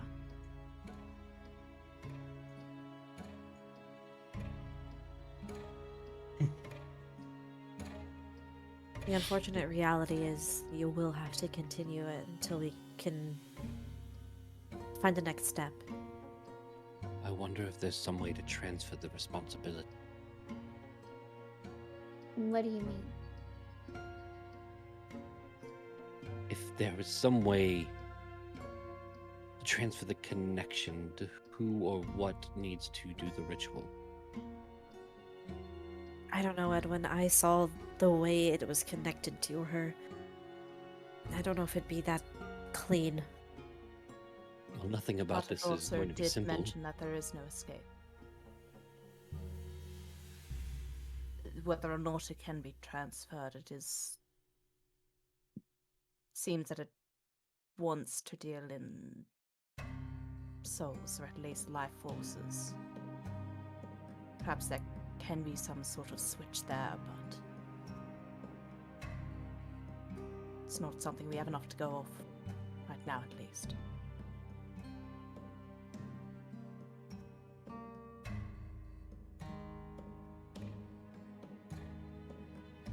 But if we're able to find a scholar that is, well, more familiar with ancient draconics, it might also be a good first step. If Morgana is able to be that person, then that is good. If not, we will need to find someone. It's not knowing the draconic language. It's dragon sight is what it is. Even Rainier didn't have it. It's something. Surely there's some kind of magic or something that can compromise for that. Not that I know of. I know all forms of detect and decipher language, and I've tried before.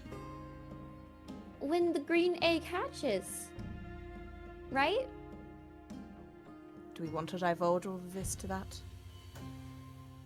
It's a lot of trust to be put in. It has to do with it. It's my exact fear. I think Look, that's actually a good idea. My life is innately attached. I would like to make the executive decision that that dragon should be able to read this book.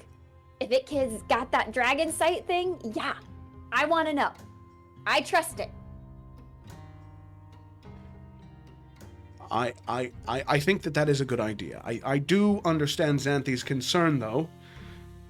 It is a young dragon. It will be newborn when this happens. There's a chance that, as we know, with young people, sometimes curiosity can get the better of them, and I'd hate for it to somehow attach itself to this process, this ritual. Merrick, do you trust this dragon?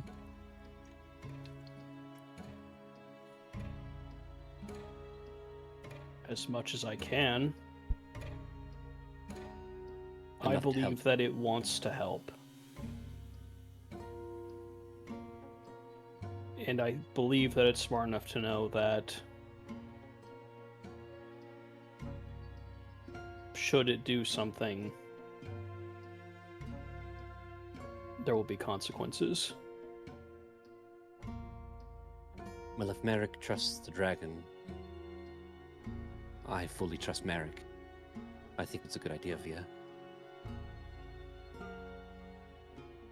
But I also don't want to get the dragon in a bad spot either. I want this to be as my problem as much as possible, so we Well, can. it's too late for that. We're Be going. nice.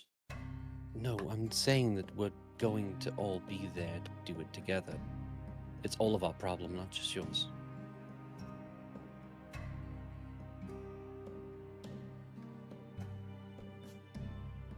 Thank you for doing that, Xanthi.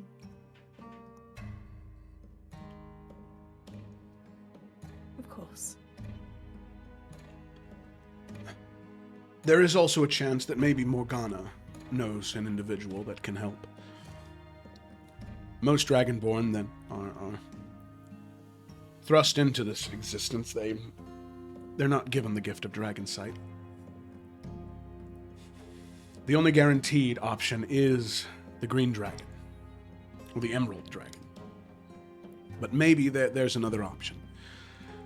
Considering that we'll be seeing Morgana sometime tomorrow, we won't have to wait too long for an answer. Well, actually, let me message now and see if there's something. And he'll cast sending. He'll do it. He'll use a spell slot. Oh, Hell now yeah. we know Dad can send messages across the world. I think we already knew that, right? I don't remember. I knew He's it. a bard, of course he. I mean, we've seen him cast message. I don't think we've seen him cast sending, though. Mm-hmm. Dad, All right. Dad, can you make a call to my wife? Wait, sorry, I'm in the middle of a call myself right now. Still on hold. Yeah, so I mean, he's gonna be pretty to the point with this. Morgana, we are coming to Crown's Rest. Be ready to leave for Sky Haven. It's one word.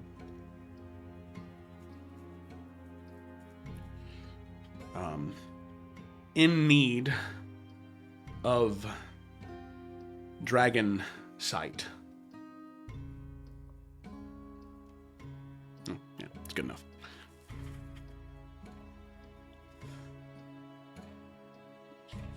Wait, gets a response.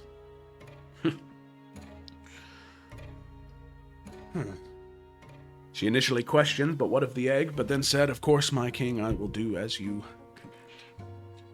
Being king does have its benefits, doesn't it? All right. The eggs are in a demi-plane of sorts, right? They are, yes. The only people with keys are you all, me, the rest of the council, Solara, and one of the Crown Claw Knights that stand guard. I Are we don't bringing think we any have a of- choice. Are we bringing any of the other council members? Well, they're all there, at least. I suppose the only other one that would be staying within. Well, no, it'd be best that she arrives as well. And I think that she had planned to. Malis, Landra, the envoy general, she was already planning on attending in case there were any foreign diplomats in Skyhaven to potentially make deals or put salves on old wounds. So there would be no council members in Crown's Rest, period, if we bring Morgana Should with be us. at least one, right?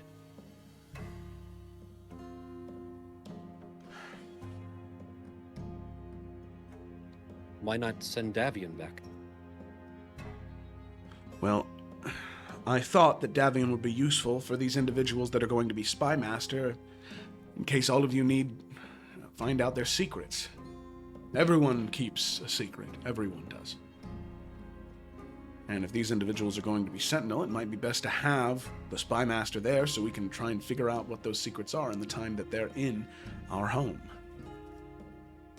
Which is a good point, but also, Spymaster is probably one of the best defenses. If someone was to try to steal the egg or attack, he would know first. Well, the best defense against someone stealing the eggs is the sentinel, and then probably Morgana. But I don't want Via performing that ritual without Morgana there. We have to make a compromise somewhere. Someone from the council should at least remain in Crown's Rest if you are not yourself.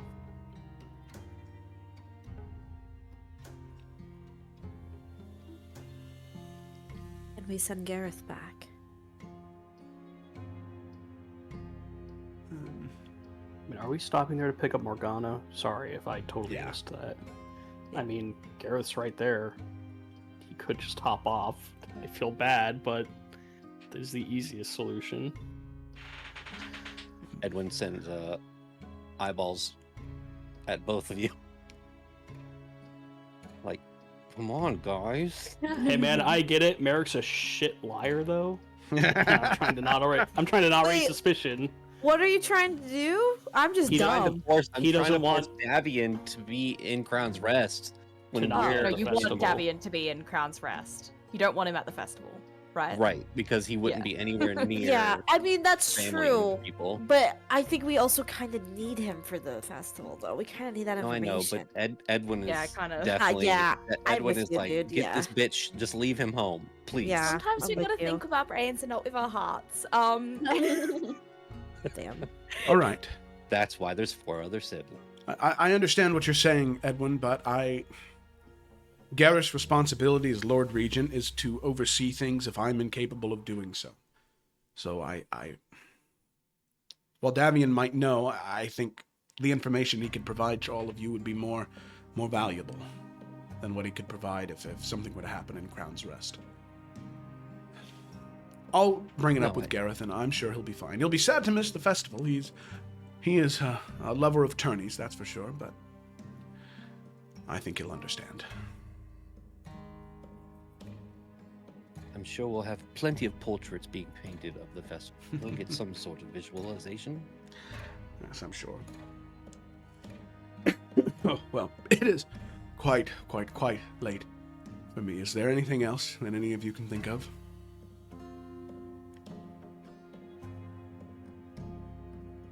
No. No. All right. Good work, all of you. I know that it's very, very difficult to be honest about such things, but the work you're doing is invaluable. We'll get through this. Everything will be okay. It's part of our blood. It's the one thing that ties everybody in this room together, regardless of how different we all might be. We are family, and we are Folkgress. All right?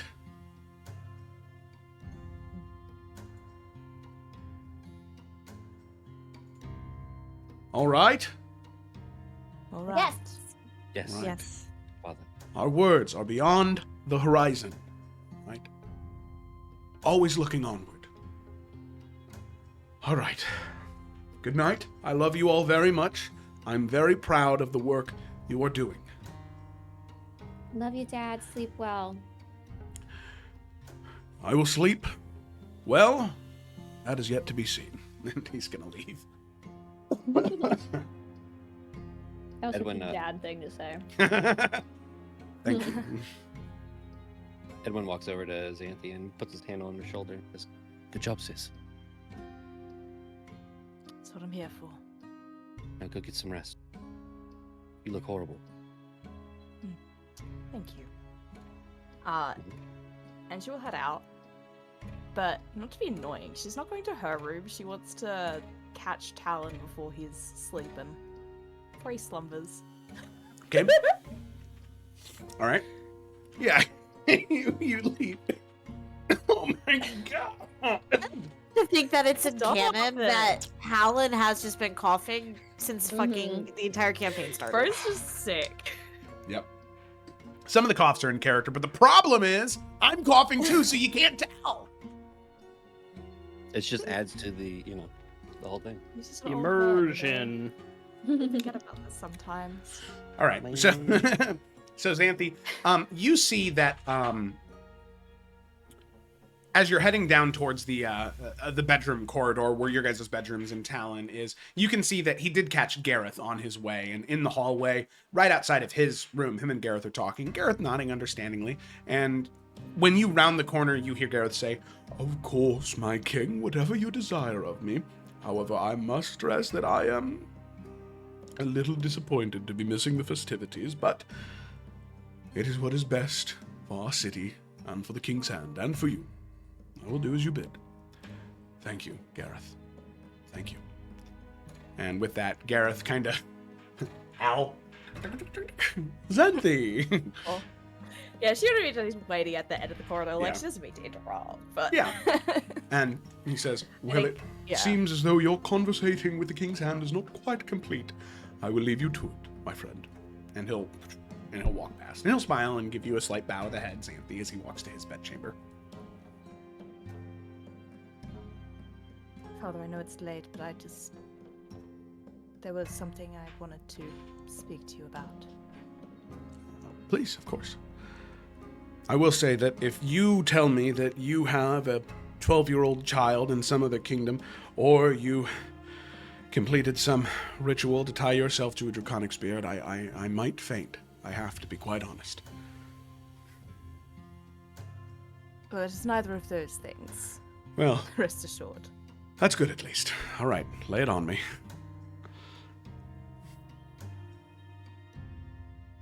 It is something regarding the letter, though, from Elendara. All right.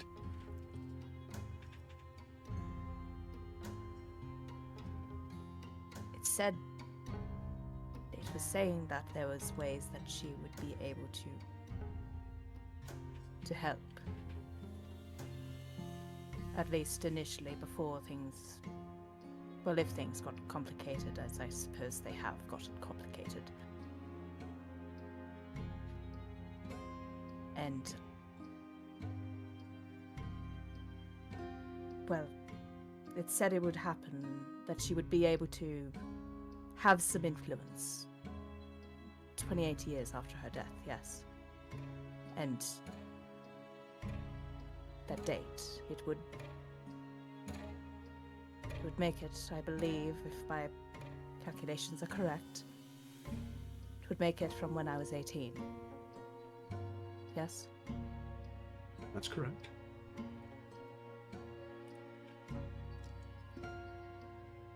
Something I never wish to speak to, well, not to sue anyone about, but there used to be a voice. And it would speak to me on occasion. When I was alone, near some kind of flame. I wasn't going to mention anything. I did not want you to be concerned or have any accusations of, well, speaking with a devil.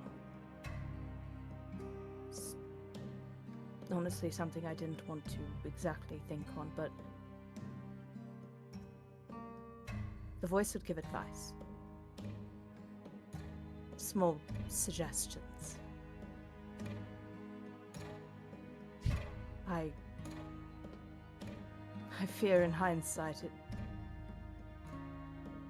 might have been her. But I haven't heard of I haven't heard it for a while now, and I believe that is from what she was saying in the letter. That influence would cease if I was to take a life. And in your first mission, Yes. did anything happen after that?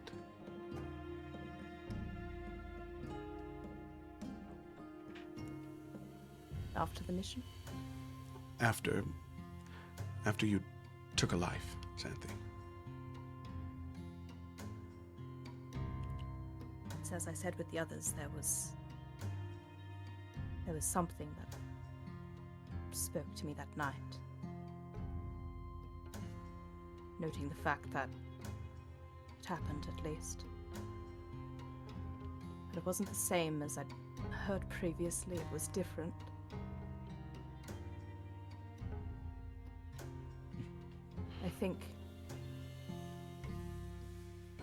I think that is the complication that the letter was alluding to. You could no Which I'd longer like to receive take her it. It age. would no longer be her that she can reach, but rather whatever devil itself. And she's now cut from having any contact. But she isn't, Before I even knew, Xanthi.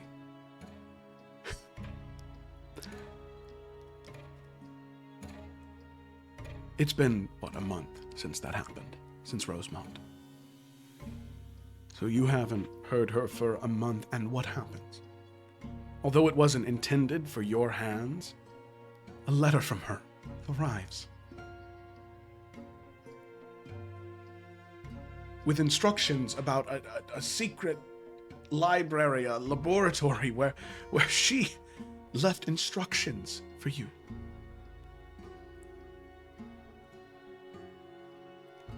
She might not be a voice in your head anymore, and she might be... You see, he doesn't finish the rest of that sentence. But she is still with you, Xanthi. the past of her is still with us. This could have been a way to have her still, and squandered it before I even knew what it was. Xanthi. And he'll grab your hands. You didn't know, I didn't know, none of us knew.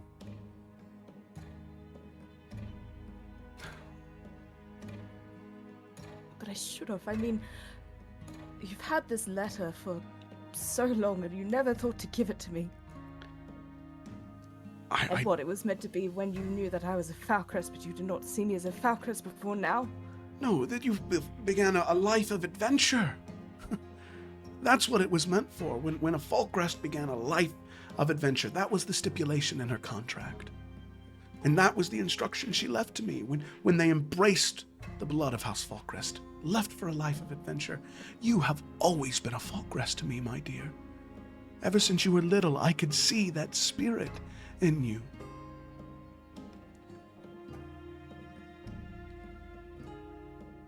Regardless, if I had it earlier, could have been more careful about things. I would have known.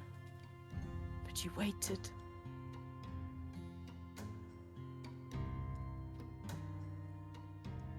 Xanthi, devils and their contracts, it is so dangerous to break them. If I had given you the letter early, which, going against what she wanted, who knows what would have happened to her soul, to yours? What ifs and all of that, we can't change the past. But what we do have, Xanthi, we are more prepared to handle this situation than any other has ever been.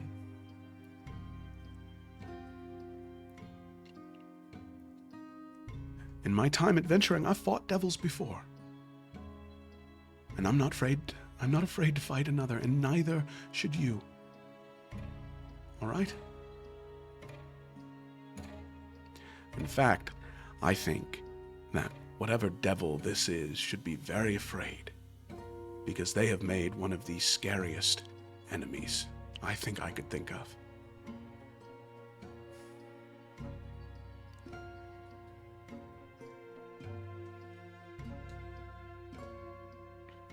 I suppose we'll see, shall we? We will.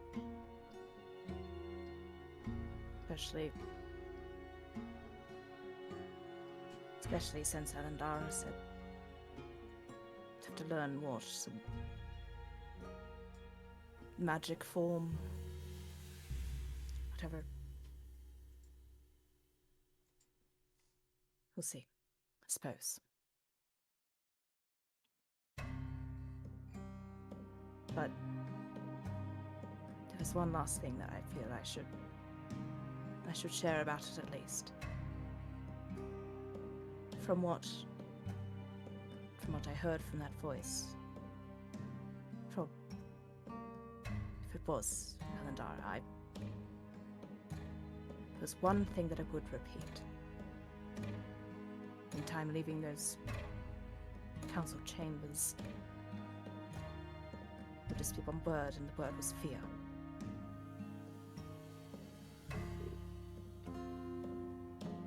Fear.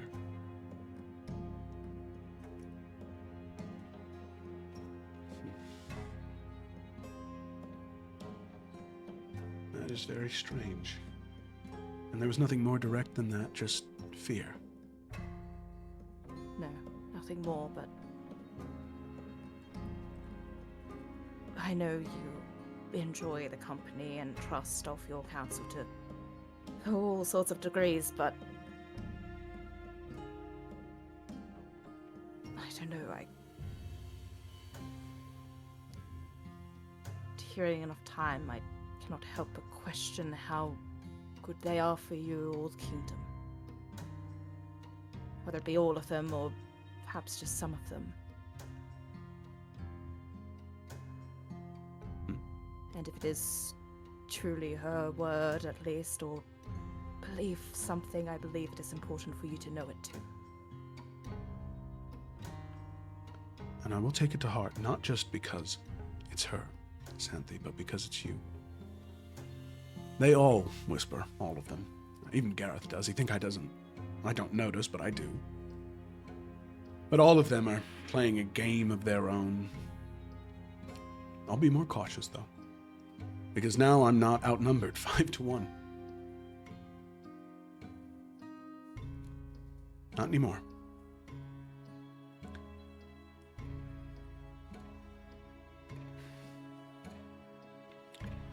All right.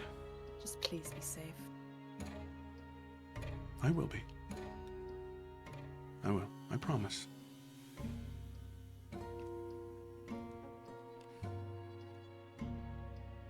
Right. It is late and it has been a very long day. I'll leave you to retire and shall do so myself. One more thing, Xanthi, before you go.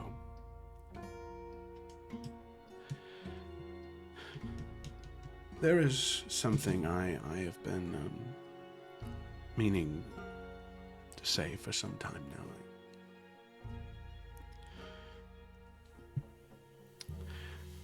As a parent, sometimes you say things, you do things that you have no way of knowing the consequences of until it's too late.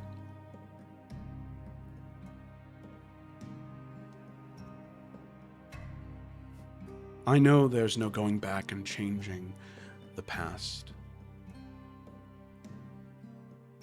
But something has stuck with me for a long time, and I feel as though it's time that I correct myself.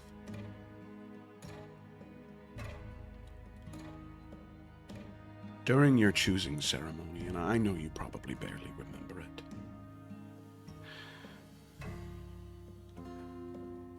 but I told you that strength means never showing fear. And I don't know if you remember me even saying that, or if it just became a mantra to you that echoed throughout your head with no source.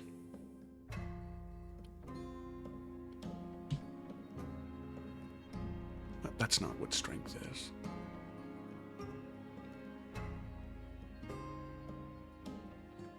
True strength is being able to be vulnerable, like what you just were. That takes so much more bravery and strength than pushing it all down and bottling it all up and hoping that it never comes up.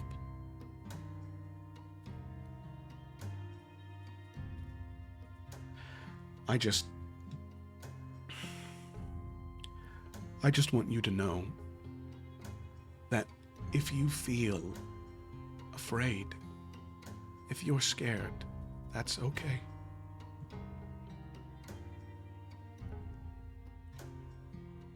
I am too. But I feel so much better knowing that you have your siblings, regardless of how much you all might not get along. You're not in this alone.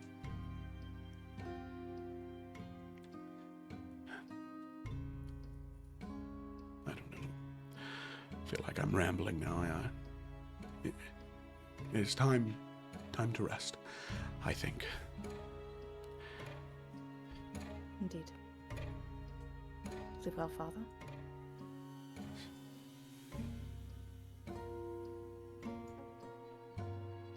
Good night, Xanthi.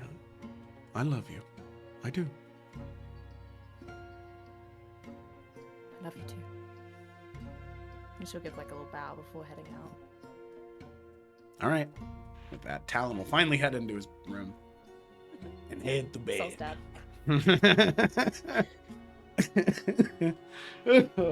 No, Xanthi, I get it. Talon gets it too. He just said. Okay. All right. Fantastic. So, there is one more thing that happens on this evening. Well, two. Merrick, you stayed in the dining room as everyone was leaving. So we'll go ahead and cut back to you. What was Merrick doing in the dining room, or was he just kind of sitting there? He's just sitting in thought. Like, these past few days have kind of not gone like he thought it would, and he just feels like this room's kind of official and just kind of helps him think more rather than like being in his room. Yeah, true. So yeah, he's just kind of leaning back in his chair, maybe kind of glancing out a window. He's just in deep thought, but yeah, he's not doing really anything in particular. Mm-hmm. Okay. All right, cool. I just wanted to be sure. No, I appreciate it. All right. So then, as we advance a little bit more time, as everyone is preparing for bed, Edwin, there's something you wanted to do. Yes, there is something that Edwin would like to do. So, as we all go to bed, Edwin's going to obviously go to his room, take off his armor, except for one piece. He's going to sit on the bed with the gauntlet. He's going to look down at it on his hand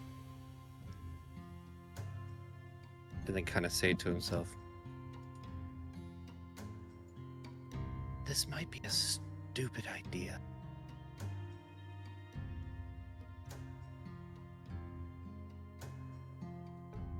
Can you hear me?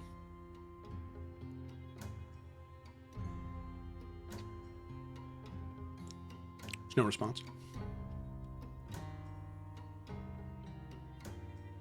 Tries to take it off, it comes off. Yep, comes off. Anything wrong with his arm or hand? Nope, not that you can tell. Puts it back on. Talk to me before. Say something. Hello?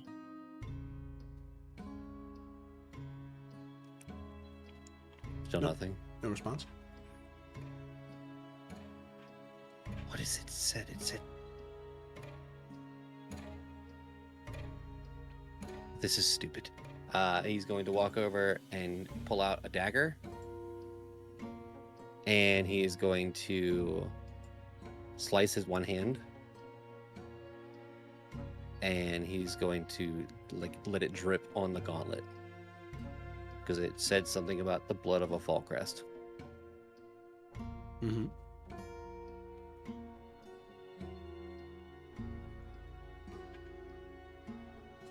Okay.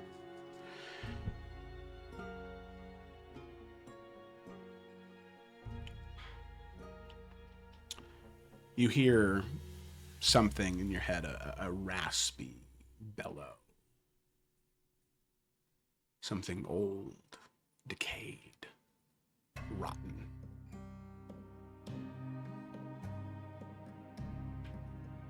You are barely worthy of such a gift.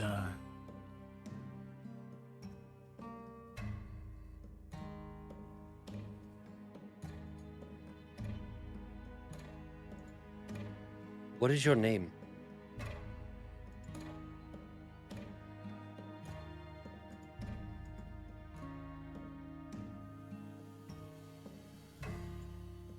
I assume you know who I am. Or at least my relation. One of the blood you are.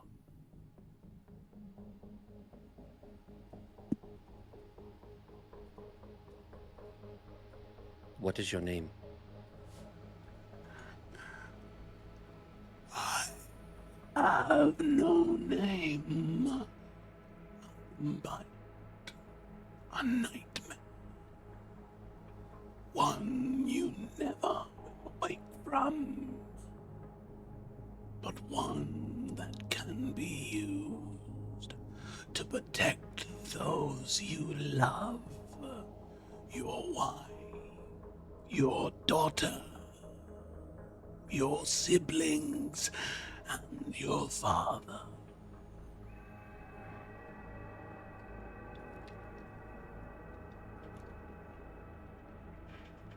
How do I protect them? By embracing who you are. Do not shy from it. You said yourself, you would let the world burn if it meant saving them.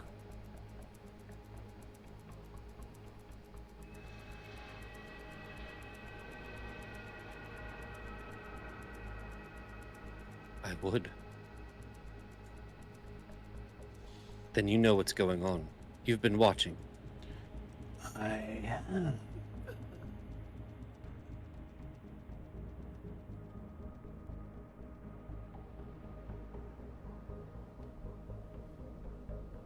What do you know about the Arcana? You seem wise and knowledgeable. Did you put yourself in this gauntlet?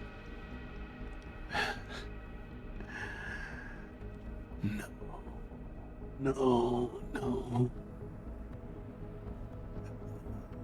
Not someone or thing. I simply am. And I know a great deal of the Arcana. A great deal you could learn, Edwin. And what's going on with Via? Do you know about that? And what's happening? Yes. The blood rituals of draconic resurrection. I know very well what is going on with her. How do we stop it?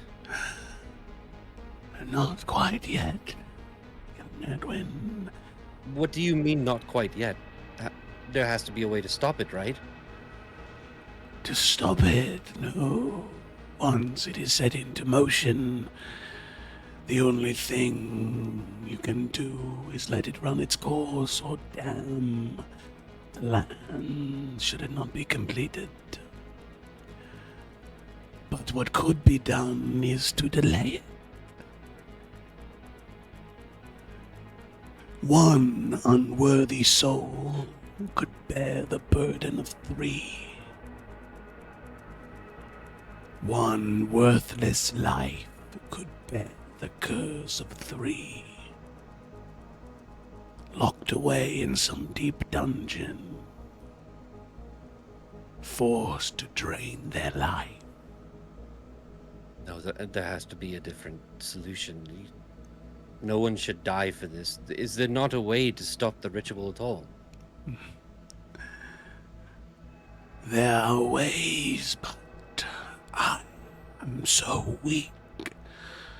I could help you stop it. You could save them, Edwin. I just need more from you.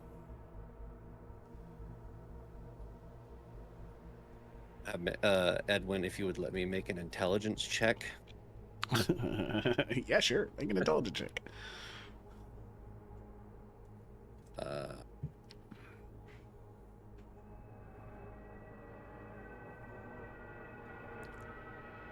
That didn't go through. Well, 8 or 9. Oh, it did. It did, yeah. 8 was the first one. Okay.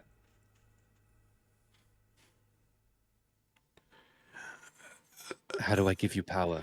How do I make... How do you help me to help my family? For one, I need you to not fear me.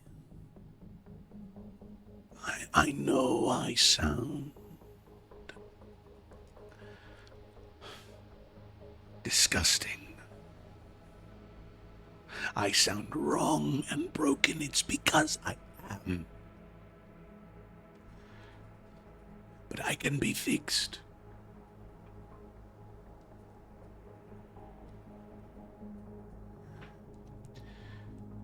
However, it is a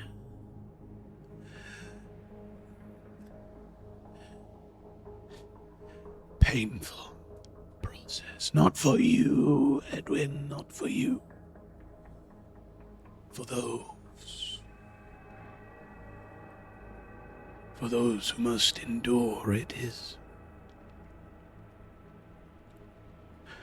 But with my help, you could break the curse that ties Via down, that will drain her of her life. You could stop assassins that come for your wife and child, or a fate worse than death that awaits your siblings.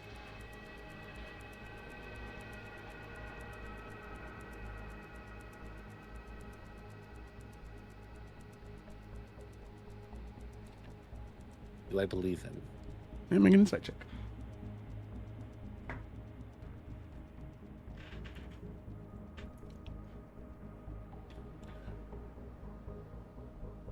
Can't see what it is. It's 15. not rolling on my end. I mean, You know, something about this, Edwin, is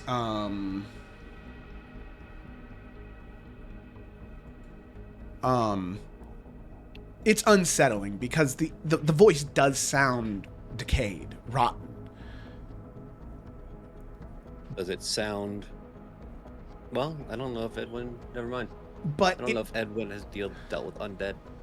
Not to any extent that you would have any recognition. You know, like skeletons and zombies, they don't talk. Necromancy isn't outlawed in Adaria. It's something that is practiced. After all, Morgana, oh my goodness, excuse me, the Archmage, she is a necromancer. However, nothing like this you've ever heard of, and you're not even sure. But as far as you can tell, I mean, there is this undeniable urge in his voice that you feel like is to help you protect your family.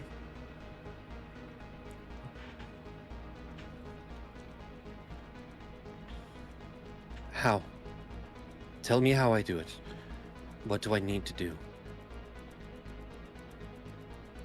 I cannot show you how, but there is one who can show you how to use the gauntlet. He will meet you in Skyhaven.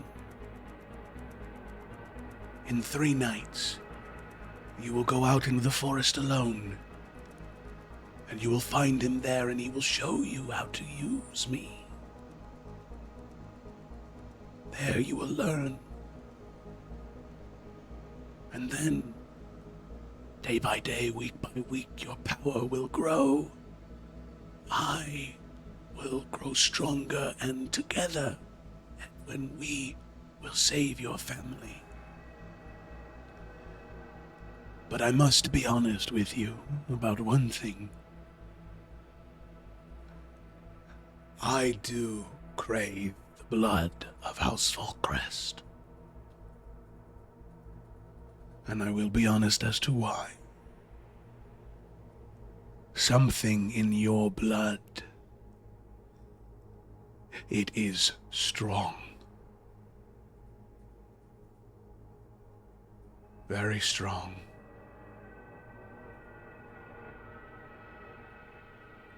But not necessary.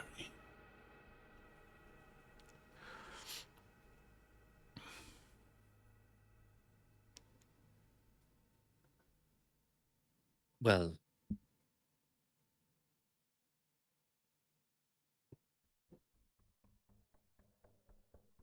I'll have to think on the blood part. Of course, of course.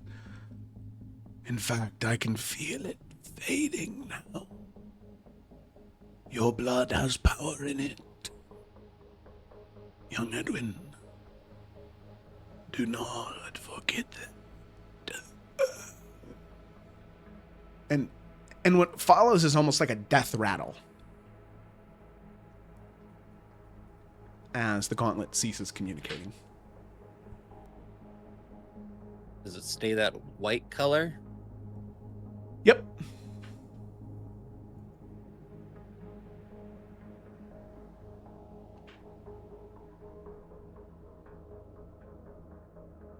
Forest and sky.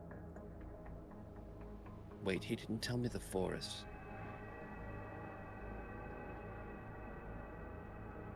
I'll ask another name. Takes off the gauntlet. Well, there's only one forest outside of Skyhaven. Oh, that forest. Takes off. All right. Edwin, after you finish your conversation, the pain seeps in. You take 5 points of damage. Oh! That's okay. Edwin will sleep it off. Oh, I have 18 points of it. Oh, shit. That's crazy. That's a lot of damage. Edwin tries to go to sleep. He has a plan. All right. You try to go to sleep. Well, I mean, yeah, he's gonna go to sleep. I don't know if there's like. Okay, all right. nightmares involved Okay, or I didn't know if anything you. happens. I didn't know if you had a plan with your sleepy time. Okay, yeah, you No, go to no, sleep. no. He has a plan to save Via. And you head to sleep. All right, cool. All right. We got this, Via. We're gonna get you out of this situation. And I'm sure Via will You're be gonna get thrilled that you're yourself not in a communicating. This does different not one. seem I like a good trust him. I don't idea. know, guys. Dude, he sounds pretty cool. Yeah. Yeah. Y'all He's have known just each other old. since You know we're 18. I'm not He's gonna- going to help. He is going to protect our family. Via's Can I gonna just- be so pissed that Edwin's gonna make the same mistake that Via did. Look, all To I'm fix saying the is problem? all I'm saying You both should be is- executed. Withers and Baldur's Gate is really cool. Sounds almost exactly like that guy, Withers only asks Touche. for money. Never but he can blood. revive people, so he's cool. All right. Fantastic. Merrick's gonna cut your hand off. The Gauntlet would like Head, that. Execute. Done. Well, you can't wear it anymore. So, in the interest of time, so that way, by the time we start next session, we start with the festival itself. You go to Crown's Rest, and you get Morgana. Now, Talon does explain the situation to Morgana in as much detail as Octavia is okay with, Yeah. but insists She's that... naked. Okay, all right, cool. Just wanted to make sure. Insist that Morgana is there whenever you do the ritual. The first 2 nights that you do the ritual, Morgana has nothing to say. She just watches, she takes notes. But eventually, you all get to Skyhaven.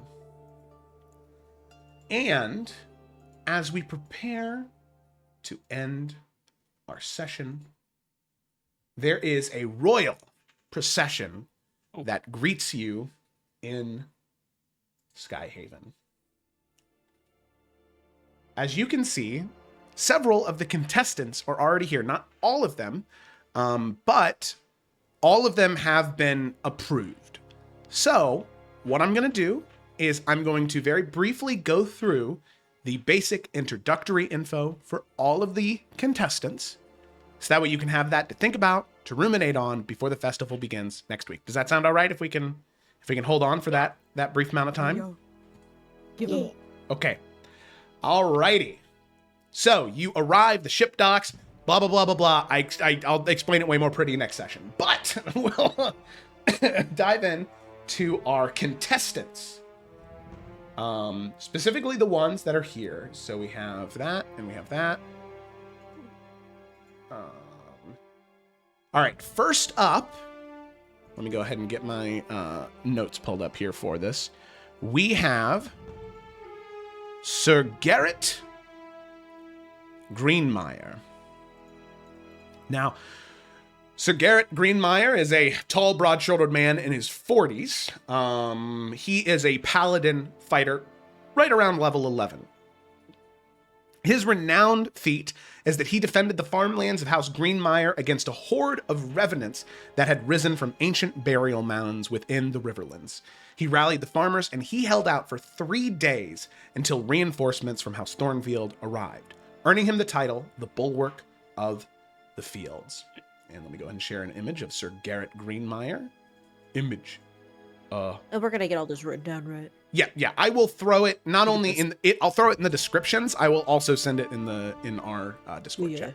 Oh, We well, will stop furiously typing then and just vibe. yeah, just vibe. Okay, there you go. Let me share just the picture. So there is Sir Garrett Greenmeyer. Very cool. Very humble. He is a knight. He has been knighted. He was knighted by Talon, actually. And he has participated in several tourneys, and he has won most of the tourneys he's participated in. But his name is really close to Gareth, so I don't know. Ooh. Confusing, I don't know. Gareth? Yes. No, I meant Garrett. Sorry. Then we have the next local. So he's of House Greenmeyer. Then we have Brenna Stonehill. Brenna is not a noble. She is a level 10 dwarf ranger, horizon walker specifically. She is a dwarf woman in her 70s. Rich brown skin, intricate braids woven with small beads of metal. Her renowned feat is that she tracked and eliminated several phase spider infestations within the lands of House Eldrin that had been terrorizing mining communities within those mountains. And she single-handedly navigated ethereal tunnels that those spiders had created and closed a planar breach, ending the threat. Damn. This is Cool. Brenna Stonehill. Oh, hell What yeah. a woman. Oh, yeah, she's Brenna Stonehill. Look at that. That's a woman. Big woman. She's wide. All right. All Don't right. mess with her. I'm fucking scared, man. Fuck me. I'm scared. Then, of course, we do already know Protector of the Serpent's Grove, Bjorn Oldblood. He's here as well. He is one of the participants. That's all he gets. Um, Not even a no. little Wait. All right. Jesus. So, He's a cool guy. Bjorn is a level 11 druid fighter. Bjorn's renowned feat, and this is something that he hasn't ever talked about outside the Serpent's Grove. And in fact, it wasn't something that was ever shared with you, Kaelin, because of its connection to House Falkrest. But during the Night of Crimson Tears, House Falkrest wasn't the only place that was attacked. Apparently, the Serpent's Grove was as well. Bjorn led dozens of children and elderly to safety through the Serpent's Grove when a wave of these unnatural creatures poured from the mountains. He transformed into his werebear form, and he held a narrow pass alone against those corrupted trolls the entire night, giving the refugees time to escape. The scars he has on his body, all over his face, everywhere, is from that night. Pretty cool. That's Bjorn. How old is Bjorn? Sick. Bjorn is in his late 50s. What was that question for? Wait, sorry. Oh my God. Sorry. That was. I was like, wait. No, yeah. 23 years unborn at that point then. No, That sorry. druid life. No, He I was on looking, Bjorn. I was looking at somebody else. Bjorn. Bjorn is in his 90s. Holy shit, that's a jump. I know. I was looking at Gareth. Gareth is in his. human? Dude looks great. He is. It's the druid. Yeah. Hot. All right. Then we Dude, he's have that old and he hasn't reached 18. That's crazy. we have from neighboring realms. All right. So these are people from outside of Adaria. Foreigners. Yeah, these foreigners. Okay. So first up, we have Victor Bloodmoon from Wow. from I Magic wrote the him. Gathering. Maldaris. Oh, come Yeah, on. of course he is. So There you go. lean, imposing tiefling, Greek, deep crimson Keep skin, Xanthi away. curved Keep black Xanthi horns, Oh. adorned with silver rings. So Single? he's and ready to mingle, baby.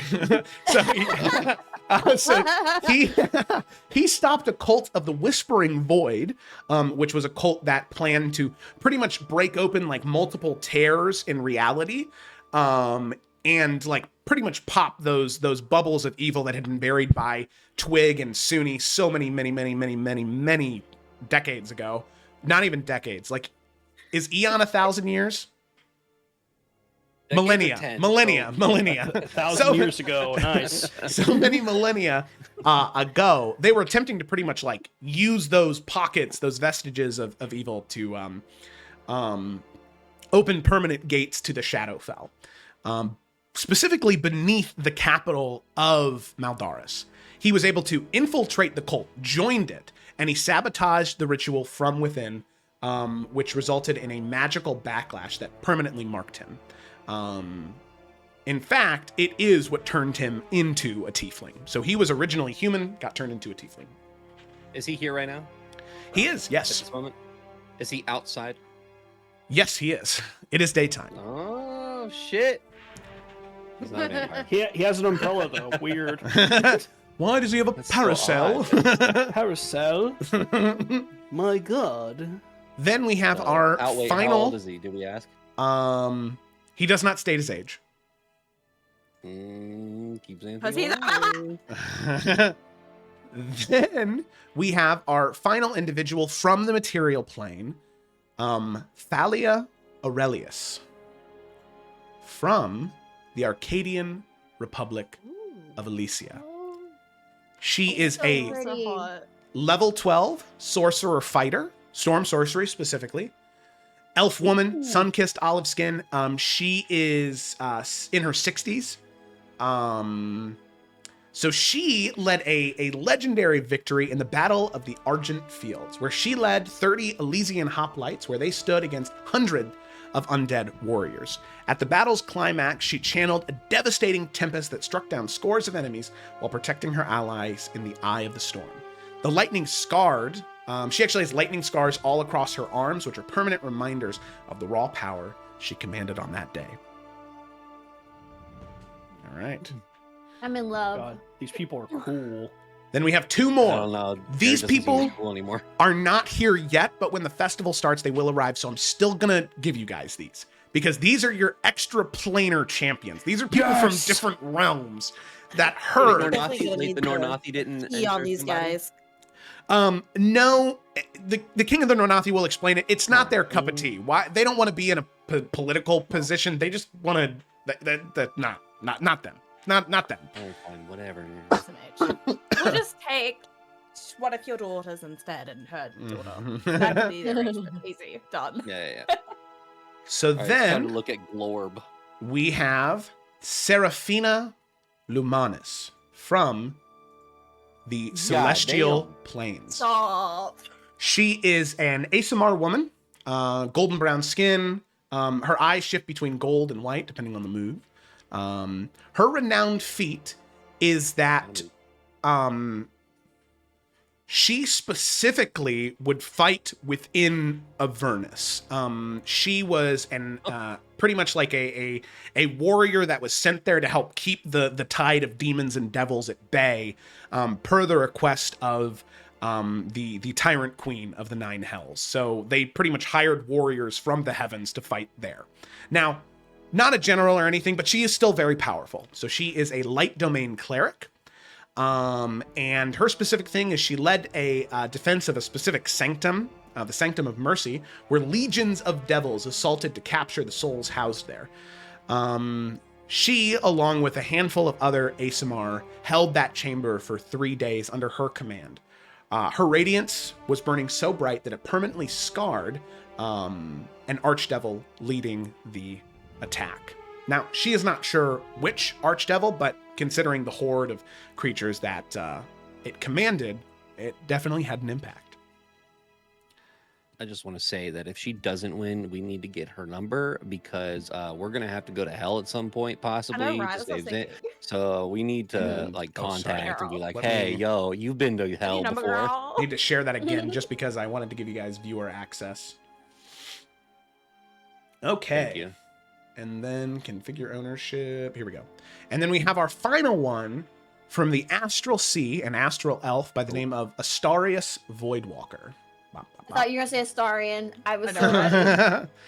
All right. It is just a star. Okay. Ooh, Tall, everyone's lithe, beautiful. astral elf, iridescent silver blue skin. He'll burn in the sun though, guys. Like he's gonna. So he is I don't care. a level 11 astral elf monk, specifically Way of the Astral Self. He defeated a creature that he says is, and you guys have never heard of it, but he called it a Chronos Wraith. That had been stealing time from the material plane, causing localized temporal anomalies. Things like, you'd walk into a room and you're like, I set my pen down there. Why is it on the nightstand?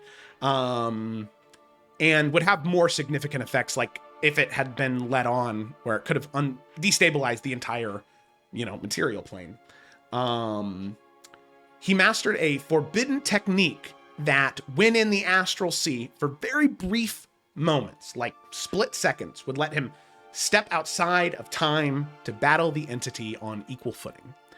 It was something that was incredibly draining to him, and he doesn't like doing it because of the implications that it potentially has, but it is something he knows how to do. Now, the only other thing that I will say is that although the people on the farther end of the scale, the further you go away, might seem more powerful because of the things that they've done, everybody is between levels 11 and 12. So power level, they're about the same. The allies they might have are definitely more vast the further away you get, but the more they care about Adaria as a place, the higher on the list you go, right? Sir Garrett Greenmeyer, he loves Adaria. He's a knight of Adaria. He would do anything for it. Astarius Voidwalker is an alien who's like, you know, hold on. You know, Please tell me he doesn't sound like that. That's how it I was goes. about to Yeah, propose. Sure. he has a And very also, like, once we get the secrets on everybody, I want everyone's dirt sheets right now. Well, I don't know if we're gonna understand Asterius's dirt sheet. it's just gonna be in Good wingdings, you know. Ding, ding. Need a slurb nerd? What the? He's just a pervert. Oh. No. So That's What? unfortunate. Wah, wah, wah, wah, wah. Choose a different floor. what I will send to all of you guys. Oh my god. My God. I will send you their appearance, their renowned feat, their strengths, their opinion on Odaria, and all 7 of these people have a connection to Talon in some way because your dad was an adventurer for many years before he Oh, he fucked half of these people. Whoa! Victor's blood moon got it for sure. It's our father, Felicity. Yeah, exactly. None of us have the same mom. Are we Okay. That's like crazy. And we don't talk about it. We talk about it often. We talked about it Okay. a lot. So with that, as you see the majority of the contestants knowing Jesus Christ, the fucking chat right now. Oh my god. Jesus. With the contestants, with the royal procession being greeted, which we will dive into next week on top of the festival to choose the next Sentinel itself. That is where we're going to go ahead and end tonight's session. Thank you so much for watching, everybody. Thank you for the gifted subs tonight. So very incredibly kind. Thank you for watching, most of all, right? I just to have, you know, the people here watching is super awesome. However, it is very late. So thank you, and we will see you in the next one.